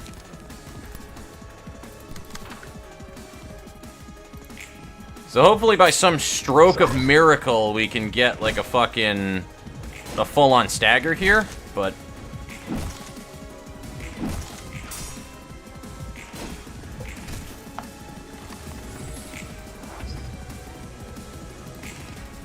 So that's the first attack we got right there. Do we have a powerful block? No, and we can't Blazing Strike with you, Chell, so that's a problem. Oh well. I don't know what that means, but oh well. So I'm kind of relying on Tifrith to get a good roll on Absorb Impact here. If she can roll a full-on fucking 9, that'll get a 10, and she rolls low on that, then that'll be, like, she needs to have 4 more defense.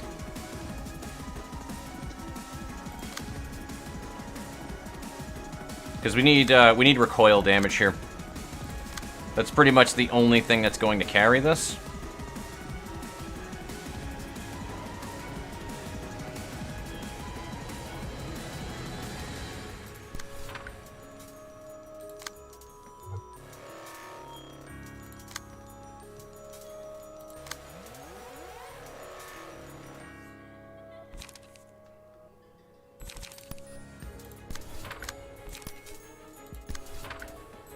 And you literally can't do anything because you don't have the fucking light for... Oh, of course not. Nope! Needs luck. Anything that needs luck, not happening.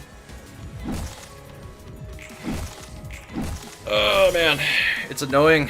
It's absolutely annoying, to be honest.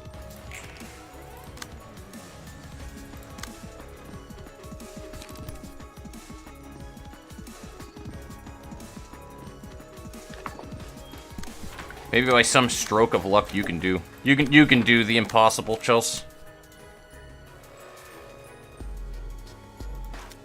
Actually, nah, I can't do that anyway.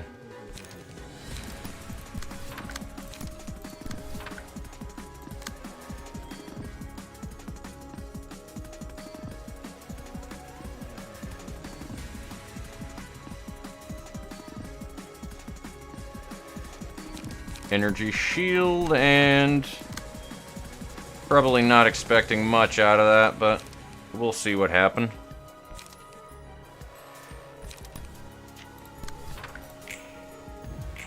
There we go. Alright, cool. We actually got a stagger this time around. Holy fuck.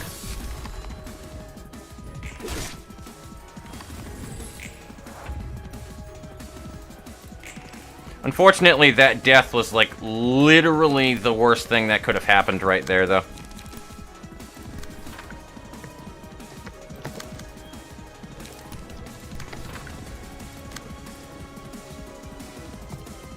Oh, yo, trash disposal might do it. If we can get, again, we need luck for it, though. We'll see.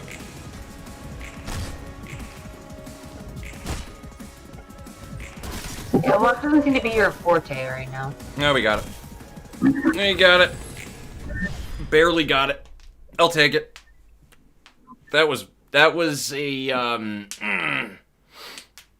that was... I'm gonna use a phrase that I just learned the other day, guys. That was a Pyrrhic victory. Oh, butt clenchy? No, Pyrrhic, as in you lost so much, was it really a win?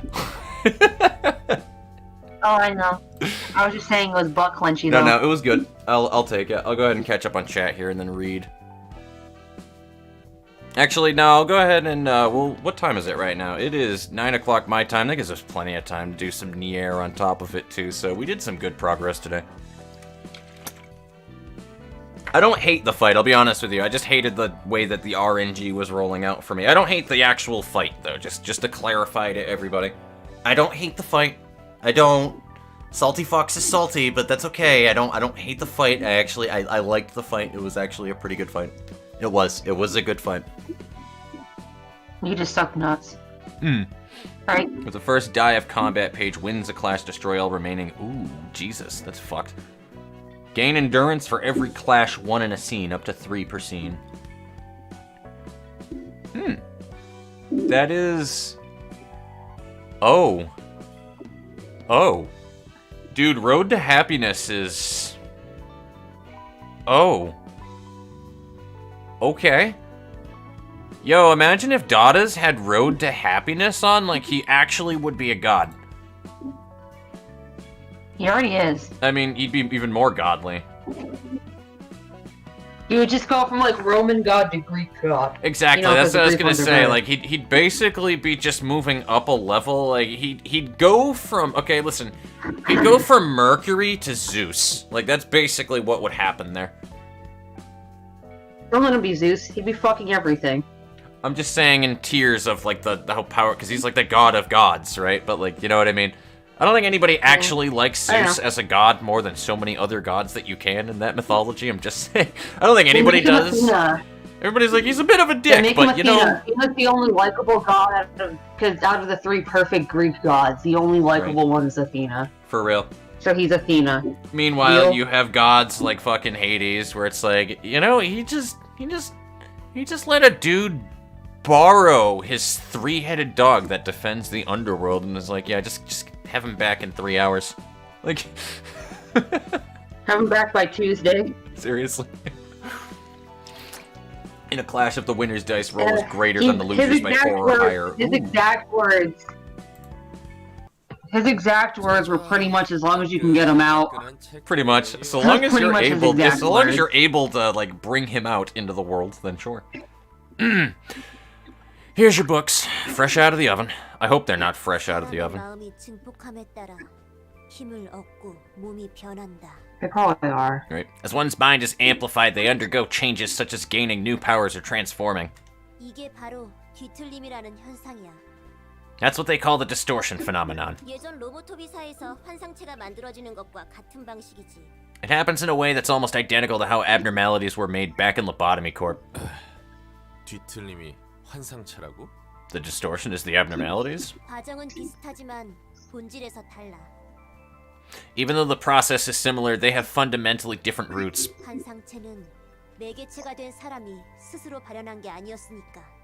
Abnormalities weren't manifested out of the person's own will, most importantly.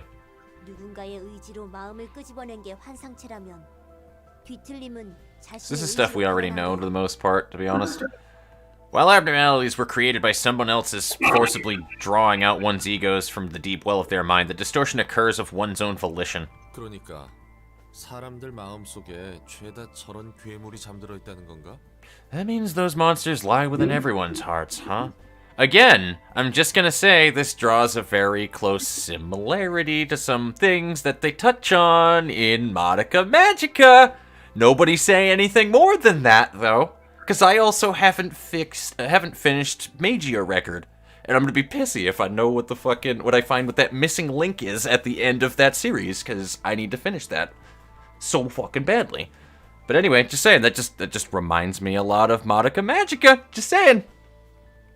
나중 가면 개나 소나 뒤틀려서 난장판이 나겠군. Anyway, the world would be a mess if, in no time, if people just started becoming distortions left and right.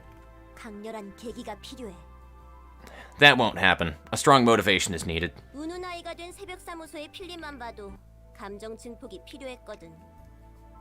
Look at Philip of the Dawn office, who became the Crying Children, for instance.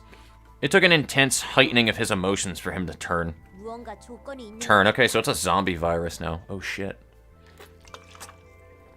There seems to be some kind of condition to it. And what we did was the greatest variable that affected it. 변수라고? A variable? The light that Angela stole for herself.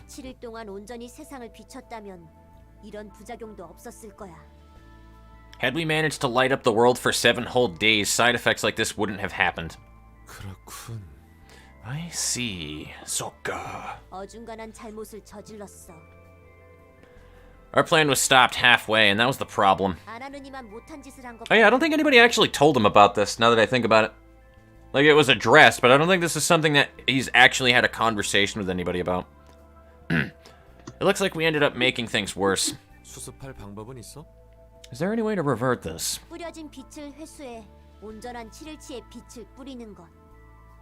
Reclaim all the light that was spread and then shine over the city once again for 7 days using the light we've gathered. 엔젤라가 가만히 있지 않을 걸.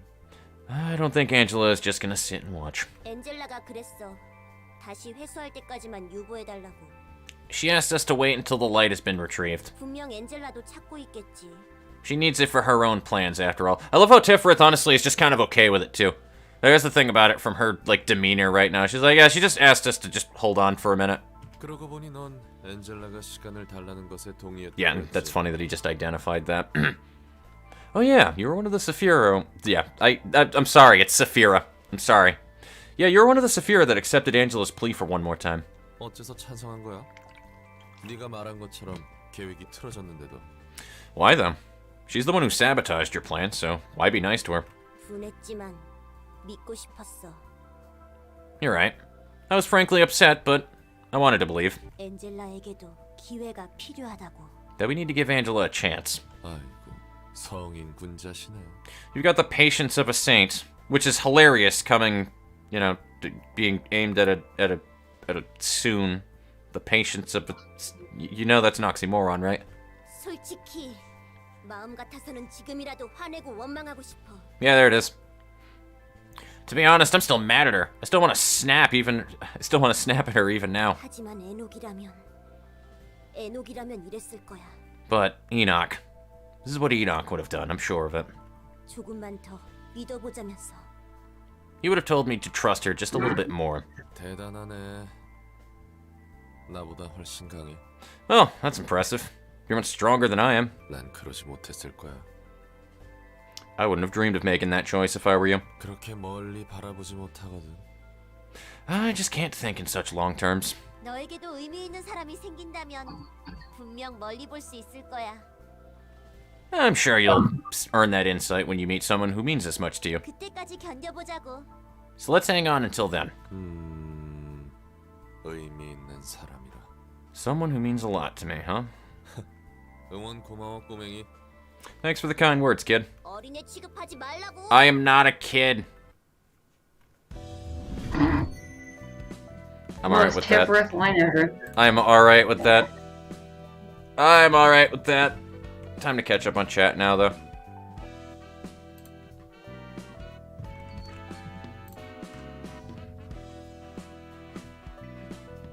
Yeah, the Cho'Gath the snowball Cho'Gath, yes. No, where I left Snowball off. Snowgath. Get it right. Cho'Ball Snowgath. Can we appreciate that I'm carrying this team? For real, though, you really were. MG to MG. I mean, I've made the joke in the last in Lobotomy Corporation. That was the nickname that I gave Buttercup's character. I put the toughest fighter. I was hoping that reference was obtained by somebody. Name of a poisonous flower. I'm a plant nugget. Also, he is screwed. I wasn't screwed, actually. I mean, Oh Freedom was screwed, but, you know, I'm not Oh Freedom. Sorry, bud. Time to murder. Tiff be dabbing over there. Cursed thing I've seen today. Yeah, that was pretty funny. Sounds like a modern magical girl show. King of Greed. Pretty nice lady. Oh, you're still going. That I am, Eric Carver, and we're about to move over to some Nier Replicant in a minute here. I just want to read through chat. Smoke could overdo it. It did.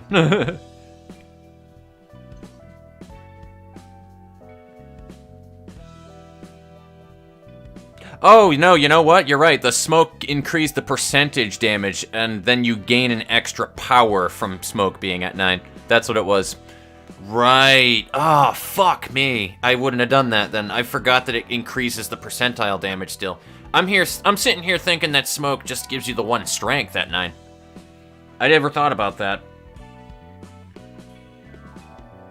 Fox has Lancer luck. He is a Dragoon. That I fucking am, Marcus Williams. That I fucking am. Well done for the fight. My victory was a draw. Killed her with burn. Using a lot of bleed. Best god is Dionysus. He has the most stable relationship, and he isn't violent unless needs to. Oh god, not that anime magical girl's magic. Heck no. OSP's vid on Dionysus? I have not. Tiff explains why the doctor tells you to finish all your antibiotics. Tiff is a sweetie. What do you know? Yeah, she is weirdly enough a sweetie. For whatever reason, she is somehow a sweetie. Who knows? Who knows why? Alrighty, so who's ready for some Nier Replicant? I might even, if it winds up being like kind of bland too on top of it, guys, that might not be the last game we leave off on as well, because I'm probably going to stop somewhere close to midnight when we stop playing, so that's like 3 hours. If Nier Replicant is kind of meh for like the first hour or something like that, and whatever, I can move over to something else, so as long as you have Puffy Broom, you'll convert it to damage percent. Yeah. Ooh, I don't know why. I just thought coffee.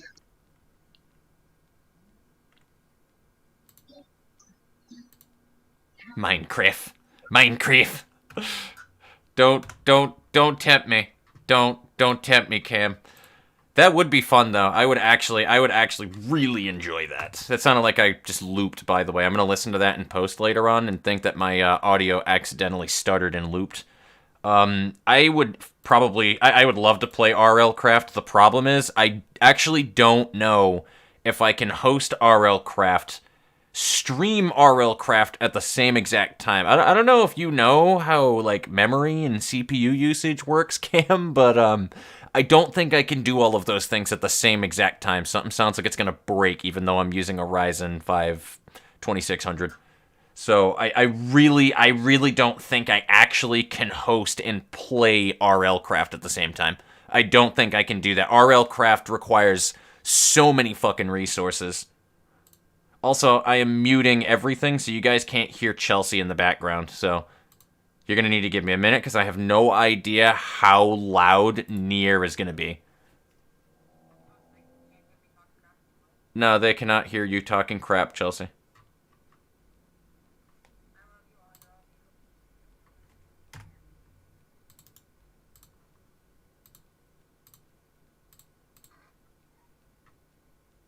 Alright, so it's on screen.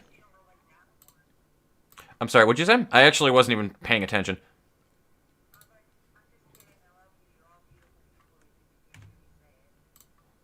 She thinks that you're all beautiful people, even if you can't hear her say it. Alright, Chelsea, you are audible now. Audible chocolate? You are audible now, yes. I'm definitely not audible chocolate. No! What are you doing, game? Go down here. I like go down, and the crosshair's like, what? You wanted to click on fucking continue? It's like, no, my thing was down here. Thank you. I do like the sound already though of the menu navigation. I don't know about you guys, but like I like a lot of the smaller aspects about games. I'm more of like sure. Like, the gameplay loop and everything is absolutely big and important, though, but, like, you can tell an awful lot about a game in general to me, and the attention to detail in the smaller things, like menu navigation and just slice-of-life shit. That's why I love when PM does anything where they're like, yeah, you hit tab, and then you can change who's clashing the speed dice, and I'm like, I'm way over that than, like, a rebalance of bleed. Like, you know what I mean? I don't think I'm gonna need any of this shit, though. Peepers are leaving. Peepers are leaving. No, that is all good, man. Absolutely. But let's see who is popping out. I see Ricky is popping out, and I see that Wower is heading out of here. So you guys take it easy. It was fun having you here. Absolutely. Until next time, my friends.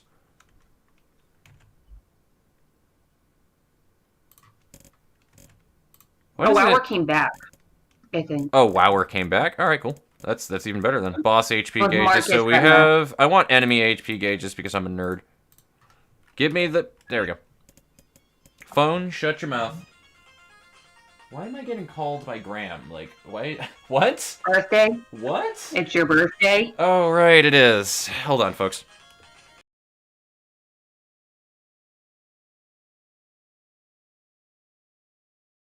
I love how his phone ringtone is Bloody Tears.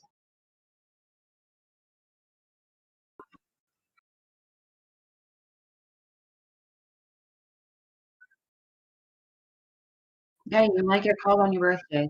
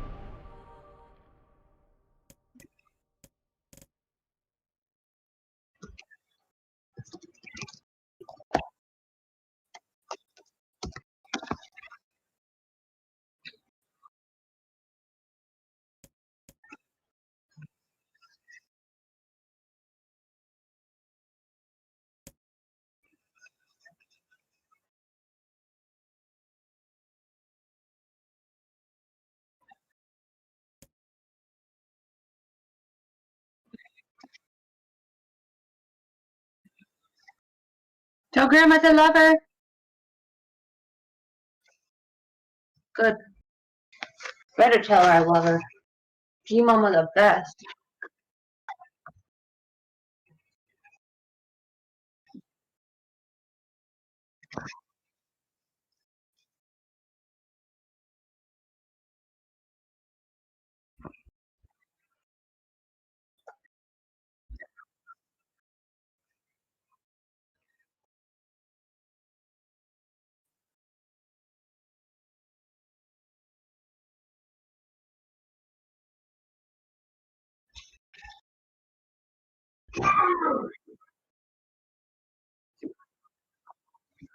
No, you Okay. didn't. Oh wait, No, no, I was in you the heard me. The Discord, stream I didn't hear me whatsoever. I put the mute on OBS, so I'm going to put my smug face on. There we go. Ha! I'm laughing at you, Chelsea. Ha ha ha ha ha ha. Yeah, sorry about that, I folks. forgot My that I G Mama have the takes precedence over stream anything going muted. on. All right, so what's G-Mama sad the about best mama. tonsils are being removed Ain't no tomorrow? mama like That's a G-Mama. fun. That's fun. Oh boy, Jesus. You know what I also just remembered? I gotta redo the stream if I want to, be able to have this to be separate from the, the thing in the playlist. That's the, I don't know. Do you guys think it would be too weird to have this continue from the library? It's labeled the Library of Ruina, but, like, this is my first taste at Nier Replicant. Would that be weird to have that still in the same No. playlist and continue, or should I split it? Because, like, everybody knows that it's part of the stream, VODs, that's going inside of the playlist, but, like, I don't know. I feel like I almost should split this up. Like, I don't know, man. That's a weird... I don't know. What should I do about that?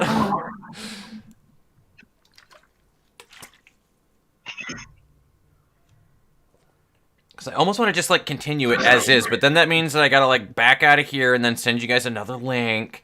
You know what? Actually, no, I gotta get up anyway. I'm gonna stretch. I'm gonna go and take a whiz, and then I'll be back.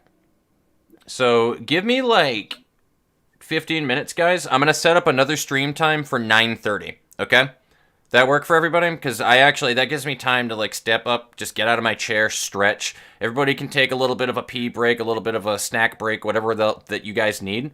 And I will see you guys in 15 minutes for Nier Replicant, or whatever the fuck else that we wind up playing a little later on if it doesn't really stick. So, that sound good? I think that sounds pretty fair.